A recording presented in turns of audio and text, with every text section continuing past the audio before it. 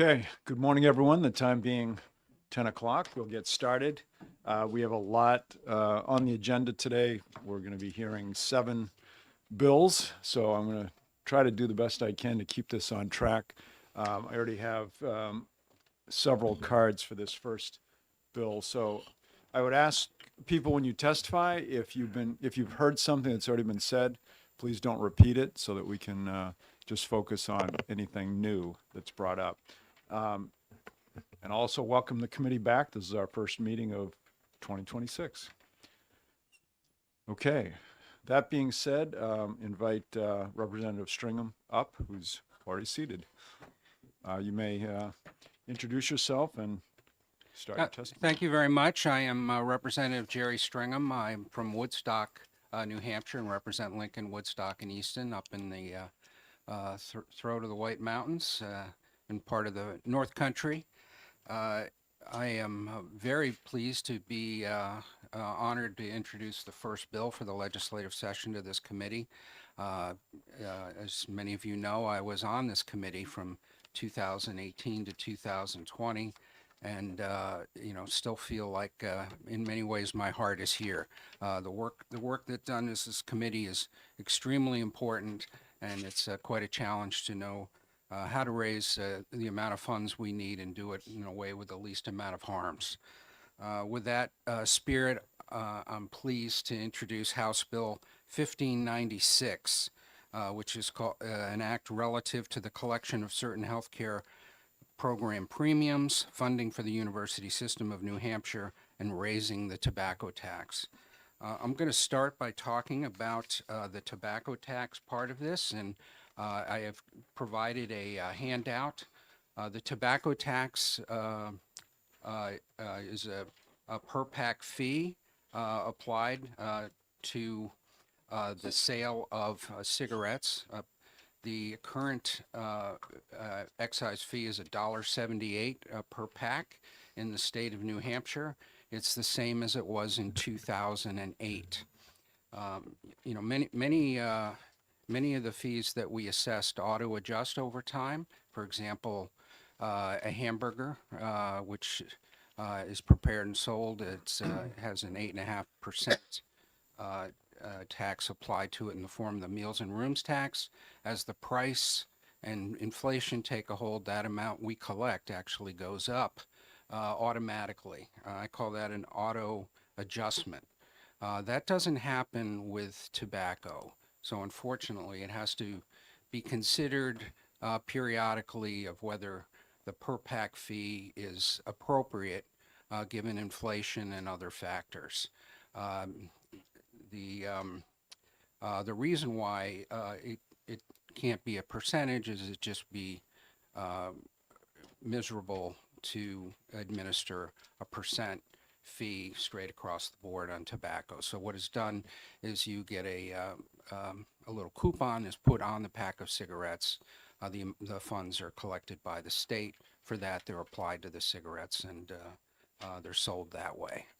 So that means periodically we have to go back. It actually makes sense to not adjust them every year, but consider it on a broader basis. And some of the people who will testify will talk about the cessation impacts of raising the fee every once in a while. The House Bill 1596 raises the rate from the current $1.78 rate, which was established in 2008. It essentially is a cost of living adjustment from 2008 to the current fees. Of importance to this committee in previous discussions is where does that put us competitively? Does it create a disincentive for people to purchase cigarettes in the state of New Hampshire? In a previous discussion,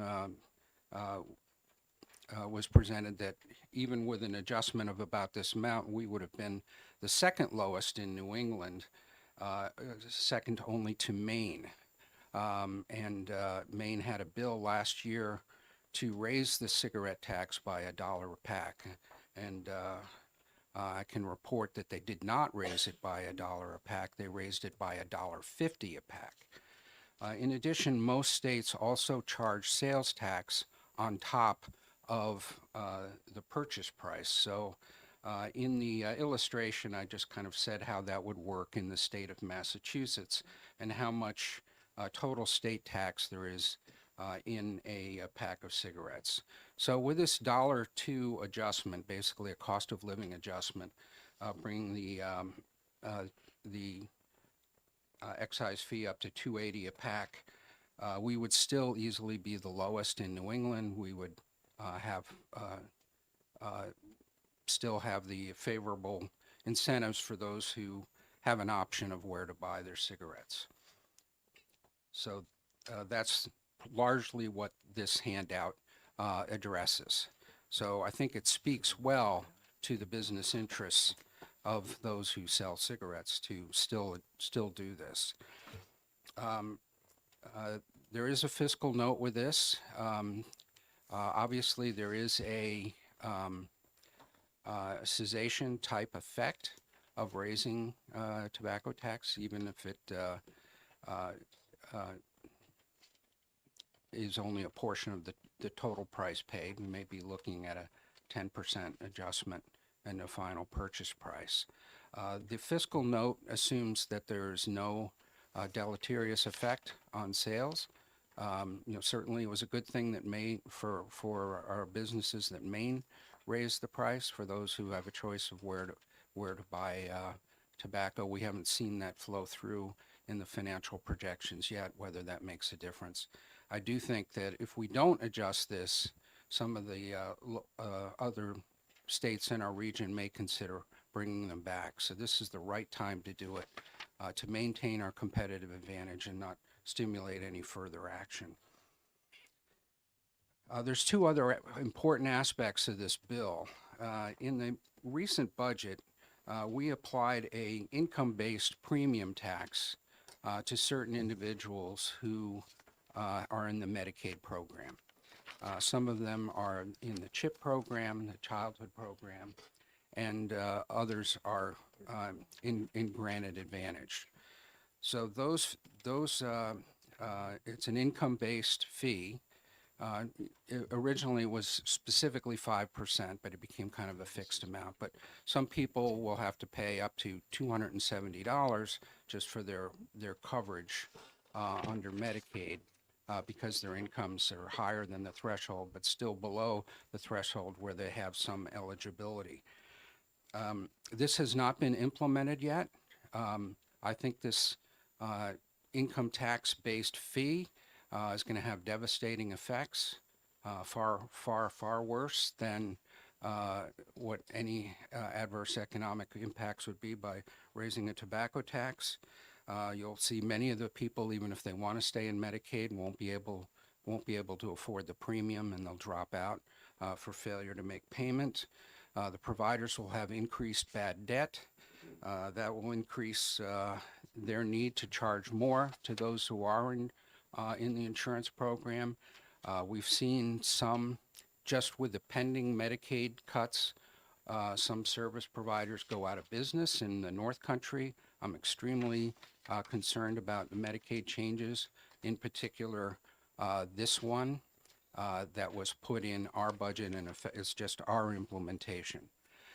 If these are restored, these programs are more than 50% federally funded, so not only will they, if people drop out of Medicaid, we have all these other effects, but we also will continue to lose federal money as they drop out, and it'll be replaced essentially with bad debt that our providers will try to absorb. In some cases, they will be able to do it, but in many cases, like the clinic in Franconia, that just closed down about 6 weeks ago, we'll see more of that. The third element of House Bill 1596 is to restore the actual cuts that were made to the UNH. The UNH budget not only didn't have an inflation adjustment, which inflation from the previous term was about 11%, but it had an absolute cut. And I've had fairly continuous feedback from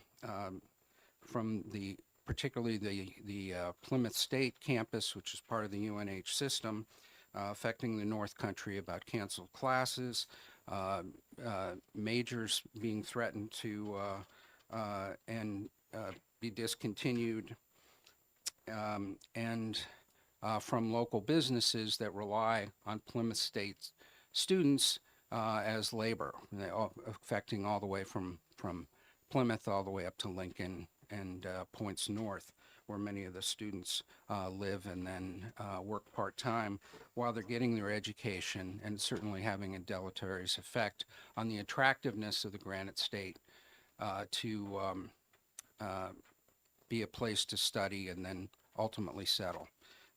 So these three elements together still are net positive cash flow wise to the state. So this is a matter of replacing one type of financial harm in terms of suppressing tobacco consumption through a higher fee, potentially, and replace it by getting rid of this income-based premium tax, and then just restoring UNH to the actual funding level it was in the previous budget. Still not inflation adjusted. It's still a lot for them to manage, but this at least reduces that harm.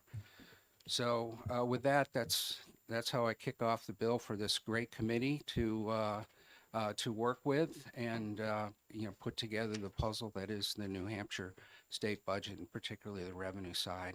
And I thank you all for your attention, and be happy to take any questions that you may have. Thank you. Representative Ullery. Thank you, Mr. Chair. Representative, when you mentioned the, Turn it on. oh, that thing, yeah, got to remember. Yeah. Thank you.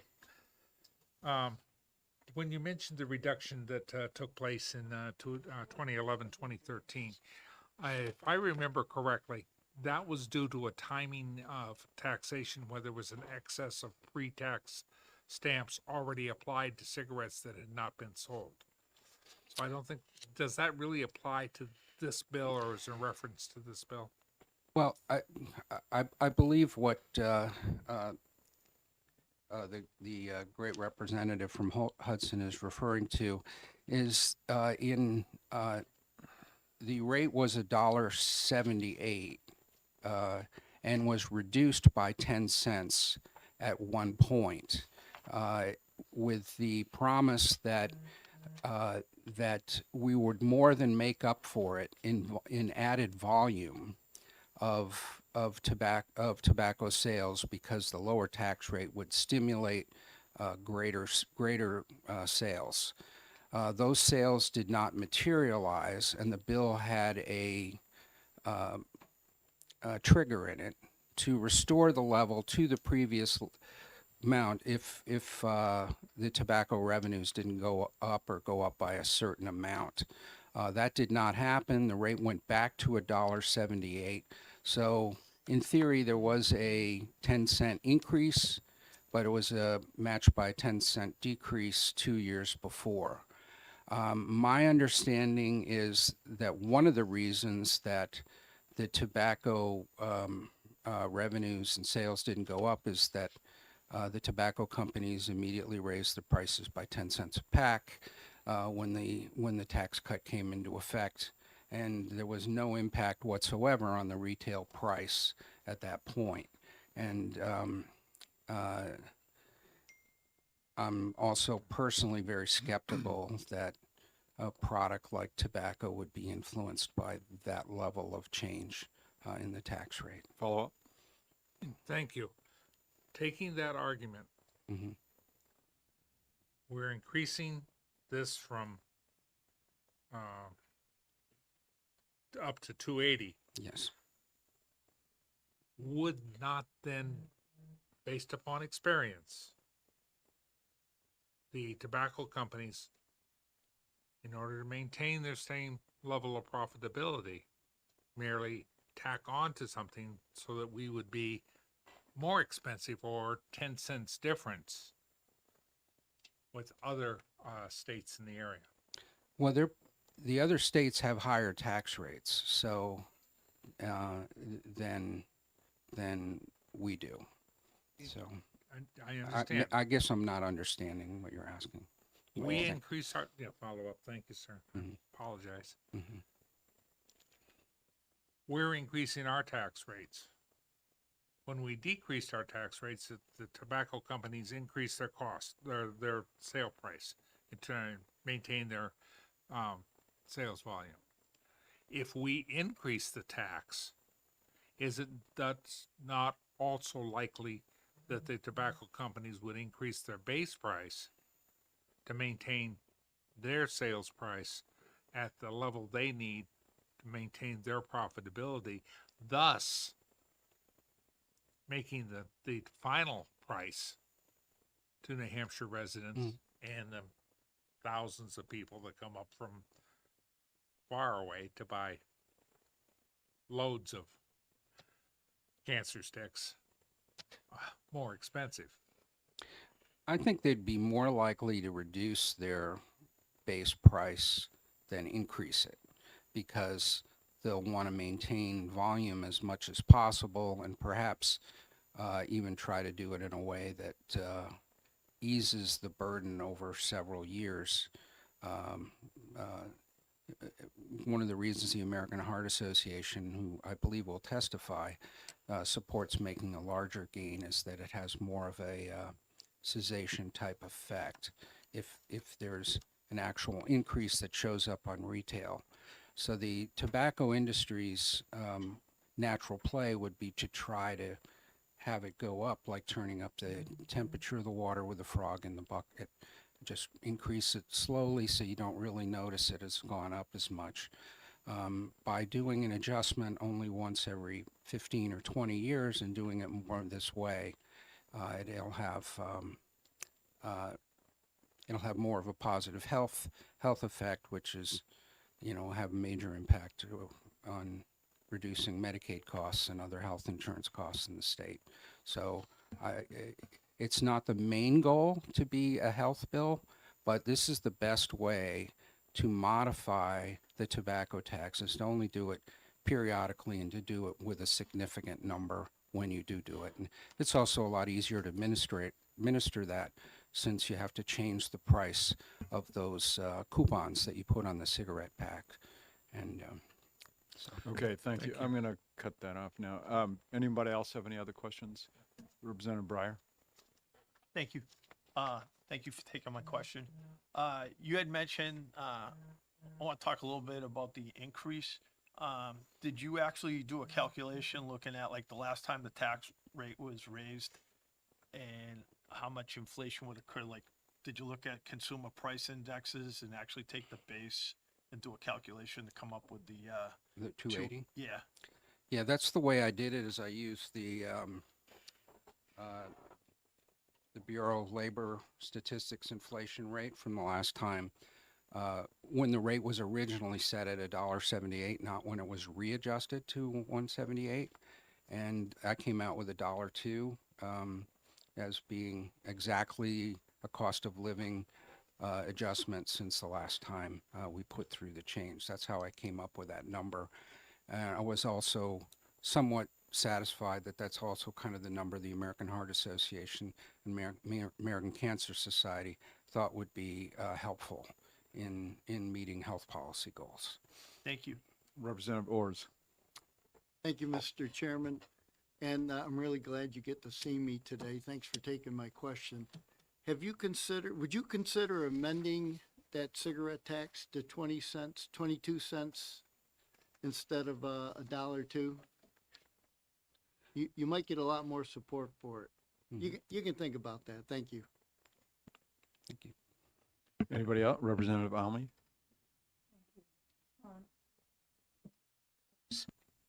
Sorry. You didn't say much about it, but there is a sales tax on this also in every state except ours. So we are even with this, we are considerably below what it costs to any other state in New England. And for some time now, it looks like people have not been sending vans to collect cigarettes from New York City. So,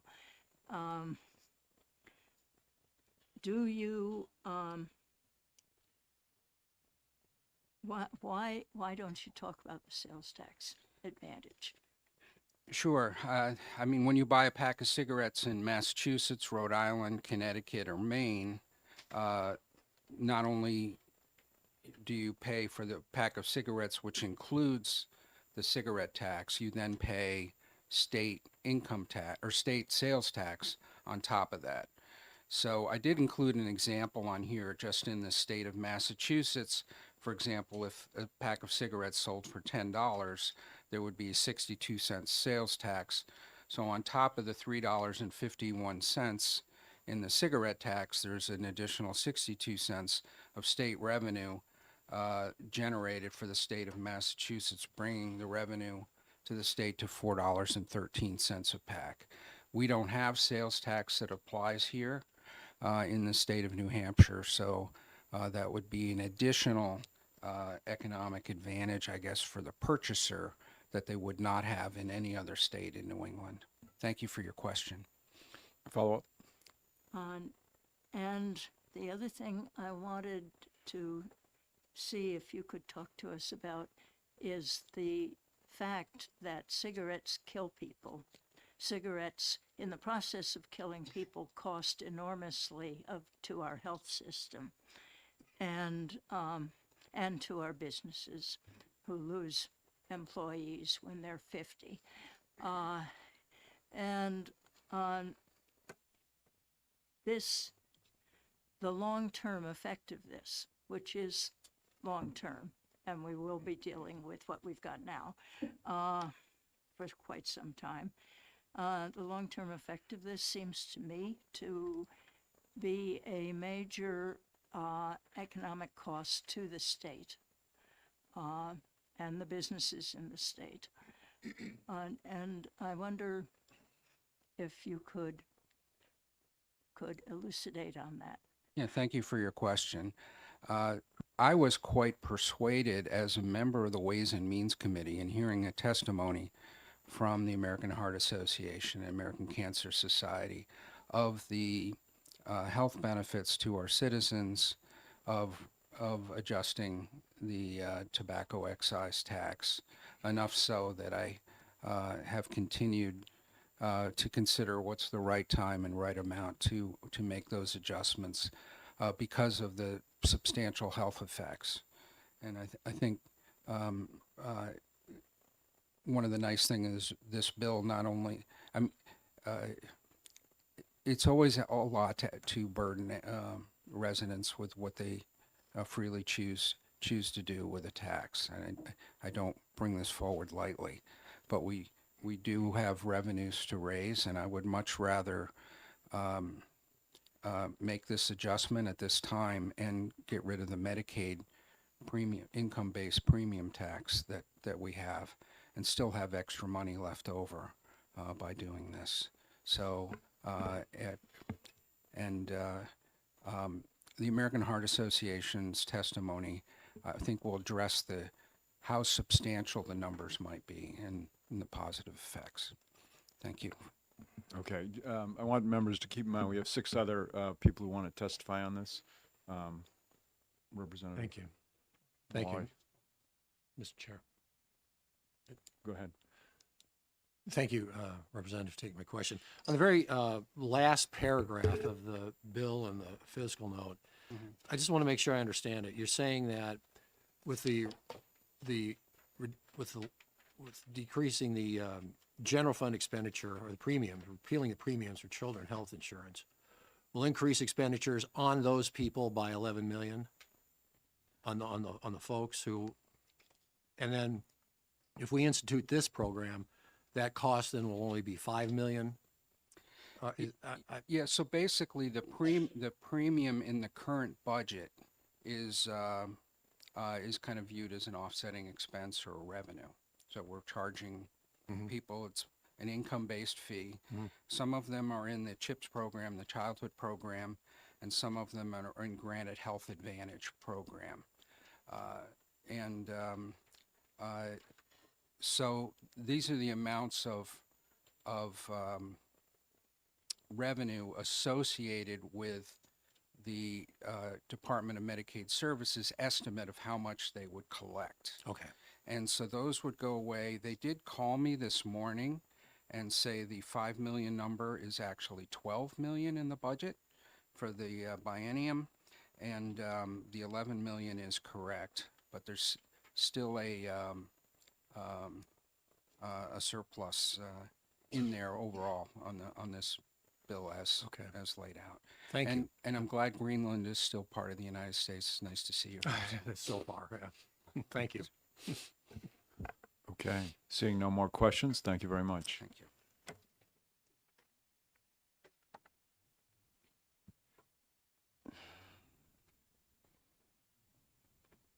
Next, I have Anna Betancourt. Yes, please. I notice you've got 5 minutes here. If that's what you need, great. If not, if you can make that shorter, we appreciate it. All right, good morning. My name is Anna Betancourt. I am a resident of Londonderry, New Hampshire. I recently moved back, originally from Massachusetts, and lived in New Hampshire for about 2.5 years before that. Went back to Mass and came back here, and I think the greatest thing about New Hampshire is simply it is not Massachusetts. We are known here to live free or die. One of the reasons I am speaking on my personal opinion as well as a business. I work for a company called Yatco Energy. I am their director of category management. So I started for this company on October 1st, 2024 at 9 a.m. By about 9:30 that same day, I was preaching we need to go into the New Hampshire market. And we currently have 2 properties under agreement in New Hampshire. I can't speak on record as to where they are, but I would be happy to let you know where they are off the record. One of the reasons is the tax advantages to New Hampshire. I realize that nobody likes tobacco use. If you don't use tobacco, you shouldn't start. And if you do, you should quit. But the unfortunate thing is there's many users. I've jokingly have said, because I've managed the tobacco category for years, that one of the best governors New Hampshire ever had was Charlie Baker. Because I worked for a company that owned a store right off of Exit 1 on 93. And when Massachusetts put in the flavor ban, you could see the change in business. All it did in Massachusetts is it deferred users to another state. And whether we like it or not, we benefit from our low tobacco excise tax. In many ways, from the state of Massachusetts, there's a lot of customers that come up. I can tell you this if you sit in the parking lot and you just watch license plates. If we would lose some of our tax advantage, because if we went up, we would be within 30 cents of Vermont, less than $1 of all the other states.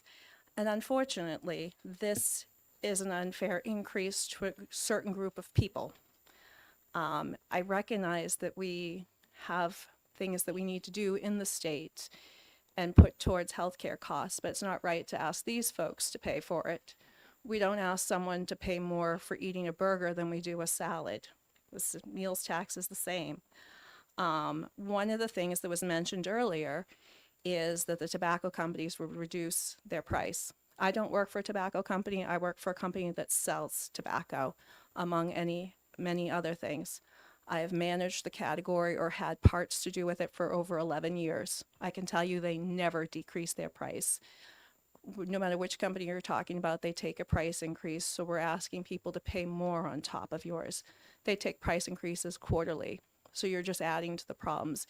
We spoke of cost of living increase. Well, we know that everybody, if there's a cost of living increase that's 5%, we know that everybody's paycheck doesn't go up 5%. So we're asking a certain group of people to bear the burden, which I believe is unfair. And as I mentioned, this will breed into illicit trade.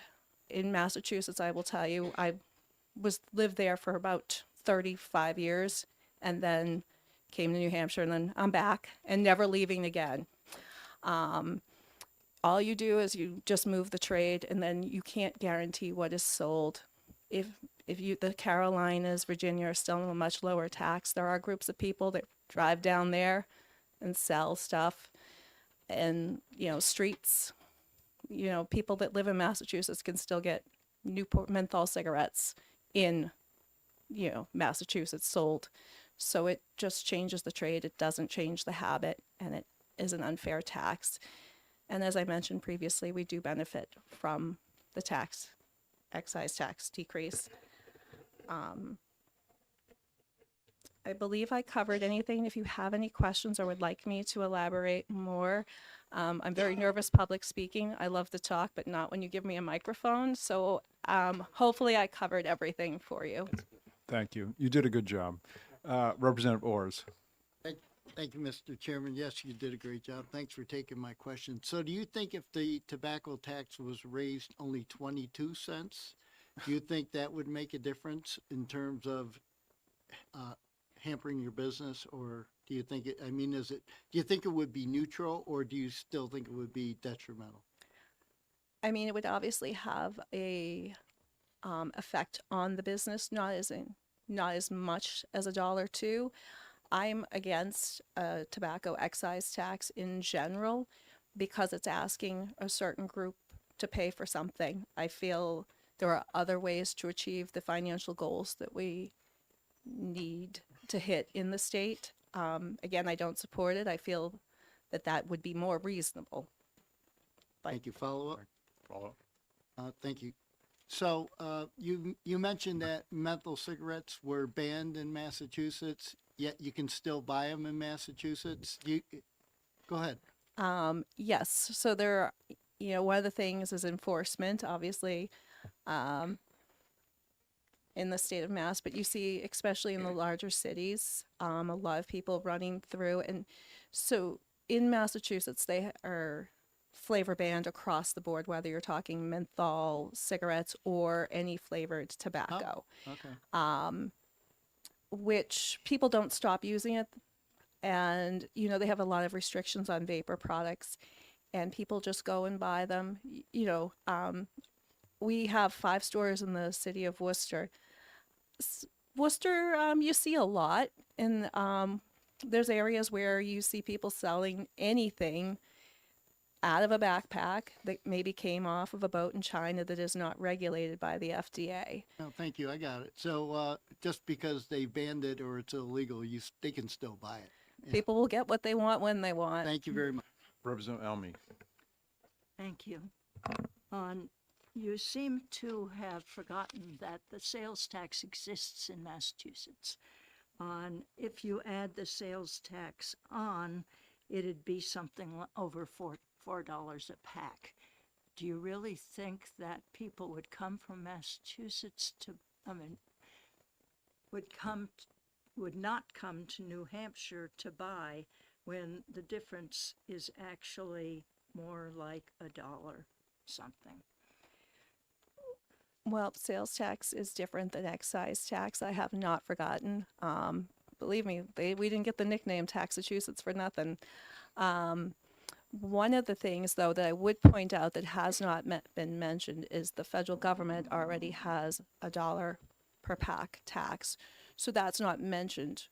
So our customers that are buying tobacco in New Hampshire now at the $1.78 is really paying $2.78, but only $1.78 of that is going to the state of New Hampshire.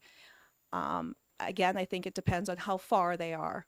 If you're in Methuen, you're certainly going to make the drive. But if you were making the drive from Boston, you may not now. But then we have to think of bordering states, not just Massachusetts, but Vermont. Then we're at 30 cents. Representative Elberger. Thank you, Mr. Chair. I have 2 quick questions, if I may. Every state in the country has to pay that federal tax. Is that true? Yes, So that argument is moot in terms of one state versus another. that portion of it, yes, everybody's on an equal playing field. My other question is, you mentioned that it's unfair to put a tax burden on a single group of people. Those folks, people who smoke, tend to have much higher health care costs than people who don't, and they put a higher burden on the health care system that everybody is paying for. Is that equally unfair? Yes, but one of the things, I don't advocate for tobacco use, but we can't assume what people would do. If we want people to quit smoking or quit eating fast food or you name it, quit gambling, anything that you should quit doing, the answer is education. You know, you can't, people, just because we tell them to or we make it harder, are going to do what they want to do. When I was, 18 and it was 21 to buy beer, the first time I asked an adult to buy it for me and he said no or she said no, I kept trying. So unfortunately, people will continue to use it. It'll just make them have less in their wallet for other things in the state. Thank you, Mr. Chair. Representative Spar. Thank you, Mr. Chair. Most of the taxes we get in the state here come from a percentage of whatever it might be. So each year those taxes increase with inflation. This tax or this fee is similar to a lot of the other fees that basically stay flat. So every year we actually see less and less revenue coming from this tax. You say you don't want to see this tax increase with inflation, like the majority of our taxes. If we're losing money here, we have to make it up somewhere else. Where do you recommend that? Do you recommend we take that we increase the fees that we charge for hotels and meals and rooms? Do we go after the restaurants? Do we charge a higher transfer real estate tax when people buy a home to try and live here, which is pretty unaffordable as it is? Where do we make up that revenue? From what bucket? Because it's hard to please everybody. So where would you recommend? I understand it is difficult to please everyone. And I certainly don't envy your jobs and your decisions that you have to make because no matter what you make for a choice, somebody is going to be unhappy. Ideally, as a New Hampshire resident, I wouldn't want to see an increase anywhere in tax revenue, but I understand that is just, you have to run the state like you run a business. That's why I spoke against, we have a competitive advantage with our current pricing as it is. I don't think it would be fair for me to speak to any other business where the tax should come from. I'm just willing to say it shouldn't come from tobacco. Okay, seeing no more questions, thank you very much. Thank you very much for your time today. Thank you. Okay, next I have Michael Rollo.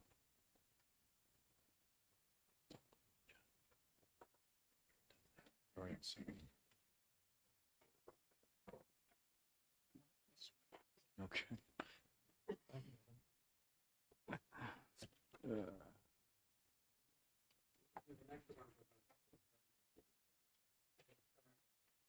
Meeting 1707.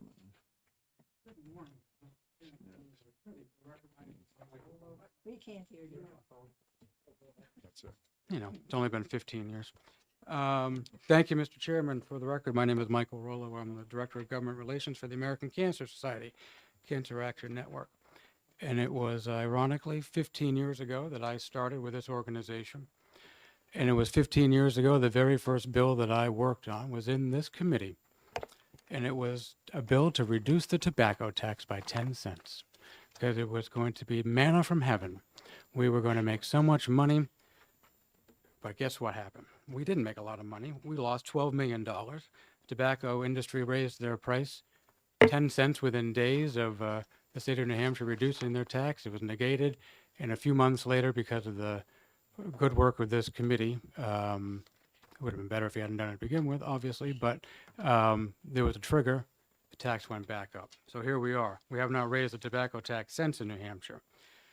But why does the American Cancer Society is in full support of House Bill 1596, the tobacco tax portions? I would say we'd probably also support the repeal of the collection of certain healthcare premiums. we don't. We have no position on whether or not the university system should get additional money. As an alum, I guess I may have one, but I don't have one as a Cancer Society employee. What does this mean? So in the state of New Hampshire, you have my testimony in front of you rather, and I apologize, the estimates for 2026 for cancer facts and figures, it comes out tomorrow, actually. So I can't tell you what the new estimates for 2026 will be, but I can tell you in 2025, approximately 10,290 granite staters were diagnosed with cancer. 2,980 of them would die from the disease, and that 30.6% of all cancers in the state of New Hampshire were attributable to smoking. That's not all tobacco use, that's just smoking alone. That's quite a few people in the state of New Hampshire that will lose their lives every single year to tobacco use. Now, this is the Ways and Means Committee. That's an argument more for the Health and Human Services Committee, I understand. So let's talk about finances.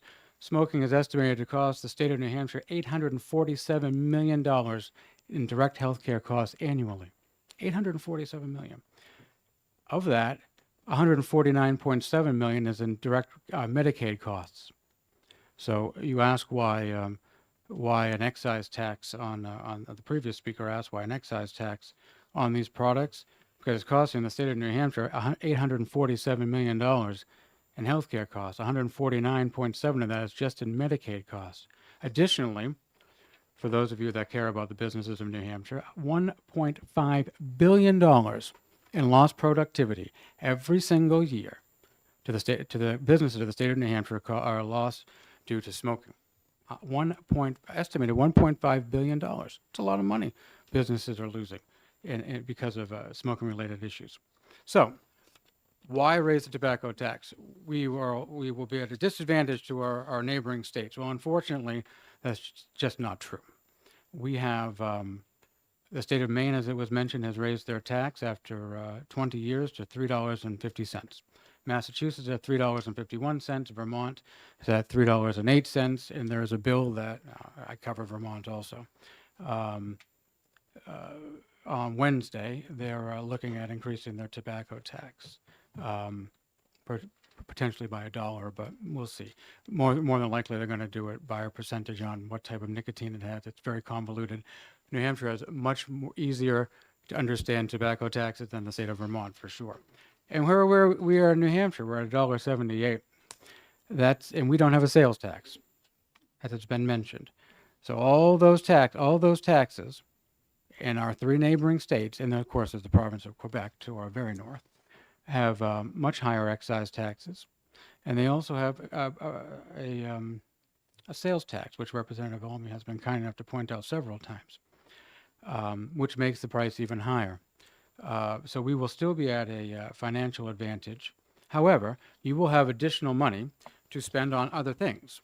On the second page, this is from last year, when we were also dealing with this issue, slightly different, obviously, because it was allowed to be reintroduced. Only looks at a dollar increase, doesn't look at $1.02 increase that's contained in House Bill 1596. And our estimates were that the state of New Hampshire would increase their revenue by $49.7 million. We would suggest at the American Cancer Society, and I think some of the other public health organizations coming after me, that a percentage of that or a portion of that should be put towards the tobacco control program, because for every dollar in tobacco control, that's cessation services, for those of you that may not know, and for cessation services, for those of you that also don't know, is what you use to help try to quit smoking.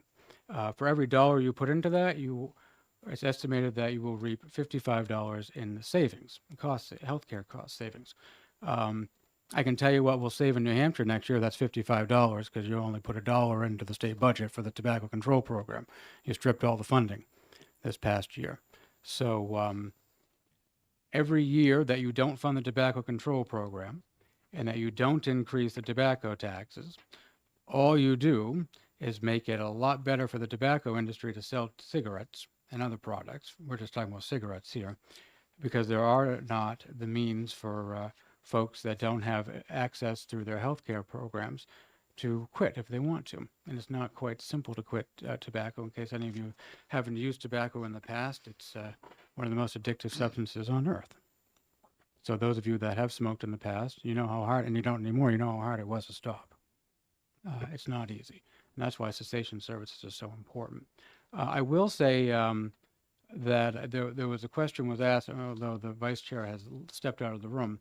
The question was asked, well, the industry will, I think a representative mentioned that maybe the industry will lower their costs so they don't lose volume. The tobacco industry raises and lowers their costs to retailers constantly throughout the year. You've seen coupons, you see the posters in the windows of their stores. They adjust the prices of their product up and down so they have a competitive advantage, the industry that is. So they will sell more. They will figure out a way. If you raise the excise tax in the state of New Hampshire by $1.02, they will find a way to keep their competitive advantage. You need to remember, this is a product that we all know, maybe some people in this room don't want to acknowledge it, but we all know will potentially kill you. It's an addictive product that has no positive health outcomes to using this product. We've known this since the Surgeon General's report of 1964. There's no ambiguity here. We know what these products are about. There's nothing potentially beneficial to using tobacco. So they will, and they have stayed in business. They're very good. They reinvent themselves constantly, the tobacco industry. So I wouldn't be too concerned about whether or not their market share will stay the same. They will figure out a way. But what will happen is the state of New Hampshire will have additional resources that they haven't had over the last 18 years because they haven't adjusted the tax to do more of the things that you may want to do. And with that, Mr. Chairman, I'd be more than happy to answer any questions. Do we have any questions? Yes. Representative. Thank you, Mr. Chairman. I just have two quick questions. Mr. Rollo, I was waiting to ask this question. Is there a formula by which you can measure increases in price and decreases in consumption? There is indeed, Mr. Chairman and Representative. I do not know the formula. I don't have the formula in front of me. What I can do is, and I'm happy to do it, Representative Opal, is the folks that put, our policy folks that put this one pager together for you that talks about the benefits of the tax increase. So that's Cancer Society, the Campaign for Tobacco-Free Kids and Economics for Health organization. They have the formula. So the economists that work for my organization and these other organizations come up with it. I can certainly try to find out what it is for you. One quick follow-up.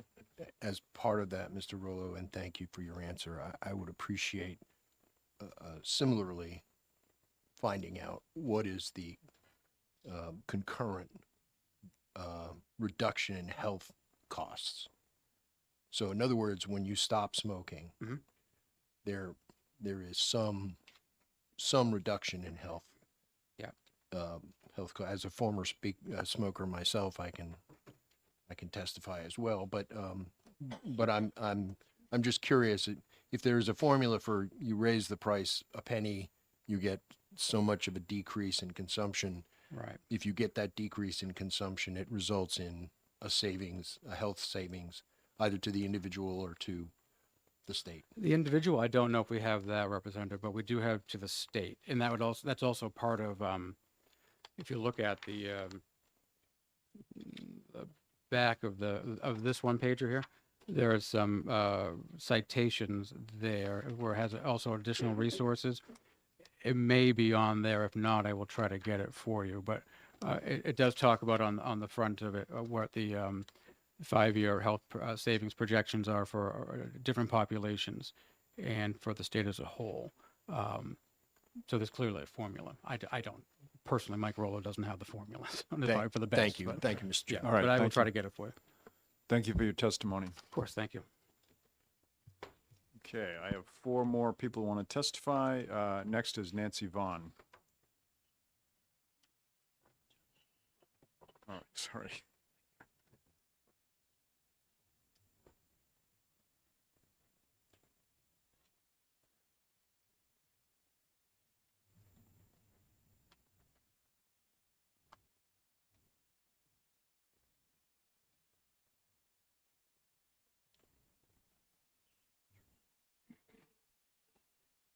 Good morning.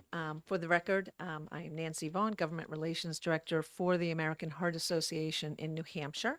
We are very happy to have this opportunity to speak to the tobacco tax increase within this bill, and I'm not prepared to comment on the premiums, though.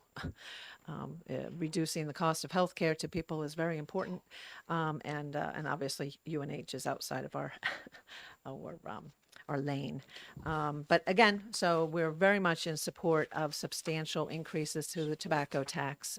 In particular, this is the cigarette tax. $1 per pack is kind of our minimum when it comes to looking at the public health impact. And I'm going to try not to repeat the information which Mr. Rollo had shared. It is a ditto from us on what he had shared with all of you.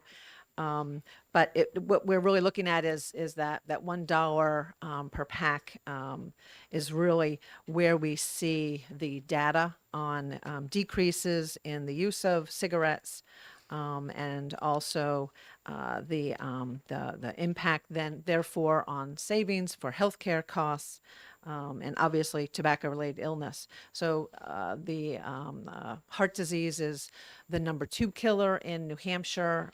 It's the leading cause of death in other parts of the country, and similar to cancer, we have found that 25% of all heart disease or cardiovascular disease deaths are caused from or attributed to tobacco use, and in this case, smoking of cigarettes. We would also recommend when a state increases their cigarette tax to also have a complementary increase to other tobacco taxes to avoid switching. So the other part of what I would like to share with you today is the not only the revenue increase that the state would get, we would like to see a portion of those revenues go to restoring funding for the tobacco program. This was actually cut in last year's budget in New Hampshire, and the federal government also cut federal funding to the tobacco program. So we are actually doing a countdown towards the point at which we will no longer be able to provide cessation services to the people of this state, many of whom are on Medicaid, who want to quit using tobacco products. The increasing the cost of a pack of cigarettes is really what a tobacco tax accomplishes, and we do not want to see just an increase on those people who are using these products, because as one of the representatives had mentioned, there is a disparity in the illness that people who use tobacco, who are mostly low income, will experience. So we really should still be providing, at the very least, tobacco cessation services to folks. I'm also concerned about the youth of our state and using tobacco products. That is still way too high on the e-cigarettes. There's other tobacco products, and most of these products also contain nicotine, which is the addictive. So it's not an easy thing to quit. It's actually very difficult to quit tobacco use.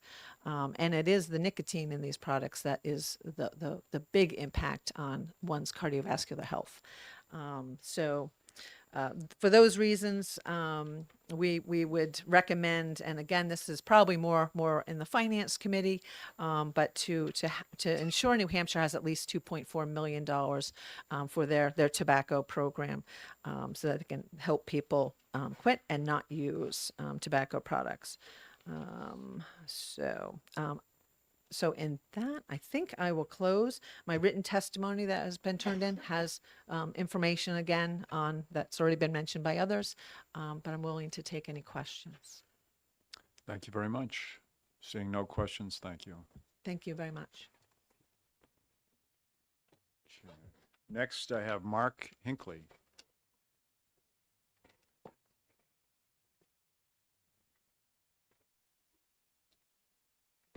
Okay. Hi, my name is Mark Hinckley. I'm a resident of Gilmanton Ironworks, New Hampshire, and I am representing myself and Energy North Incorporated, doing business as Hafner's. One thing that New Hampshire has right now is an advantage compared to the other states. Don't jeopardize this advantage by increasing the cigarette tax. Other states have increased their taxes and have seen migration to online and illicit markets. The latest example is Rhode Island. Effective October 1st, they put an 80% wholesale tax on oral nicotine pouches. Since then, sales have gone down 23%, and neighboring counties in Massachusetts and Connecticut are all up significantly. The last time that Massachusetts raised their tax by $1, cigarette sales in my former company, Tedeschi Food Shops, went down 17%. A lot of those people ended up driving to New Hampshire rather than buying their product at Tedeschi Food Shops in Massachusetts. People will find lower prices wherever they can. Some of these products that they find will be illicit, imported from places like Pennsylvania, Virginia, and the Carolinas. New Hampshire has already seen over $1 million of increased revenue collection from e-vapor enforcement. The Liquor Commission, through the new licensing and reporting requirements, is cracking down on e-vapor tax avoidance. This is the best way to raise revenue, not by increasing taxes and encouraging consumers to find cheaper products. There's a massive illicit market for cigarettes, as I believe Anna mentioned earlier.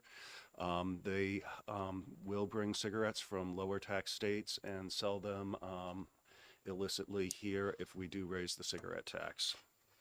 And most importantly, our small businesses. We have a number of small businesses in some of our border communities, Nashua, Hudson, Pelham, who depend on cigarette sales to Massachusetts residents. These businesses will be greatly impacted by the dollar increase. While we still will have an advantage over Massachusetts, that advantage will be much slimmer than it is right now, and it could put off people from wanting to do the drive up to New Hampshire to buy their cigarettes.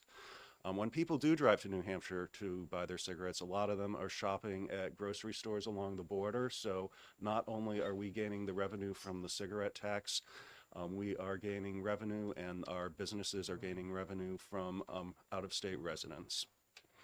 Thank you. Thank you. Yes, Representative Elberger. Thank you, Mr. Chair. Along with the decrease in revenue from sales, have you gotten the parallel decrease in healthcare costs for the state and for the employers whose health insurance costs may have been going down as a result of fewer people smoking? I am not qualified to speak on that. Okay, seeing no more questions, thank you very much. Yeah, thank you.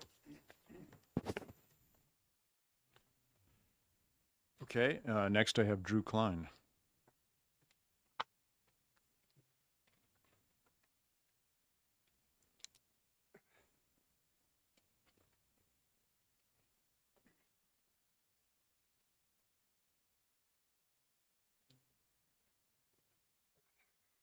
Hi, thank you. Mr. Chairman, members of the committee, I'm Drew Klein with the Josiah Bartlett Center for Public Policy. Mainly wanted to give you our handout, which will be passed around, just showing the massive increase in cigarette tax that this bill would achieve. You look at the numbers, and I apologize for the colors. Our printer was giving me fits this morning. So New Hampshire goes from $1.78. Under this bill, it would go to $2.80. That's about a 57% increase. It's quite large. We would still be the lowest in New England, but you look at the differential, and we'd be very close to Vermont, much closer to Maine and Mass. And this is concerning from a business standpoint, a revenue standpoint for New Hampshire. A excise tax increase of that size, absolutely we can expect to reduce sales in New Hampshire and reduce cross-border traffic. The Tax Foundation, and there's been a lot of research on excise taxes and the effect on cross-border sales. Tax Foundation annually does a study of tobacco tax rates and cross-border sales. Their latest one from 2025 measured data from 2023, and they concluded that Massachusetts loses $208 million a year in revenue. by having such a high excise tax. New Hampshire, now according to the bill, I think it said New Hampshire's tobacco tax revenue is somewhere around 146 million, I think. Tax Foundation calculations are that 46 million of that, so roughly a third, come from cross-border sales. So raising the excise tax 57% to make it pretty close to Maine, Vermont, would absolutely have an effect on our cross-border sales. Now, when you look back at, a lot of folks talked about that 10-cent change, like $1.78 to $1.68 and vice versa. That marginal change was so small, you wouldn't necessarily expect that to change a lot of people's behavior going across the border, but an increase of this size will absolutely change behavior. So I think it would be incorrect to look at these numbers and not assume a change in behavior. So I would suggest that the revenue estimates that we would see here for increase in revenue are wrong. You're going to see a pretty sizable decrease in cross-border sales, not only from people who come from Maine, Vermont, and Massachusetts. So you're going to get drop off there, even from Massachusetts, which you can see is, and Maine now have a very high tax. We would still be significantly lower than them, but you got to factor that differential into people's daily commutes, daily behaviors, so it becomes less advantageous to drive across the border. So you're going to see fewer of those trips, whereas somebody might come across the border every week now, maybe they will come fewer times in the future. What I suspect this will do is send a lot of people south. The first speaker who spoke here is absolutely correct, and this is very well documented in the tax literature on this. You see massive cigarette smuggling from low tax states to high tax states. If we were to increase our excise tax on cigarettes by this much, you would see a decrease in sales from New Hampshire, but I suspect you would see an increase in sales in Virginia and North Carolina. Their excise taxes in North Carolina's is 45 cents a pack. Virginia's is 60 cents a pack. The math becomes a little better for going down there and bringing cigarettes up if New Hampshire's tax rate goes up this much. So I don't think you can say that you are going to just A, make as much revenue as you think, because people will absolutely change their behavior, and B, have a health impact that you think you might have, because you're going to shift cigarette purchasing to other locations. I'm not convinced that you're going to see a massive decrease in cigarette purchases overall. You may see a little bit, but I suspect this will simply shift cigarette purchase elsewhere. And when you're shifting from the legal market to the black market, that's a bad trade-off. You don't want to really be incentivizing people to buy cigarettes on the street from unlicensed sellers. That's much more dangerous. It's much more risky for people to do that, and that's exactly what I think this tax increase would do. I'm happy to take questions. Thank you. Okay. Just- Representative Elmy. One question. Sure. Aren't you assuming that New Hampshire also has a sales tax? Yes, of course, but the sales taxes are, so we don't assume that New Hampshire also has a sales tax. It's all things being equal, right? So if you raise it by this much, people make those calculations. So you're going to see a $1 or $2 increase, and you're going to just do the math on your own.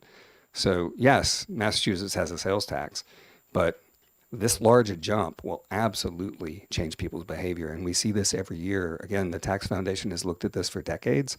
They do an annual report in conjunction with the Mackinac Center on this, and you can go to the Tax Foundation website and look up the research on this. The other thing, just to add as a holistic view here, is there's been a lot of talks about health impact, and our view at the Bartlett Center is we don't think you should use the tax code to manipulate people's behavior, but we also don't put these kinds of sin taxes on donuts or other fatty foods or other things that create much larger long-term health impacts than tobacco does. So just something to consider. If the argument for a tobacco tax is that you want to change people's behavior, we don't do that with other things that people do that are unhealthy. Okay. Thank you very much. Seeing no more questions. All Thank right, you. Thank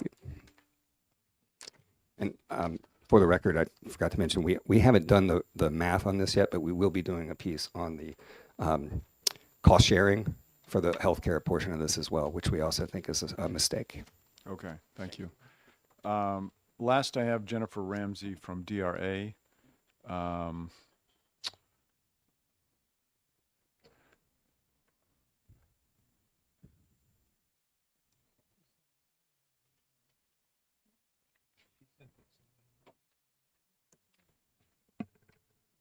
And I hate to do this, but Ms. Ramsey, you've got 5 minutes here. I want to. I'll give you most of that back. Okay, I want to minimize that because you'll certainly be here when we have a work session. Absolutely. I have just handed around a bill analysis that we also circulated to everyone this morning by email.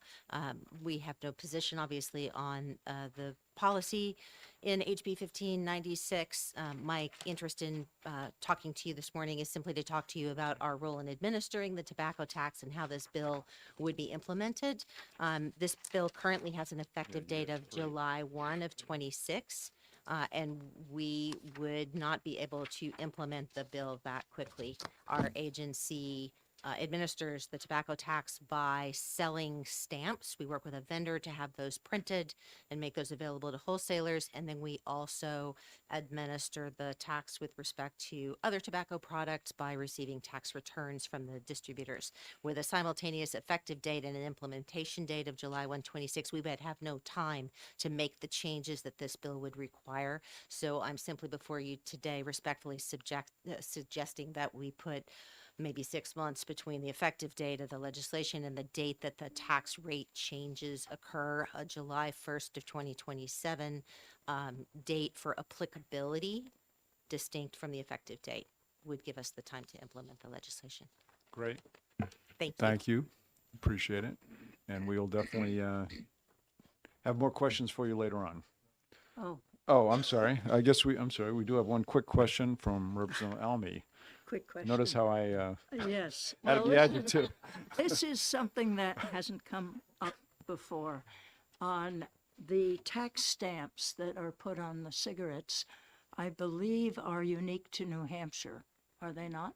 That's correct. Every state has its own Yes. stamp. And we also have an aggressive policy of going to the stores that sell tobacco and checking their inventories. Correct.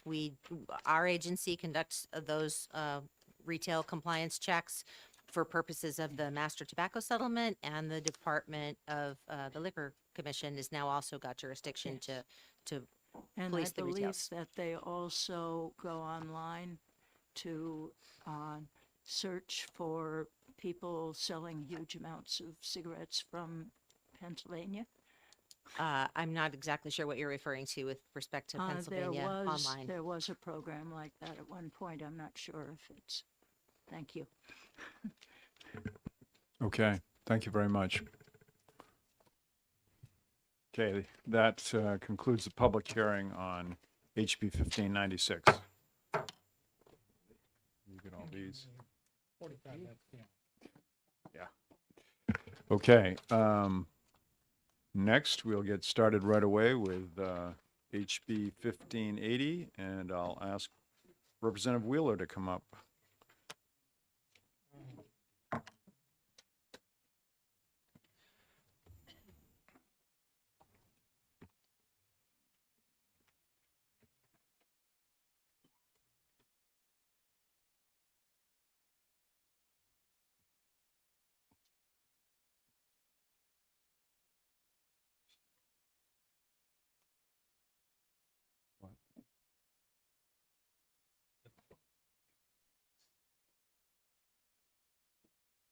Against.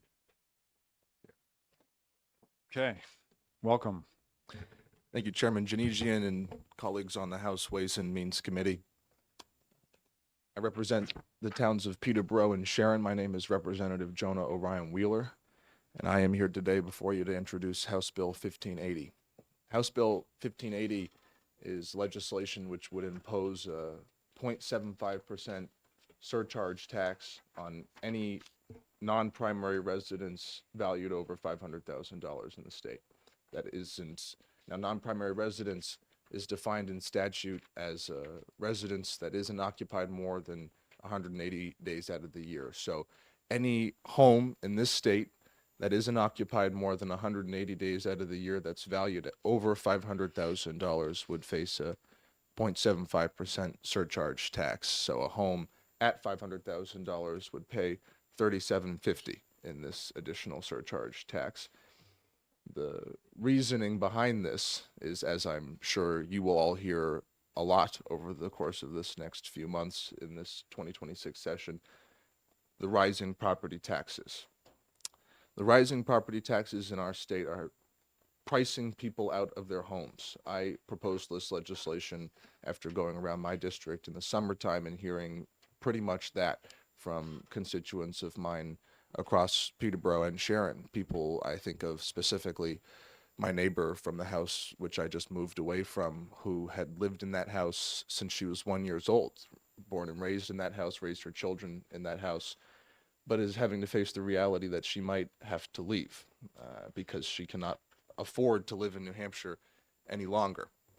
And Mr. Chairman, I proposed this legislation because there are houses in our state owned by people who have a significant amount of money who aren't living in those homes. And I am, I do my best not to be a typical liberal, but in this instance, I think that we do have to address a situation where these homes are left empty and people are not contributing back to the communities in which they are residing in. At the same time, while the people who spend 365 days out of the year are having to be priced out. So I proposed this as a way to start the conversation going, to look at other places where we can find revenue as a state and try and relieve the burden from the municipalities and citizens who have proposed and told us about the rising property taxes here in this state. So all money raised under this bill, I have earmarked to go back to the municipality in which it was raised. I didn't want any games to be played with the money raised by this tax if it were to be signed into law. I didn't want any general fund games to be played. I wanted this money to be used directly for what the intent was for, which is relieving our citizens of the burden that they're having right here today. So you have a lot of testimony before you. There's a lot of people who have signed up on this piece of legislation to talk in opposition to it, and that's good, and I'm looking forward to hearing from it. So with that, I will leave you as brief as I could. Thank you, Mr. Chairman. And another quick question from Representative Allen. Very quick question. What is an SRTR? It's Yeah, a short-term rental. Is that in the bill? short-term rental. Thank you. Representative Schamberg. Thank you, Mr. Chairman, and thank you, Representative Wheeler, for taking this question. When you mentioned the 183 days, does it have to be consecutive days? As far as I understand, and it's 180, I do not believe that it does. No. Representative Spar. Thank you, Mr. Chair. There are communities across our country where we're seeing the challenge of residential housing because they are being sucked up by investors who are using short-term rentals, or they're being bought by second homeowners who leave them empty for 8, 9, 10 months a year, use it for a few months. I see it all along the coast. We see it in a lot of the ski areas. And one of the things that was interesting is the Supreme Court upheld a law where the millage that is charged along the coast, and this is in the state of Maine, they can charge more to coastal properties than non-coastal. So if you're inland, your millage is different. So there is a difference there. And this sounds like it's very similar to that. Instead of being able to say by location, you're saying by the use of the property. So it's creative. And I guess my question to you is there any issue with being able to make sure that that's used for that purpose for second home? That's essentially what you're doing, is for second home people. Is there any sort of problem there as far as you see? No, I wrote the bill as best I could to avoid going after, if somebody had a home that they own, second home that they own, that they rented out as a duplex, that home would be resided in more than 183 days out of the year, assuming. And so that wouldn't be taxed under this surcharge. The intent of this legislation was exactly that. I mean, we're looking at a situation where all these homes that are being bought up are being left empty, and that home could be used for somebody who could purchase a $500,000 home and use it as their primary residence. And I said in my testimony, if you can afford to have a second home over $500,000 that you don't reside in more than 183 days out of the year, then I think you can afford a 0.75% surcharge tax on that home, because the people who spend 365 days of the year here in this state can't afford to spend time here in this state. So, Representative Almy, did you have another question? Okay. Yes, Representative Ohm. Yeah, thank you very much for your testimony. I'd like to just bring up an issue that somebody might object to who owned a second home and say that, well, I'm not here half the year. I'm probably not using a lot of city services. I probably don't have my kids in school. So why am I being charged more money than somebody who is living here and demanding more city services? it's a great question, Representative Ohm, and it's a sensible question as well. My response to that person would be, you are not using the same amount of city services as somebody who is there 365 days out of the year, but you're also taking up a piece of property in the community in which somebody else could be residing for 365 days out of the year, which in effect, as property taxes were when they were first passed, it was about the fact that properties were places where value was generated. And I think that similarly, hundreds of years later, we're looking at a situation where some of these properties that are being taxed with the normal property tax are not being used or utilized in any way. And I think a property that sits empty and isn't being used for its full value should face that additional surcharge tax. Representative Opal. Thank you, Mr. Chairman.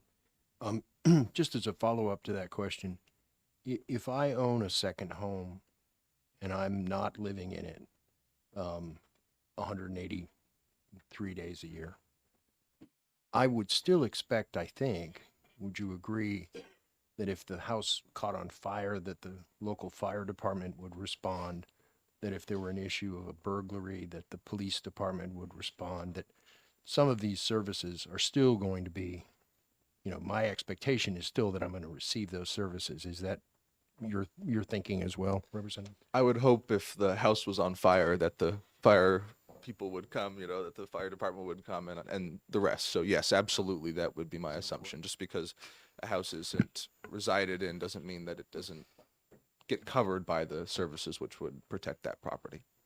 It's a great question. Thank you. Okay. Thank you. Seeing no more questions, thank you for your testimony. Chairman? Okay, one more question. All right. Yeah, just very briefly. You don't want to get in trouble. Don't worry, this is brief.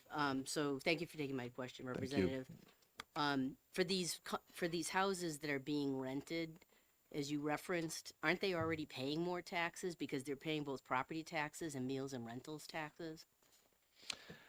Some people pay multiple taxes. I think that in the situation where you own a second home that isn't being resided in more than 183 days out of the year, that you should pay the additional surcharge tax. And as far as I understand your question, if somebody was living in that home for more than 183 days out of the year, that it wouldn't apply to this tax.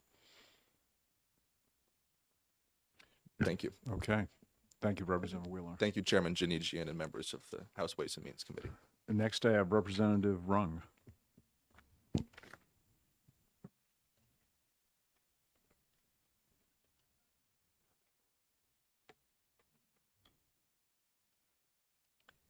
Thank you, Mr. Chairman and committee. For the record, my name is Representative Rosemary Rung, and I represent Hillsborough 12, which is the town of Merrimack. I want to preface my remarks by saying that my husband and I own a summer camp in Moultonborough, so we would be directly impacted if HB 1580 were to pass. Regardless, our situation is a typical and perfect example to show how misguided this bill is. In fact, it will not bring property tax relief where it is needed, nor will it ease the unfairness of New Hampshire school funding. It will actually exasperate an already bad tax situation. Data from the New Hampshire Tax Kiosk and the New Hampshire Department of Education are numbers I've used in this in my testimony, and also simple mathematics will prove this point. For example, my summer camp in Moultonborough sits on 0.27 acres on a dirt road. It has no heat, no well, let alone municipal water, and the building is only assessed at $63,000. The only occupants of that camp from October to April are mice. However, it has about 100 feet of frontage on Lake Kennesaca, causing the total assessment to jump to $850,500. Compare this to our home in Merrimack, where we've lived for 38 years and raised our 3 children. It has a $474,000 assessment, and it sits on 1 acre, just slightly more than our camp, with 4 bedrooms, 2.5 baths, heat, and municipal water. So that unheated seasonal camp that we can only stay in from the beginning of May until October 1st is assessed at $365,500 higher than our primary family home. Now let's look at the taxes paid on those 2 properties. In 2025, we paid the town of Moultonborough a total of $4,532 in property taxes. But for our primary home, we paid the town of Merrimack $10,480, over 100% more than our tax burden in Moultonborough. A surcharge, if this bill passes, we would pay Moultonborough a surcharge of $6,379, over 40% more than we pay them in property tax, and we would still have to pay the property tax on top of that. So to think Moultonborough, with a total tax rate of $5.33 per thousand, and likely with the highest percentage of secondary homes in New Hampshire, needs more property tax relief than Merrimack, whose tax rate is 4 times higher at $22.11 per thousand, simply doesn't make sense. Now consider this. For the 2024-25 school year, Moultonborough had a per pupil spending of $34,375, which was over $10,000 more than Merrimack spent per pupil at $23,849, which is slightly above the state average of $22,700. To think Moultonborough needs more school funding than communities like Merrimack, which has few, if any, second homes, is absurd. Additionally, many communities with secondary residences, those in the Lakes region like mine or the North Country, for example, are in cooperative school districts, which are not defined as being a beneficiary of any surcharge revenue. Some final points I want to make, and I'll be happy to email you my comments. I did this last night. This bill exempts property assessed at $500,000 or less. I don't know if any of you have tracked the skyrocketing increase in vacation property rentals or values, but my seasonal camp has nearly tripled in value since we bought it 10 years ago. By the time this bill would even pass, the increased values of second homes would make that $500,000 figure obsolete, if it isn't already. Many seasonal camps are passed down through generations. I have elderly lake neighbors who spent summers there when they were children. To increase their taxes, and this is a tax, will force many of them to sell. And who will buy those camps? Corporate owners who will turn them into rentals, thus being exempted from the surcharge. Wealthy out-of-staters who will tear them down to build mega year-round vacation homes, which will certainly change even further the quintessential character of New Hampshire lakes. And think about this. The The property owners who will fund this windfall for municipalities are ones who place the least burden on those communities. They don't enroll their children in the schools. They would need only police, fire, or DPW services for less than half the year. They don't even have the right to vote on the budgets which will benefit from the surcharges they pay. If we have learned anything from recent court cases, it is that a disparity exists between towns with high property taxes and low assessments and those like Moultonborough who have low property taxes and high assessments. This bill makes things worse by giving us a false sense that we are doing something to fix high property taxes when we are actually doing nothing but. Please recommend HB 1580 to be inexpedient to legislate. Thank you, and I would be happy to take any questions. Thank you, Representative Opal. And I'm going to limit this to just 2 questions from the committee because the next 4 there's 5 more speakers. They're all opposed. So we can ask someone else as well. Representative Opal. This is a quick question. Thank you, Mr. Chairman, and thank you, Representative, for taking my question. I'm wondering, and this doesn't address all of the issues you raised, but I think it does go to the heart of what the sponsors of this bill and maybe addresses a major point in your testimony. If instead of returning the money to the towns where the property exists, the additional surcharge went to the Education Trust Fund, which would have the impact of reducing property taxes, particularly more proportionally to those towns that are struggling, unlike Moultonborough. Would that have an impact in terms of your view of this legislation? I'd have to really look at the numbers, work up the numbers, but one of my concerns is that the way we get our tax revenue in New Hampshire, which is mostly property tax, we equate that to someone's ability to pay. And that's not always true. Even in Merrimack, I have people who have, like me, they've raised their families there. They bought their first home in their 20s after getting married, raised their families there. They can't afford to live there anymore. They're moving. I'm paying $10,000 on my family home. And so I think equating the value of someone's home with their ability to write that property check is untrue. There are people that are very wealthy that live in homes that have very low assessments. So I think we kind of have to change our mindset on how we define someone's ability to pay. And I don't think the value of their property should be the sole indicator. Thank you. Any more questions from the committee? Seeing none, thank you very much. Thank you. Okay.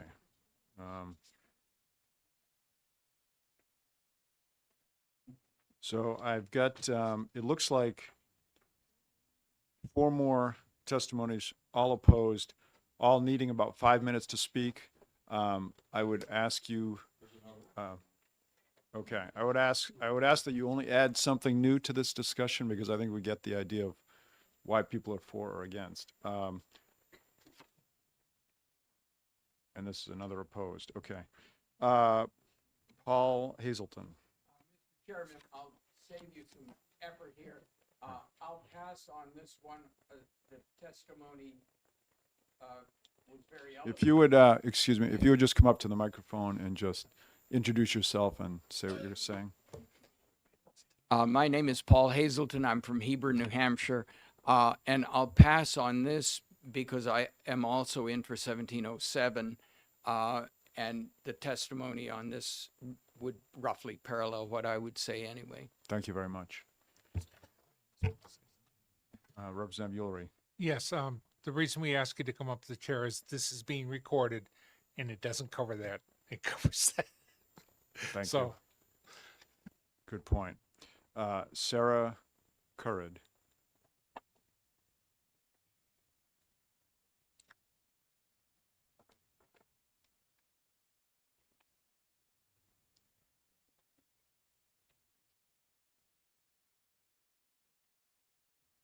Good morning. My name is Sarah Currid. I am a New Hampshire resident, born and raised, and also the owner of several rental properties, including a property used as a short-term rental. I respectfully oppose Bill HB 1580. HB 1580 imposes a new surcharge on so-called non-primary residences, which directly targets short-term rental properties. While framed as a tax policy, this bill functions as a punitive measure against lawful property use and small-scale housing providers. Short-term rentals are not vacant or speculative assets. They are actively used properties that support local economies. Guest spending at local restaurants, shops, service providers, and attractions, often in rural and seasonal communities like Moulton Borough, where tourism is a primary economic driver.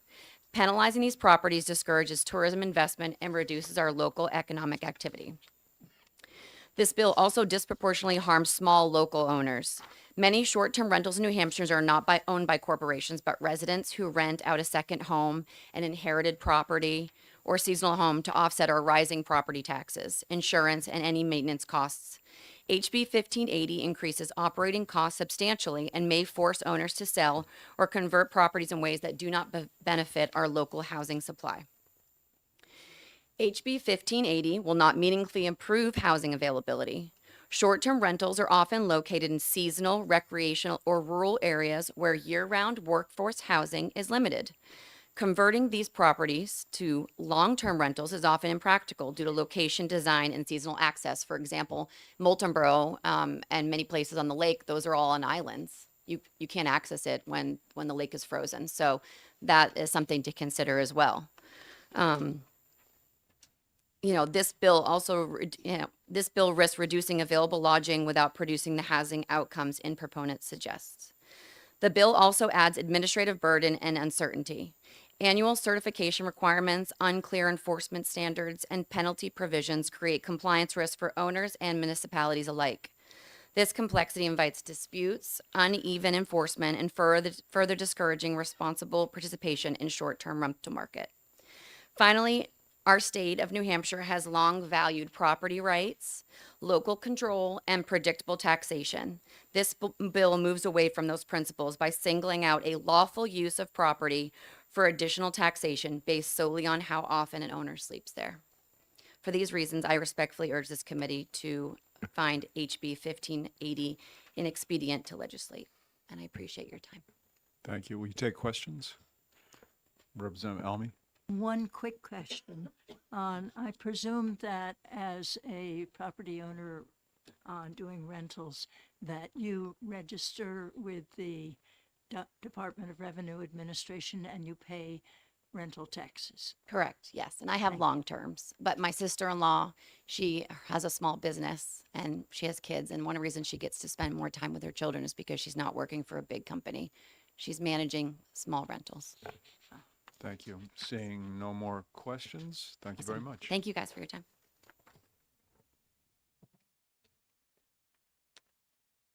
Next, I have Marilyn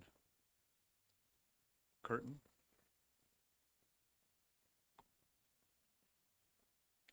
Thank you. My name is Marlon Curtin. I live in Concord, New Hampshire. I'm here representing my daughter, who cannot be here today. And she wrote this letter and as her testimony.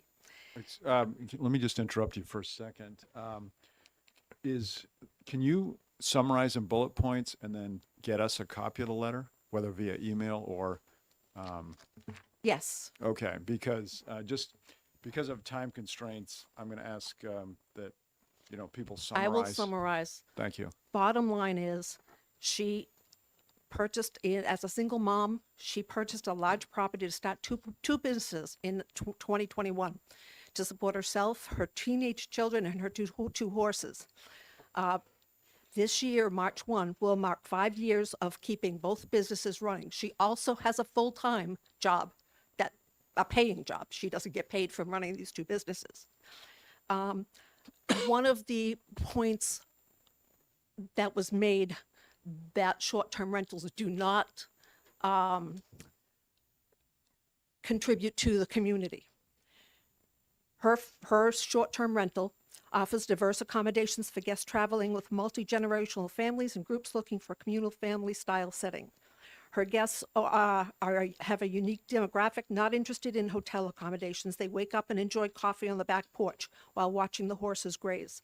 They support the local community. She has a wonderful relationship with many of the local businesses as she provides recommendations to her guests weekly to drive to local businesses and highlight the beauty of the country living.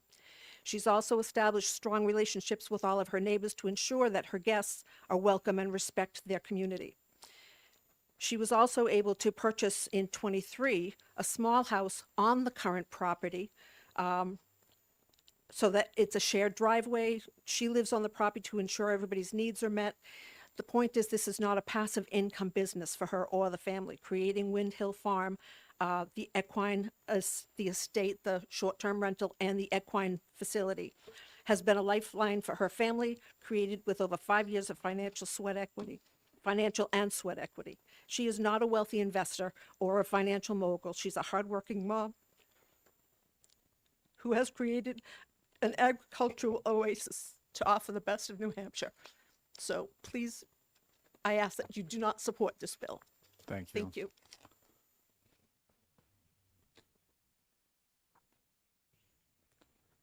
Next, I have Monica Corville.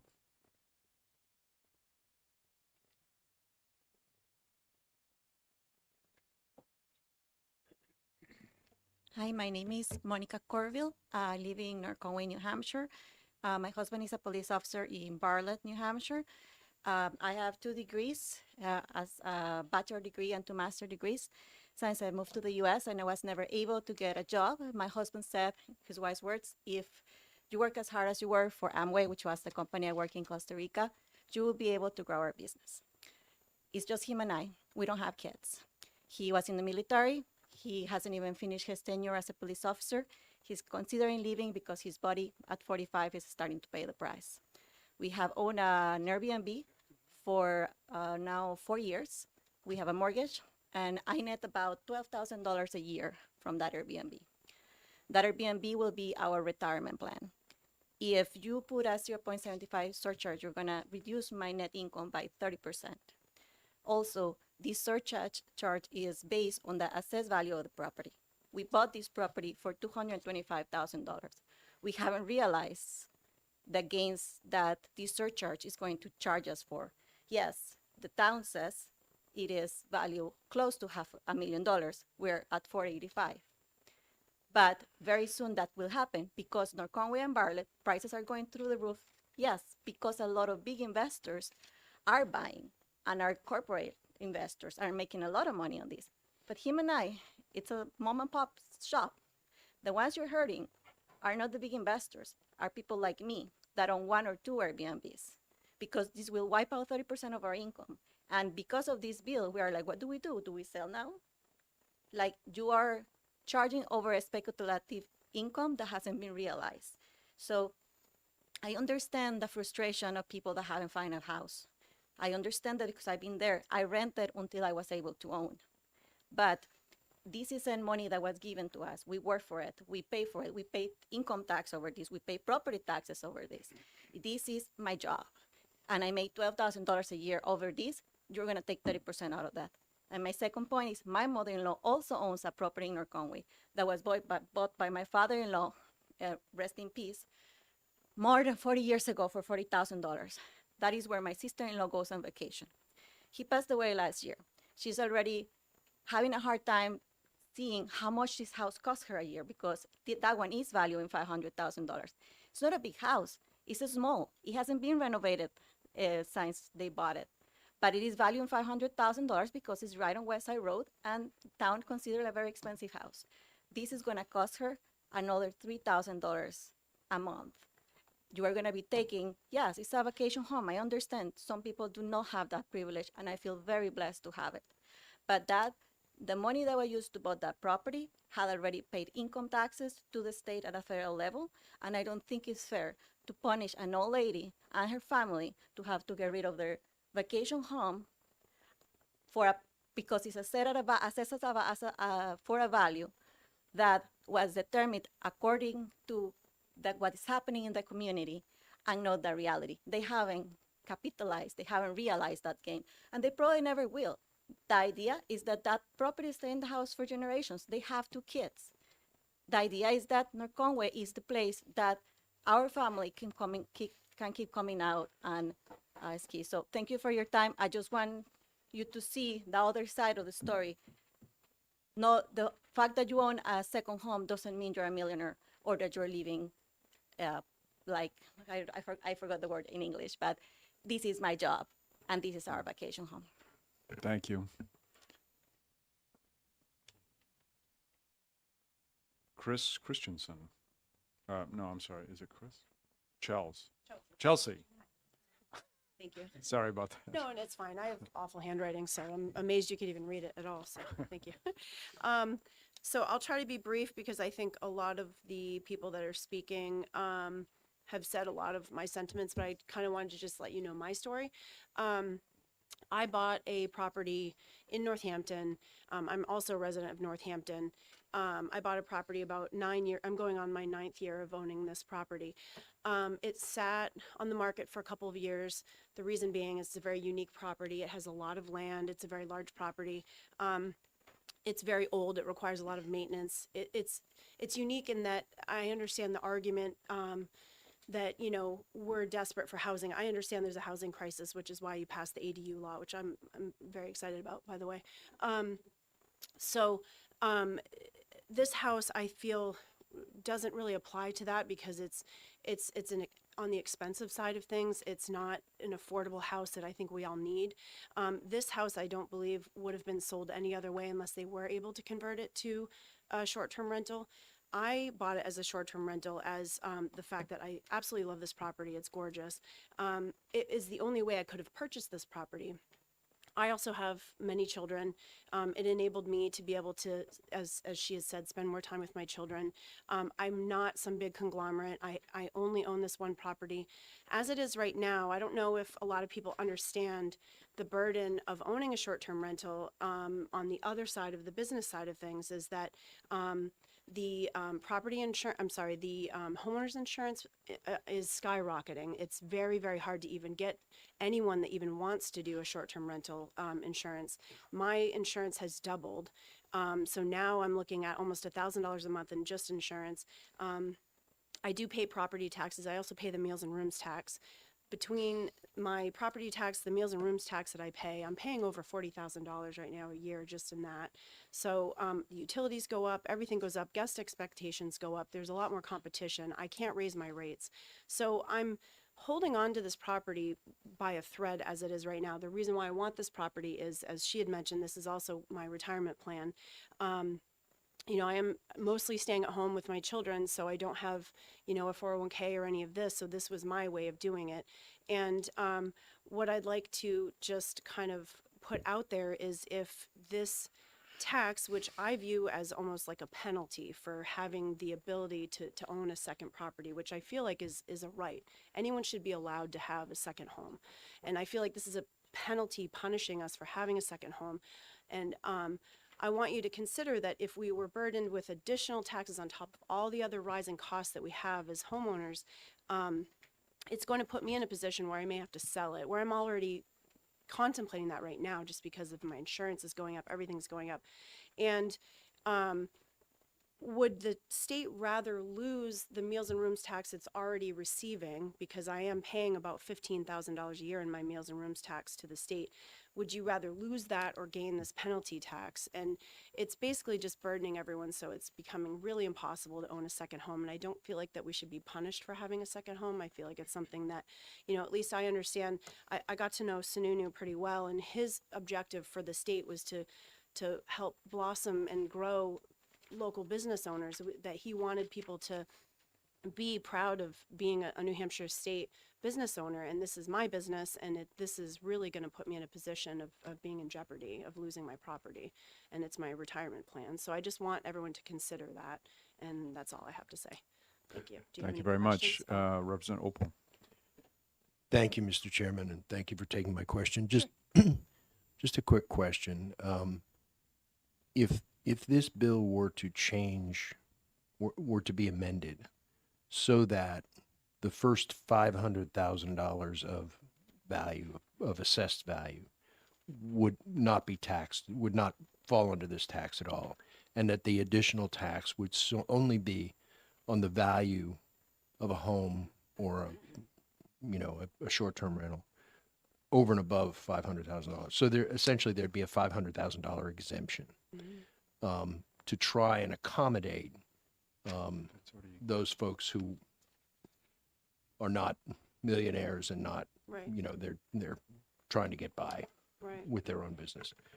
I'm just curious as to how you might react to that. Representative Opal, isn't there already a $500,000 Oh, threshold? maybe I misunderstood. Yeah, there's already a $500,000 cutoff. Okay. Oh, which I may have misunderstood that as well, because I thought it was just they were only going to apply it to homes that were over 500,000. I didn't look at it as an exemption, but I mean, if it wasn't in there, to answer your question, I don't know that anything would help, because it's just, at least for me, my expenses are so tight just even running and owning this property with property maintenance and utilities and everything. It's just an additional tax is just going to put me over the edge, and it's going to put me in jeopardy of owning this property.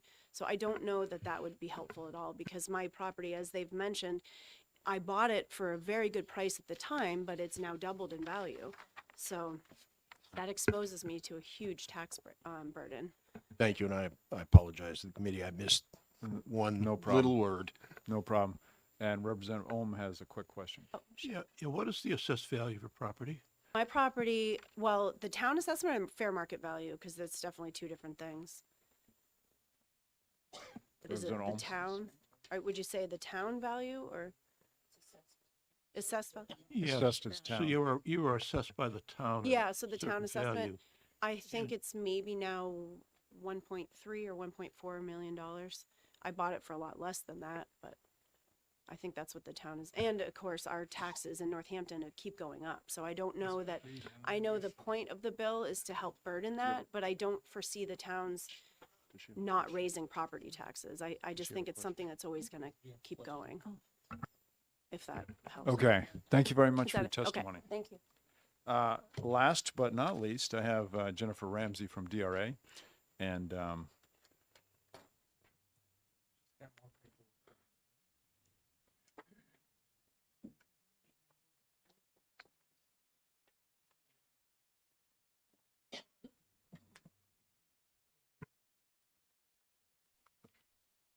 Thank you, Mr. Chairman. Morning, members of the committee. Again, I'm before you to present you with some technical concerns on behalf of the Department of Revenue Administration. I've again passed around some written comments. I will rely on those for the most part. In the interest of time, just to summarize, we have the same concern with respect to applicability versus effective date that we did with the last bill. Second, this definition of a test for residency that's in this bill is different than the way residency is defined in other areas of property tax law in New Hampshire, and could be problematic, particularly with respect to the BTLA's appeal process and the definition that they apply. Third, the limitations on the purposes for which this money could be spent once it's in the municipalities, that would need to be regulated and policed in some way. That would need to be thought through. And the last thing I would let the committee know is that if this were to move forward in its current form, we would need to do a significant update to our municipal tax rate setting portal at DRA, which for which we've requested an appropriation of $75,000 in fiscal year 27. thank you very much. Any questions? Okay, seeing none, thank you. And I will close the public hearing on HB 1580.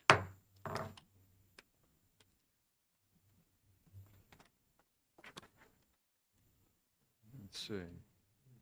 11, now we're only 50 minutes behind.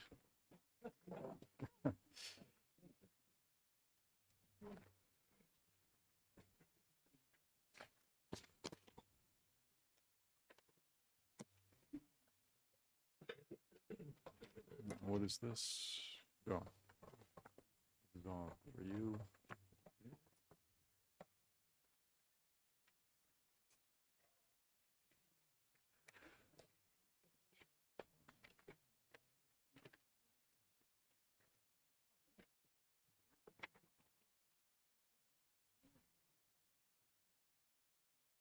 I'm going to open the public hearing on HB 1707. and ask Representative Reed to come forward. Thank you, Mr. Chair, and thank you, honorable members of the committee. This is in 10 years. This is, I believe, only my second time being in front of you. So thank you. For the record, my name is Ellen Reed. I represent Rockingham 10, which is Newmarket and Newfields. And Mr. Chair, if you would just humor me very briefly, I would like to address something I heard earlier when I came in to deliver my card. Somebody said that their vote on this bill would not be based on the logic and being open-minded. And while that might have been meant as a joke, I'm not sure. I just really want to raise that because I think we all have what I believe to be a really sacred duty to all the people of this state. And that sounds trite, but I mean it very deeply.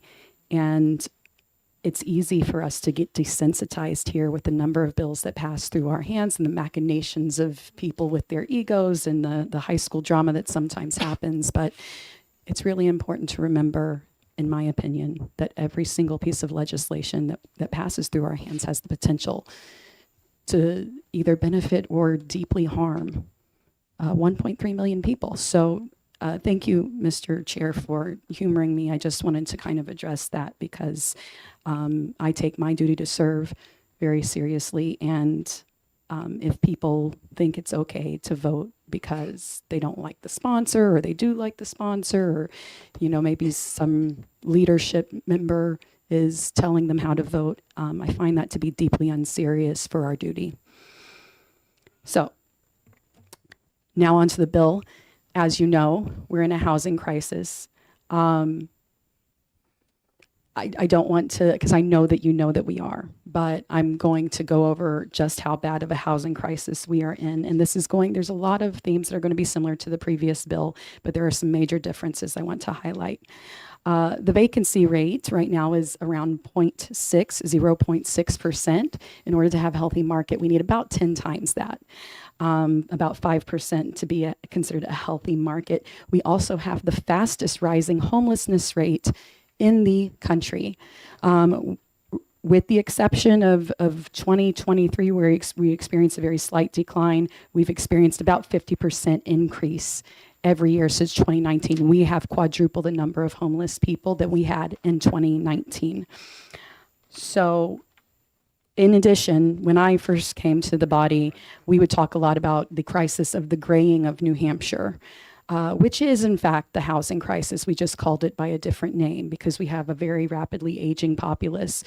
But the reason we have a rapidly aging populace isn't because New Hampshire isn't desirable to move to. It very much is. It's because people even then could not afford to move here and buy a home. And we cannot expect to have the propane truck drivers and the school teachers and the police officers and the fire chiefs and all the people we rely on and not make room for them to live in our communities. So it is estimated that in about 20 years, we will have too many people in nursing homes in this state because of the graying of New Hampshire and not enough nurses to take care of them, not even remotely, because of the fact that the workers can't afford to live in this state. Now, what has been a popular solution is to build more supply, which is definitely something I have fought for over the last several years of working on housing. But there is an immediate source of supply. Without putting one brick down, you can create supply overnight. And that is because, and I'll start with 2019 numbers. In 2019, across the entire country, there were 33 vacant homes for every single homeless individual, not a homeless family, an homeless individual, meaning you could give every homeless person in the country a free, unoccupied home and still have 32 homes for that individual left over. In New Hampshire in 2019, that number was 74. COVID. Representative Yes, Reed, sir. I just want, on your pink card, you didn't specify how long you were going to speak. Because I didn't time myself, Mr. Chair. Okay, because the concern obviously is we're almost an hour behind, so I just, in order to manage this, and we have several other people who want to speak. I Can will. you do it in? I will try to expedite. I've Within- been setting the stage, but I will start to go through in detail. Thank you. Thank you, Mr. Chair. Right now, the number, because COVID has impacted this nationwide, is 38. We have 38 empty, vacant homes in New Hampshire for every homeless individual that we have.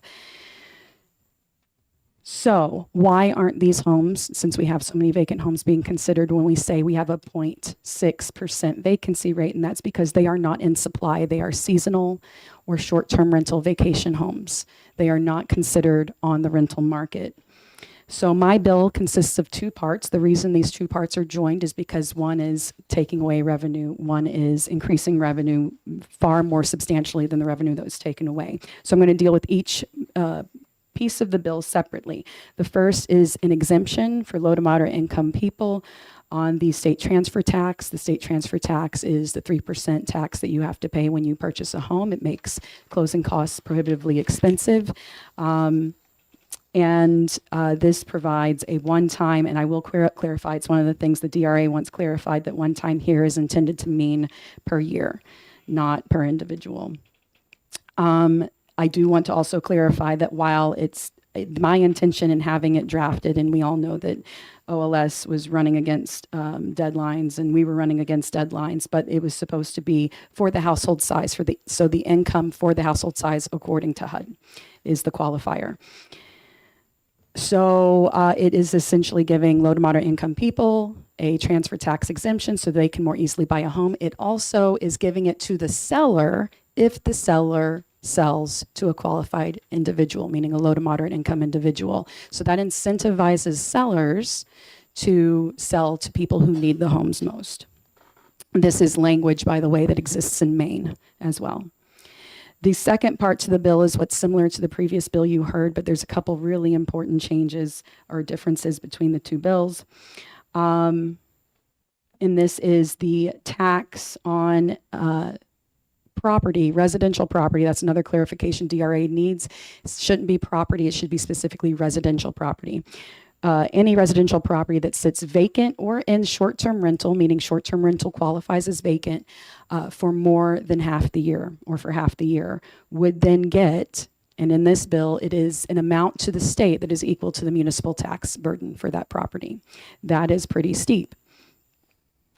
So it needs to be residential tax. I would also like to add the caveat that I would like to see this, and I didn't have the chance to do this again in the language, that it be specific for, so if there are units that can only be inhabited for a certain portion of the year, it would be half of the portion of the year that they can be inhabited. So seasonal things that can't be inhabited during the winter would be exempt from the 6-month requirement, but would have like a 4-month requirement, for example. And so all of this is getting to that that tax is steep intentionally, because while yes, the revenue that's supposedly will generate, and I'll get to that in just a second, is substantial, and that looks lovely, and we can all dream about what we might do in a budget with $900 million extra dollars. I don't want it to be that high. The entire point of this is not to generate revenue or burden people for having wealth or having a second home. And unlike the previous bill, and unlike a bill that's also in my committee, it's not targeted at a certain level of home, a certain value. It's not targeting whether or not it's a second home. It's literally targeting, is it available for rent? Is it available? Now, you have a right to keep your property out of rent. But in a housing crisis, you don't have a right to keep it out of the rental market without paying something back into the state, because you are actively harming the state when we're in the middle of a housing crisis. If you're lucky enough to have multiple properties, and I'm not at all suggesting that people with multiple properties are like, you know, rich and opulent or what have you, but we need to be really realistic about what it means to have multiple properties when, in fact, 60% of the population with full-time jobs cannot make ends meet. They cannot afford a basic quality of life. That's 60%. It's easy for us to be insulated in this room because I imagine most of us bought houses years and years ago when prices were very different, the market was very different, and we've been surrounded by people who are like us. But in reality, 60% of the population cannot afford a basic quality of life, never mind having a second property. So I'm not trying to say that, you know, people with second properties are just rich and have no problems. I'm trying to say that if there are second properties, if there are additional properties, they need to be rented. because we need those workers to live here. And the wonderful thing is that that money, in addition to many other things, can go back into helping people buy homes with that state transfer tax exemption. Just really quick on the fiscal note, DRA estimated $922 million. My personal estimates when I was crunching numbers was closer to $600 million. I don't expect that to be the reality anyway, because the whole goal of this is to change behavior, is to get people who are not being penalized for leaving their home vacant, one of the 38 vacant homes per homeless individual we have, and to actually put it into the rental market. Now, here's the thing. I've received, as you have received, emails saying that this is going to be such a huge burden and it's going to be so costly. The only thing you have to do to avoid paying a single penny more in tax under this is put your property in rental. That's it. 6 months. That's all you need to do. It can be empty the other 6 months. You can live in it the other 6 months. It can be any combination. It could be short-term rental the other 6 months. So you're making a lower amount of revenue from the long-term rental and a higher amount of revenue from the short-term rental. If you use it as a vacation home for 1 month, you can rent it for 2.5 or 3 months on either side of that. It doesn't have to be consecutive. It just needs to be occupied by somebody for 6 months. That's it. So I don't understand why that is an onerous requirement to get out of paying this very steep tax that people are saying. Another complaint from one of the emails, and I'm almost done, is that it would somehow incentivize, because people wouldn't be able to afford to keep their homes because apparently they're unwilling to rent them out. And so they would sell them to corporations who would then renovate them into these big kind of gentrified. But remember, they would have to also pay the incredibly increased tax, because if a corporation or a big developer, landlord, whatever, is trying to buy the home to renovate it into a luxury vacation home, not only are they paying the increase in tax because of the increase in assessment, but now they're going to pay twice whatever that is because they are not planning for it to be in long-term occupancy. So that's it. Just want the behavior to be, we should not be allowing all these empty homes to sit there when we are in the middle of a housing crisis. I think I'm ready to take questions. Thank you. Thank you. Do we have any questions? Representative Opal. Thank you, Mr. Chairman. Thank you, Representative Reed, for taking my question. I'll ask you the same question I was asking before of was it 1580, because the language was not clear to me. You, I think, accurately explained that the penalty you're proposing is a pretty stiff penalty.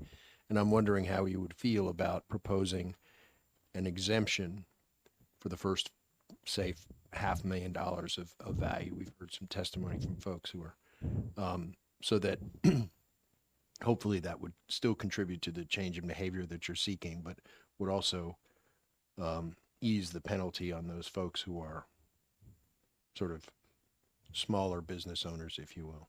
Sure. Yeah. So there's that, but the whole point is to get them to rent. So yes, I'm happy with setting some sort of minimum value on the unit in order to receive that extra tax, or to be taxed at that extra level. I want to caution that may not get to the point, because if the point is to simply rent it out, we actually want more affordable rentals than more expensive rentals. And so if we're only taxing the $1 million rentals, we may not be getting the workers that we need to have the housing that they need. So, and just to be clear, because I know this was an issue on the last one, there is a difference between setting that minimum threshold and then saying it's an actual exemption. The first $500,000 of house is exempt. So, that would be for the committee to decide which way they want to go. I'm supportive of something to happen, but I just want to caution that if that's a tack that you want to take, then realize then you're not kind of incentivizing the owners of the more affordable properties to rent out. Okay. Yes. Thank you, Mr. Chairman. Thank you for taking my question, Representative. In reading this, I see no out for municipalities. Can you explain? Municipalities take houses for back taxes. Municipalities don't rent them.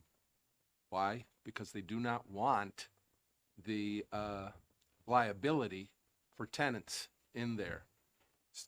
Many houses, at least up in the North Country, that a town has taken, many times stay empty for a very long time. Okay. Because for a long time, it was very difficult to even get the amount of taxes owed on it. Folks thought they were bargain basement deals. Where's the out for the municipality? Because I don't see one. So as I've brought up several different things that I would like to see an amendment on the language, that is something I am going to 100% admit I did not think about. And I'm happy to see that exemption for municipalities that have taken property due to back taxes. Okay. Thank you very much for your testimony. Thank you.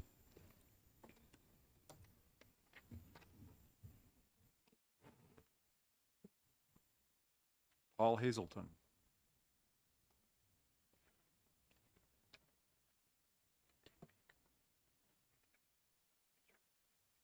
Yeah. Yes, just press the button. There you go.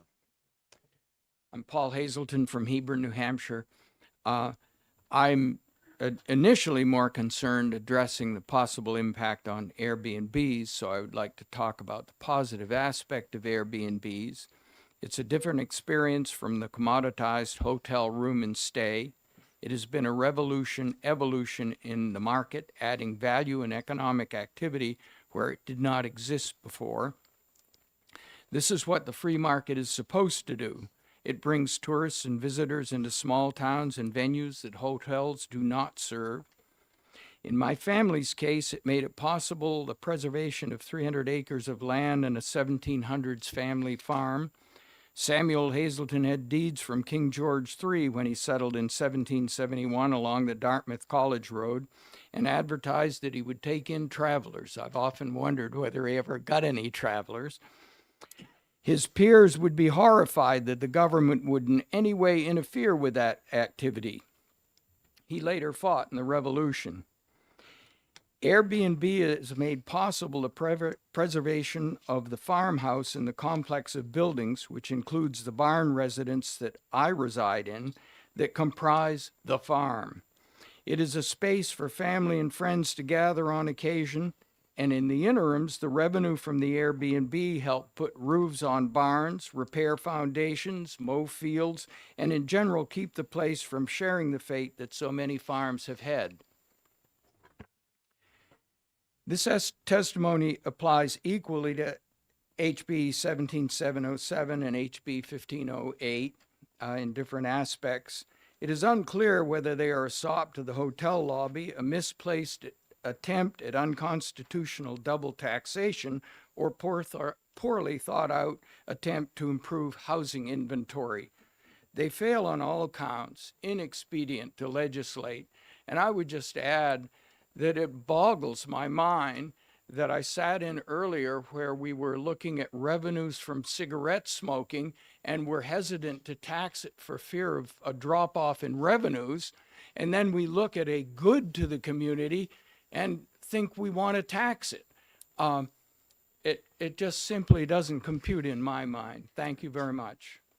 Thank you. Not seeing any questions. Thank you very much. Sarah Currid.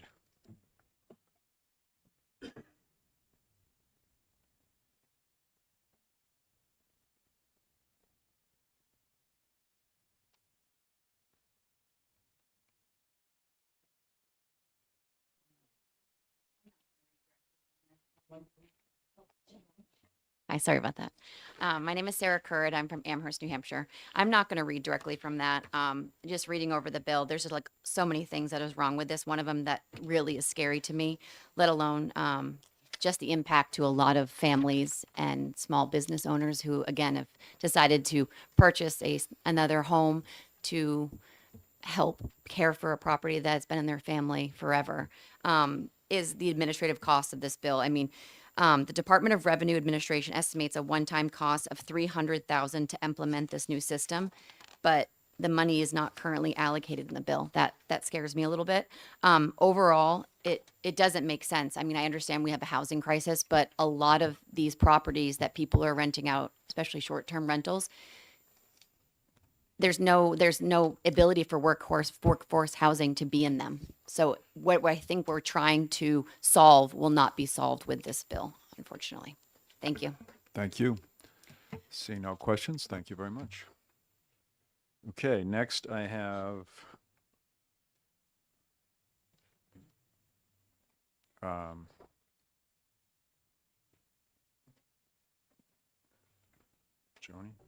Joni McIntyre.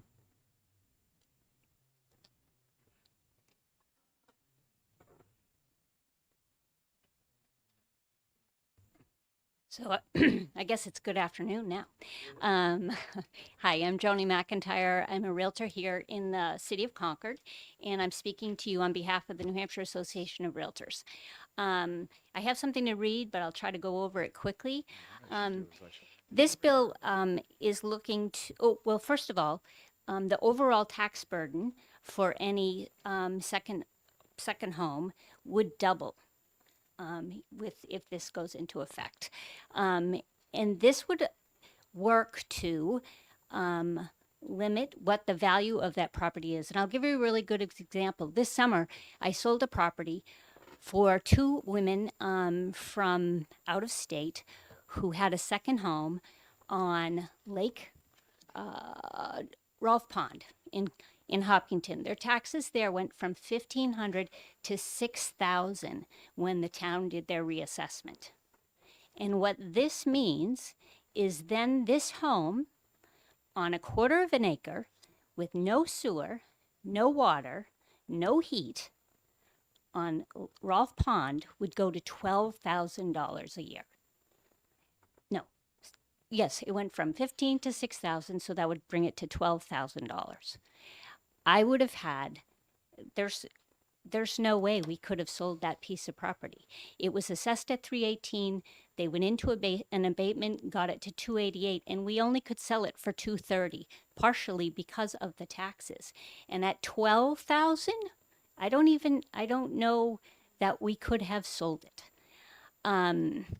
So what this bill is doing is trying to discourage second homes, but also discourage short-term rentals, which bring tens of millions of dollars to the state of New Hampshire every year in revenue. We also have questions on how this will be enforced. Who will check to make sure it's being lived in 183 days a year? Who will certify that? If there's question, who will listen to an appeal? None of that is answered in the bill itself. Let me see what else I had here. If, as I said, like with this little $230,000 house, up to $12,000, can you imagine maybe a $4 million house? Will that affect those values? And then in turn, affect what we collect in transfer tax? So everything this is working to do is undoing the revenues that we're bringing in the state. So I really question that this has any validity. One last thing, these places where there's short-term rentals or second homes, those are not going to be available to workforce housing.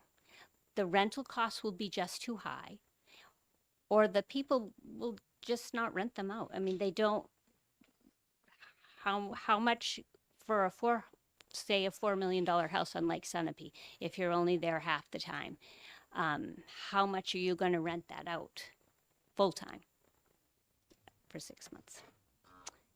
So we would ask that this is inexpedient to legislate. Thank you. Okay, thank you for your testimony. Thank you.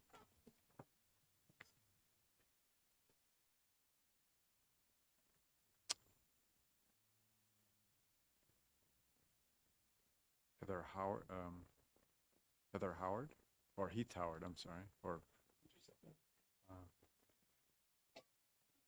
don't know. Oh, is that right? Oh, I'm sorry, Representative Howard, okay.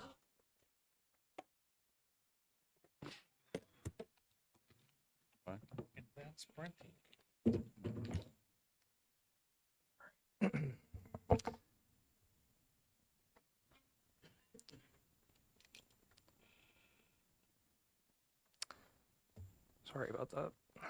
Thank you, Mr. Chair, and honorable committee members.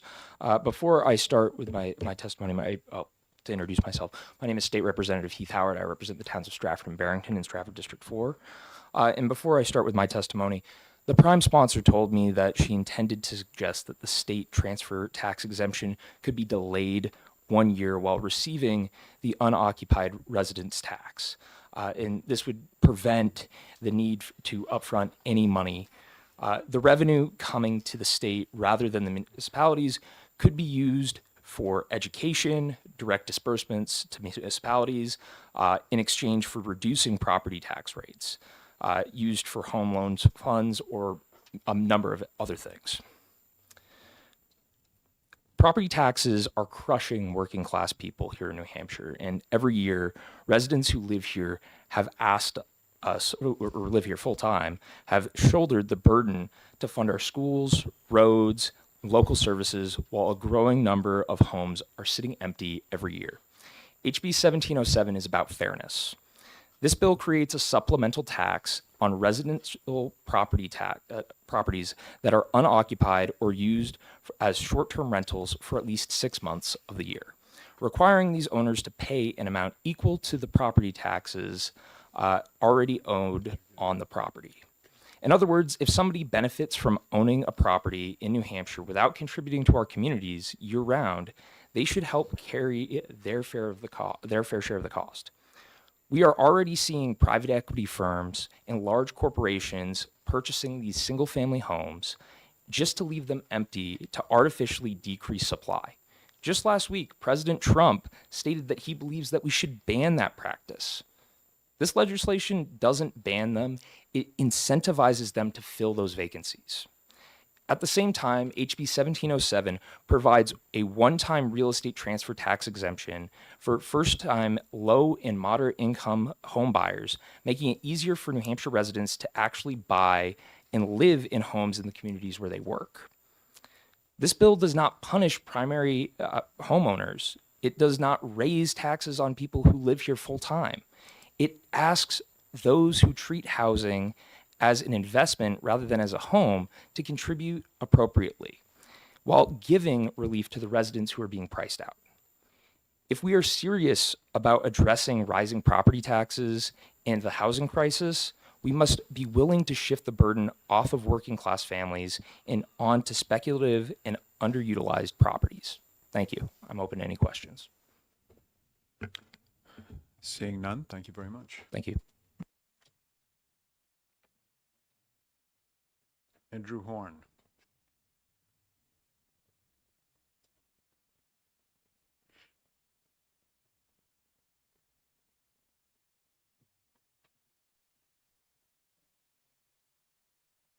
You got to turn the mic on.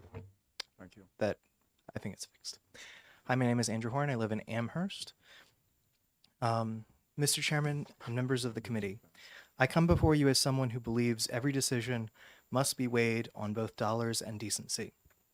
I speak today in support of HB 1707. Now, I know many of you have heard from people who fear this tax. Their concerns are real, and we should listen. But I ask you, what about the teacher who can't afford to live in the town where she teaches? What about the firefighter who drives 2 hours to protect a community that has no home for him? What about the children who can no longer afford to live in the towns where they grew up?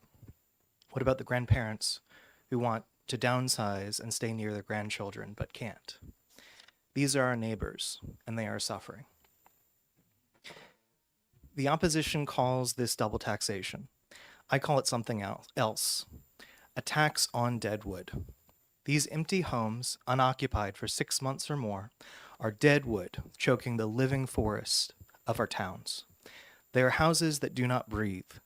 They shelter no families, they build no community. Remember this, a right to own is not a right to empty. Property is a trust, not a fortress. Let me give you the numbers because they tell a story we cannot ignore. Home prices are up 76% since 2019. We are short 23,500 housing units. Our rental vacancy rate is just 1%, when 5% is considered balanced. 51% of renters are cost burdened, paying more than they can afford, and homelessness jumped 52% in just 1 year. Some worry this bill will bring in big corporations, but look around. Who's already being driven out? It's the nurse, the police officer, the everyday worker. So I ask you, shall we preserve property or shall we preserve community? What good is it to gain a tax break and lose your neighbor? Some say this betrays our motto, live free or die. But I ask you, can we call ourselves free when our children cannot afford to live here? When homeless people die because they cannot live free? We stand at a crossroads. If we preserve lifelessness, our towns become museums for the wealthy. Our workers become commuters. Our children become exiles. But if we choose people over property, we make our houses breathe again.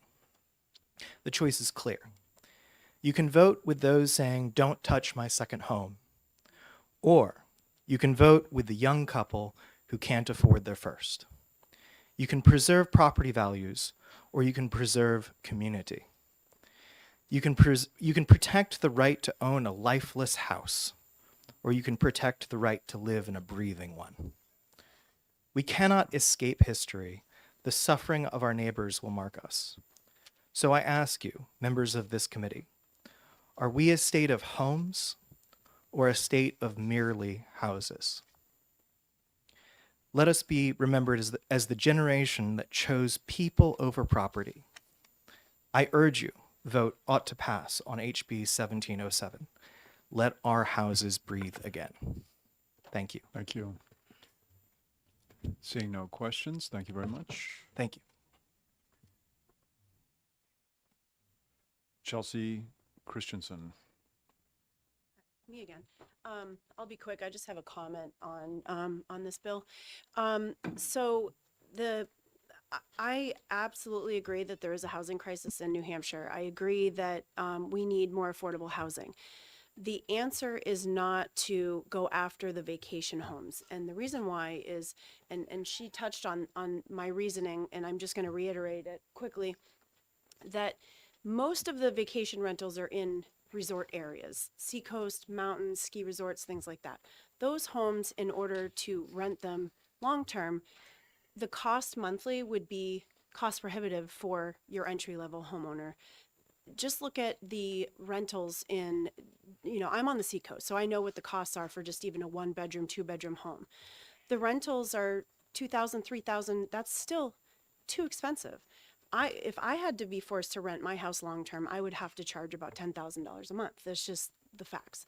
That does not cater to this market. The entry level people, workforce housing that can afford a monthly rent is not going to spend $10,000 a month.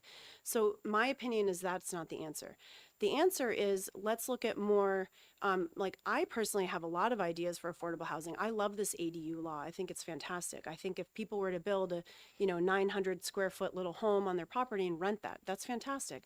I have other ideas about, maybe this urban sprawl. We go out to Epping, we buy land. We have builders that build little teeny homes that are affordable for people, entry-level homes. That's the answer. The answer isn't going after people that are going to be forced to rent their home for a rate that isn't even affordable, because these are high-end homes right on the beach or in the ski resorts, things like that. So I think the answer to help the affordable housing crisis is to build more affordable homes. I do not agree with this bill at all, and that's all I have to say. Thank you for your testimony. Questions? No? Okay. And again, last but not least, Jennifer Ramsey from DRA.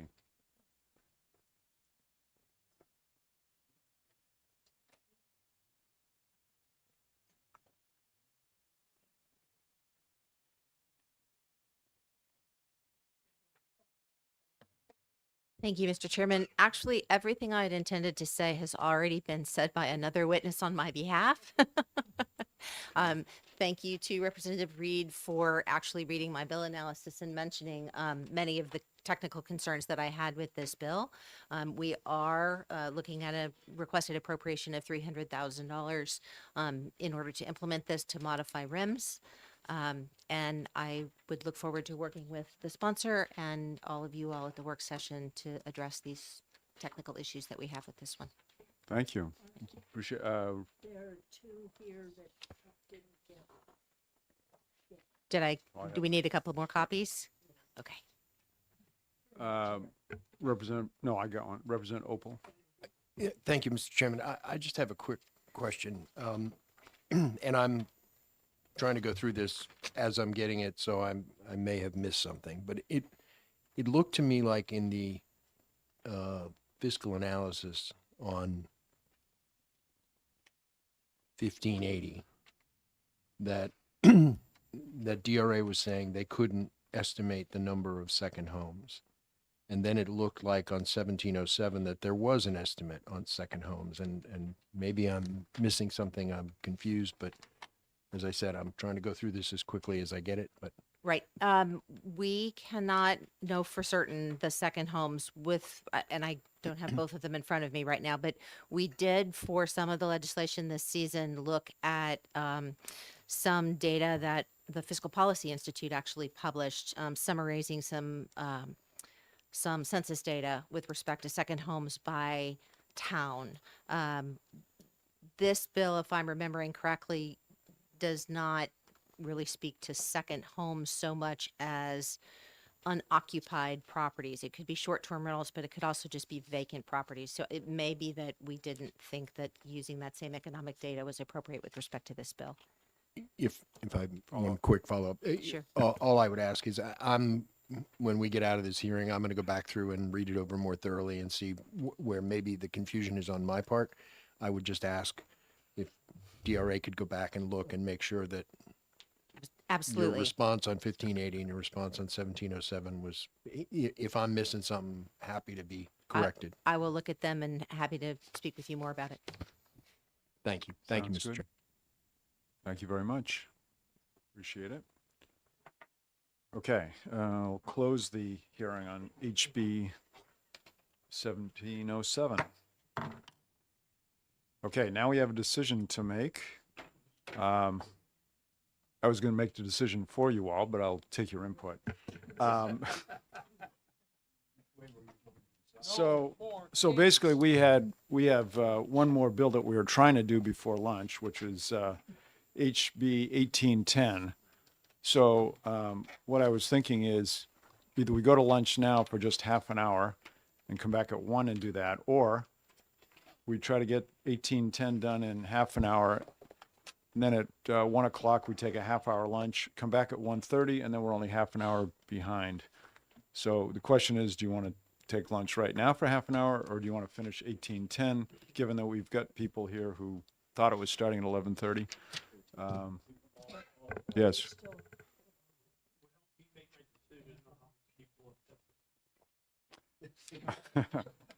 Well, I think, okay, 25 cards? there's 5 people plus DRA, so 6 total, but I don't, Maybe just do a hands, I'll vote for taking the break now. To start it and we'll just okay. count up. Hands up if you want to take the break now. Okay. Count 'em up. 1, One. 2, 3, 4. Hands up if, Keep hands up. all right. How many want to continue? 1, 2, 3, 4. Okay, it looks like I vote for continue too. If you need to take a quick break, take it, but we're gonna get started.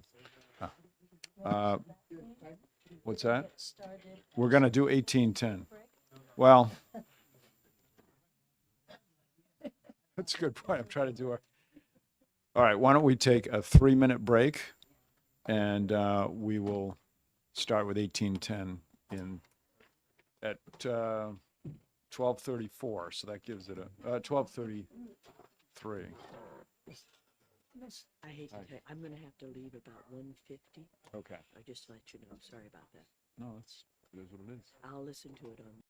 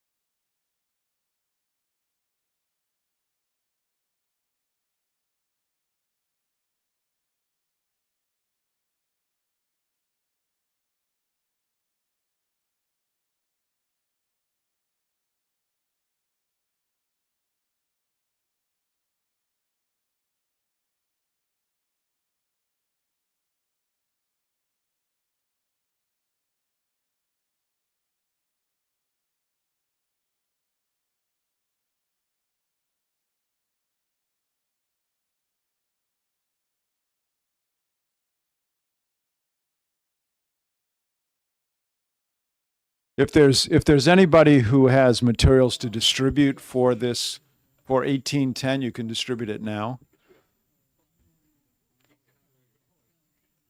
Landry is a fine New Hampshire name. Sister Landry. Rivier College. No, I love Somebody in the back eating their lunch. black and white. Yeah. You know where you stand.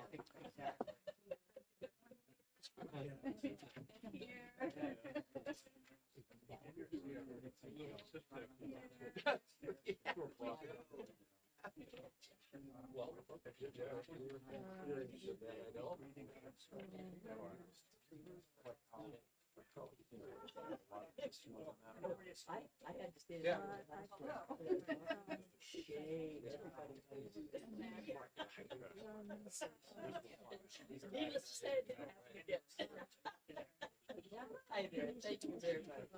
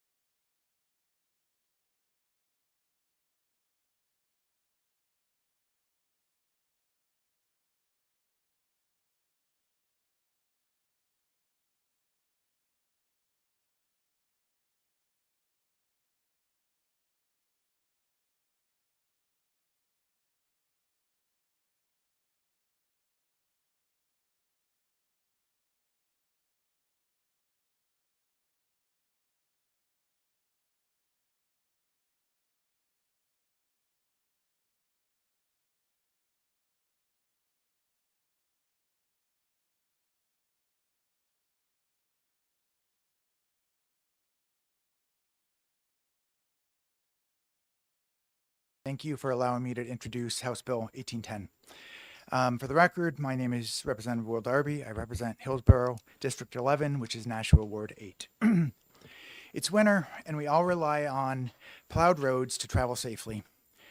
State Department of Transportation and our municipal public works departments do an important job of clearing snow and ice from our roadways. Road salt in various forms is one of the tools the crews use to keep our roads clear of ice. However, once the storms pass and the salt does not vanish, rather it flows with a runoff into stormwater systems, streams and rivers to accumulate in our lakes and seeps into our groundwater. There it collects and accumulates over time, raising chloride and in some cases sodium levels to unhealthy and potentially toxic levels. We can see this happening through periodic testing like the Volunteer Lake Assessment Program run by DES, where lake communities see steady increases in chloride levels. But the impact of drinking water is a much more direct impact on our health and our pocketbooks. For example, Merrimack was forced to shut down one of its primary wells due to unhealthy levels of chloride and sodium. Road salt also infiltrates private wells, with some communities like Greenland observing a 5 to 10x times the safe level of sodium in their well water in a number of wells throughout the town. Treating water to remove sodium and chloride is prohibitively expensive, and affected homeowners may have to rely on bottled water for consumption. The cost, of course, to municipalities is much higher, where they may have to drill new wells or even connect to external water sources to meet their community water needs. Unfortunately, techniques to direct runoff to stormwater treatment facilities is not enough.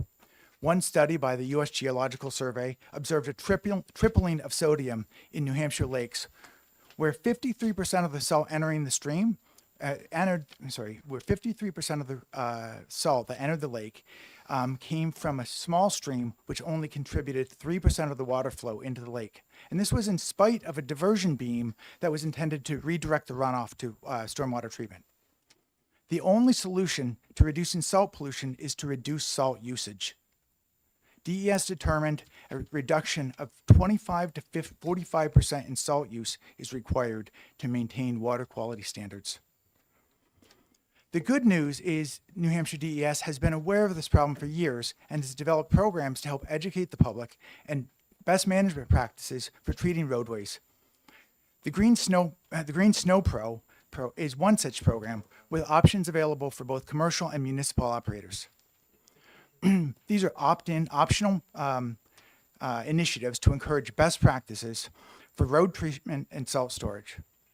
Some municipalities have started to require that commercial plow companies to be Green Snow Pro certified in order to do road maintenance in sensitive areas, such as near public water supplies. But while the training and certification is affordable, updates to equipment and salt storage to be compliant can be expensive. These upfront costs can suppress participation, resulting in fewer certified operators and more salt on our roads than required. For those who have made the switch, Green Snow Pro is a win-win solution with reports of up to 40% savings in operational budgets after a couple of years due to reductions in salt purchases. In addition, certified operators and those who contract with them also have limited liability protection for snow clearing operations. So how does this bill help? Well, the $4 fee is added to bulk road salt and its equivalents. These funds go towards a new salt road mitigation fund, which is maintained and managed by DES to provide grants to commercial, municipal, and state Green Snow Pro certified providers to help offset the costs of the startup costs for new equipment, as well as storage and ongoing maintenance. This will reduce the barriers to joining this program and thereby increase the number of certified Snow Pro operators in the state, resulting in cost savings from reduced road salt purchases, for example, for our municipalities, and ultimately less salt on the roads that winds up in our lakes and our drinking water. I did consult with DRA during the initial drafting of this bill, although I have not been able to review all of the comments that they sent this morning. The collection and enforcement of the fee will be managed by DRA in a manner analogous to other revenue they collect, for example, on tobacco. However, if the fiscal note caught your eye, which I'm sure it did, realize this is because we're pouring 1 million tons of road salt on our roadways every year. 1 million tons of salt every year on roads. Where does it go? It goes in our lakes and our aquifers. If salt use continues at this rate, we will lose more water sources, poison more of our lakes and rivers. Thank you so much for your time and attention to this matter. Thank you. Representative Ohm. Yeah, thank you very much for your concerns on the salt pollution. We're the tax committee, and I wonder if the fee increase is the appropriate way to mitigate this problem, or whether you think through regulations it might be a better way to implement best practices. I personally believe that the carrot approach is better than the regulatory approach, where by increasing the fee, but allowing people to get rebates, apply for grants that would offset the cost of those fees, that it's better than a regulatory approach where I believe that the state sort of eschews new regulations and instead tries to encourage the users of in this case salt to pay for the fees. Representative Schamberg. Thank you, Mr. Chairman, and thank you, Representative, for taking this question. First of all, I compliment you on the environmental approach, trying to keep our water clean because it's part of our draw for people to come here. But I have a question concerning the record keeping. The bill does not mandate new municipal reporting, but state agencies may require how much usage is being used by the town. Do you see any way to help the towns out to make sure they're covered with the state says, hey, Wilmot, you used 6,000 tons and we haven't kept those records. What happens then? Thank you for the question. So this bill takes a different approach than that. It doesn't rely on reporting by municipalities or the commercial providers to say how much they used. Instead, it requires that the sellers of bulk salt or bulk salt equivalents become certified so that there can be record keeping that's performed. There is not a large number of bulk salt providers in the state. It's a very limited number. So the certification requirements are minimal and the cost in this bill is trivial, really, a few $100s. So instead of going to everybody that goes and buys the road salt, you go to the people that are selling it with two state agencies, two state commercial providers, and you say, how much did you sell? And they also have to collect the tax. Representative Bolton. Thank you, Mr. Chair. I live in the town of Plymouth and I represent Plymouth, and I queried our town manager about how much salt we actually do. It's 950 tons. And that would kind of add to our municipal, amount of money that we have to, fork over the state. But we also, all the people that disseminate the salt in our municipality have all gone through the salt mitigation program at DES. And I'm wondering, is there a mechanism to recoup what we might spend in salt? Thank you so much for the question. Yes, that's exactly one of the benefits of this bill as I see it, which is that salt is a requirement to keep our roads clean in this state. We know it. And this will incur an additional fee on those that purchase salt. However, the municipalities, the state itself, commercial contractors can apply for grants to help with the maintenance, in Plymouth's case, the maintenance of their existing vehicles and their existing equipment, to account for the purchase of new vehicles, which can be prohibitively expensive to start with, as well as salt storage, and which can be expensive as well. So even though the municipalities are paying into this fund to as part of the fee, as part of this $4 fee per ton, they'll get back most, all, or in some cases even more than what they pay in, based on grants to offset their winter road maintenance equipment. Representative Malloy. Thank you, Mr. Chair. Thank you, Representative, for taking my question. I'm the Greenland you mentioned in that. We did a well water test program with long-term drinking water, the Seacoast Long-Term Drinking Water Commission a couple years ago. 161 people volunteered to have their water tested and paid, and the fund, the state water fund paid for that service. The result that came back was, of the 161 wells people had tested, 70 of those came back with a really unhealthy level of sodium in there. I have a question. Would you believe that? And may I have a follow-up? I'm in favor of this because Greenland hires private service to take care of this road. We don't have a municipal person doing this. So putting a fee on the seller would help towns like Greenland who don't have the ability or the time or to measure this in a way that is safe for its residents. And for that, would you believe that? Thank you. Thank you for the question. Yes, I mentioned that Merrimack had to shut down one of their primary wells because of increases to both sodium and chloride. They have subsequently, they're the town that I was mentioning that put in some restrictions on having Green Snow Pro certified operators for the contractors that plow around their other well areas. And so it actually does two things for a commercial operator as well. So the commercial operators are buying the salt. Salt goes up. I mean, it varies a lot, but overall, it's on an upward trajectory in cost.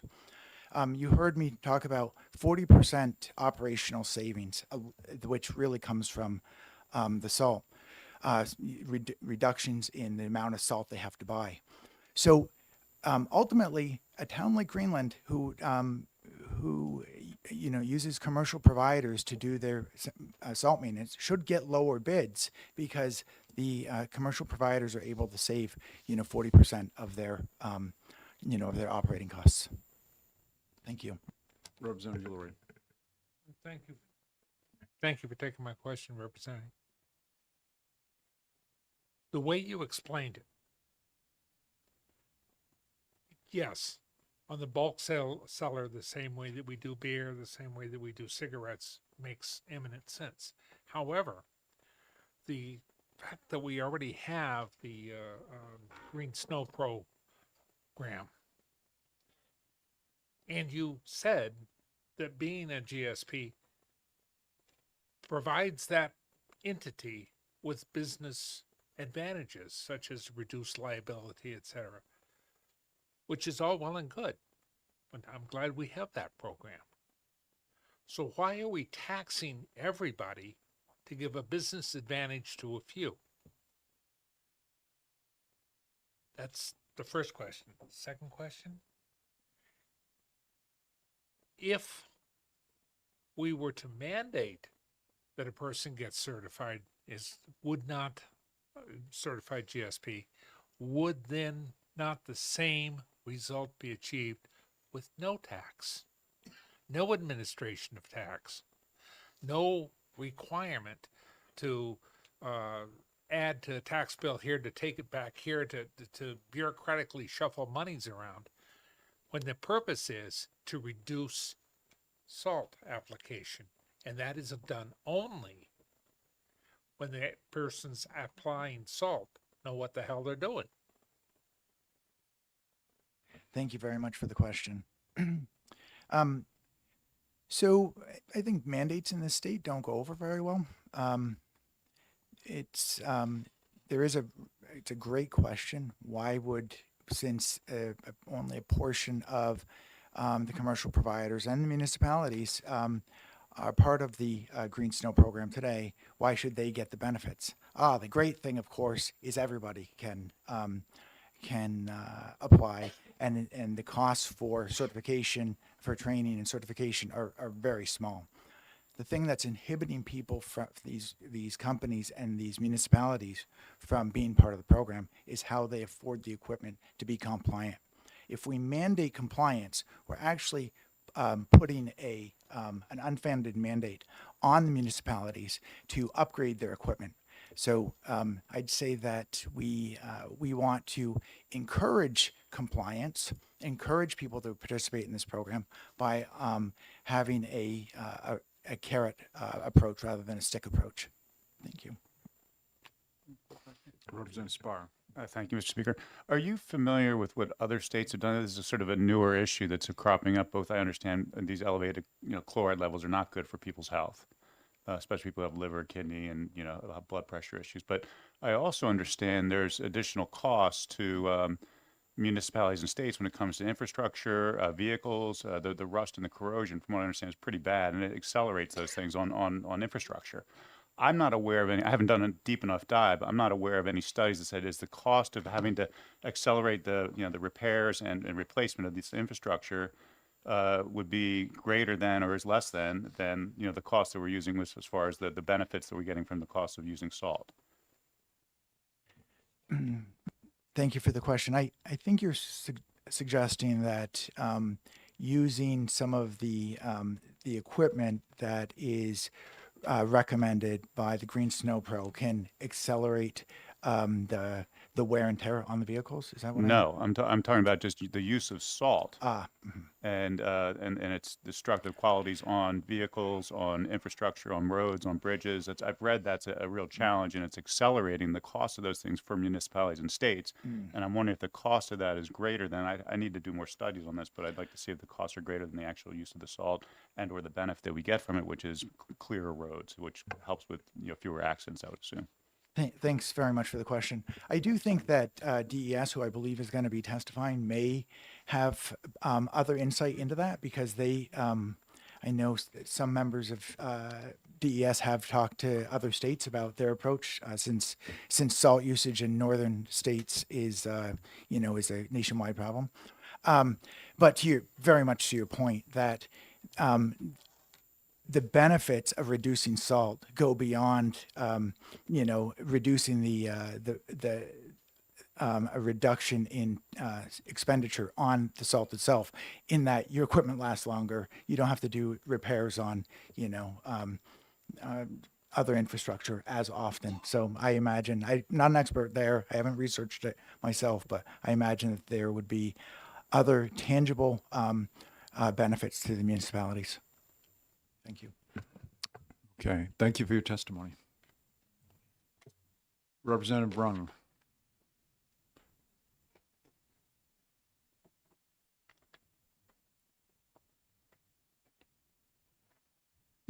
And I'll just say, for all testimony, we've got, I think, 4 or 5 more cards here. Please keep testimony to something new, or just, if you agree with what the last speaker said, whatever, let's try to, we are behind schedule. Yeah. What's that? You mention when our lunch break will be because people are coming. Yeah, right. We are, for those just coming in, we have not had lunch break yet. So we are trying, we've got to set expectations. There's 5 cards left to finish up HB 1810. And then we're planning on taking a half-hour lunch, not an hour lunch, to try to get back on track a little bit. So I would say HB 1409, which is scheduled for 1 o'clock, probably won't be heard till about 1:45 would be my guess right now. For those of you who are here waiting for that. Okay, I'm sorry, Representative, you can. Thank you, Mr. Chair. For the record, my name is Representative Rosemary Rung. I represent Hillsborough District 12, which is the town of Merrimack. As you've heard, there is a growing and serious problem facing New Hampshire with the increased levels of sodium chloride from road salt that is making its way into groundwater and surface waters of the state. About half of New Hampshire homes get their water from private residential wells, and the other half are serviced by municipal water systems, which draw from groundwater, lakes, or rivers. All of this water, ground and surface water, is at risk from salt contamination due to excessive and unregulated use of road salt. According to DES, at least 50 New Hampshire water bodies have chloride levels exceeding EPA standards. We must do something now to control the amount, reduce the amount of road salt we are introducing into the environment. And as you heard from the prime sponsor, in my town of Merrimack, we had to decommission one of our largest municipal wells to drill a new one because of oversalting. This came at a cost of over $2 million and doesn't include the cost that private property owners who have private wells had to pay to treat their water. And many times people at hazardous levels, you can't even taste the sodium or the chloride. So someone could be at a health risk and not even know it. On the good news front, Merrimack has invested in brine application sprayers that are much more effective in preventing slick roads and only use a quarter of the salt. The advantage with these brine sprayers is that it can better manage road treatment, because if there is an imminent storm, the town goes out and sprays the road with the brine, and it actually prevents the ice from forming. And it uses far less salt, and it doesn't waste as much salt because you don't have the plows then plowing the salt off the side of the road. Using too much road salt doesn't make the road safer. It just leads to water quality issues requiring a lot of money to fix. So I urge you to vote OTP on HB 1810. I also want to alert you that I have a companion bill that is going to be introduced tomorrow to Public Works, which would set regulations on the storage, the municipal and commercial storage of road salt, to prevent runoff from those piles from leaching into groundwater or running off into surface water. So I'd be happy to take any questions you have. Thank you. Seeing none, thank you very much. Next, I have Alan Hanscom from NHDOT.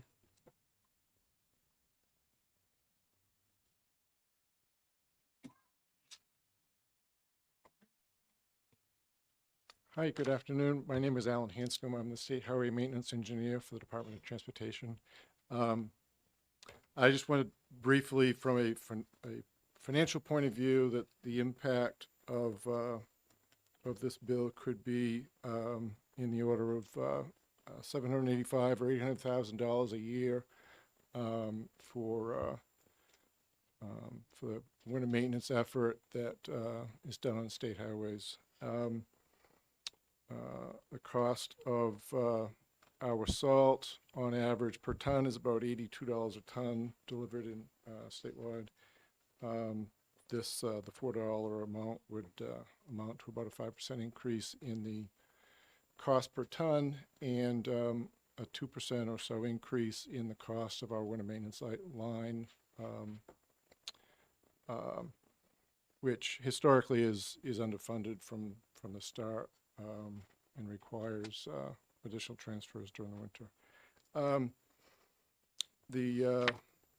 These costs are for DOT only, and I don't believe they. Well, I know my costs don't include those of other state agencies, admin services, liquor, employment security, and other agencies that have driveways or parking lots that are maintained during the wintertime. So. The impact could be significant, and that's about all I had to offer. I'm open to questions. Thank you. Representative Elmy, you look like you had a question. Yes, I did. Thank you.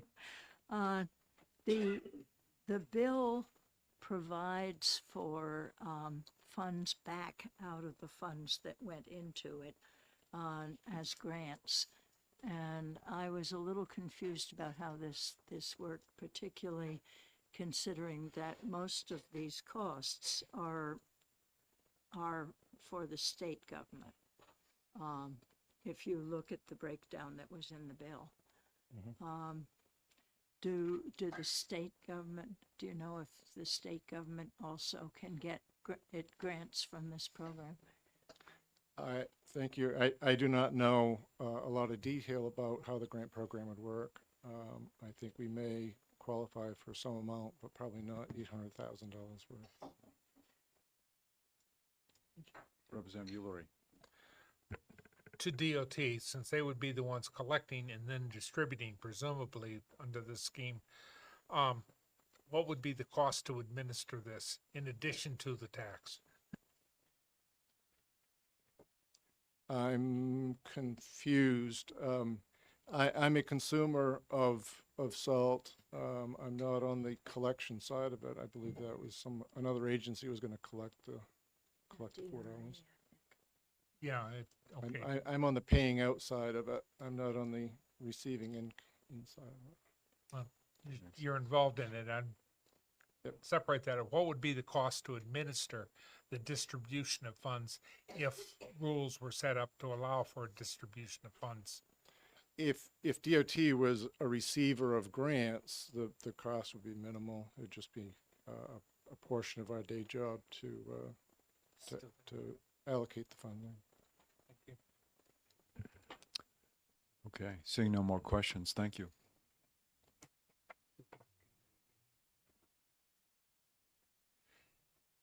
Next up is Ted Deers from New Hampshire DES, or Deeps. I'm not sure if that's an R or a P. P? Chair, members of the committee, it's great to be here. Sorry. Are we good? Okay, I apologize. Mr. Chair, members of the committee, it's great to be here in front of you today. My name is Ted Deers, and I'm the Assistant Director of the Water Division at the New Hampshire Department of Environmental Services. A lot has been said already about salt impacts. I won't say very much about that, certainly can answer questions. On a statewide scale, I'll just say two facts. One is that we've been tracking water quality both in groundwater statewide and surface waters statewide. And in surface waters, we have about a doubling of chlorides in the last 30 years. And in groundwater, we have about 150% increase in chlorides over that same period of time. So it's certainly, we pick it up statewide in all of our statistics. I'd like to spend just a couple minutes, just because of the way the questions have come out, talking about a couple of things. One, I'd like to just talk a little bit about our Green Snow Pro program, kind of what it does, what it doesn't do.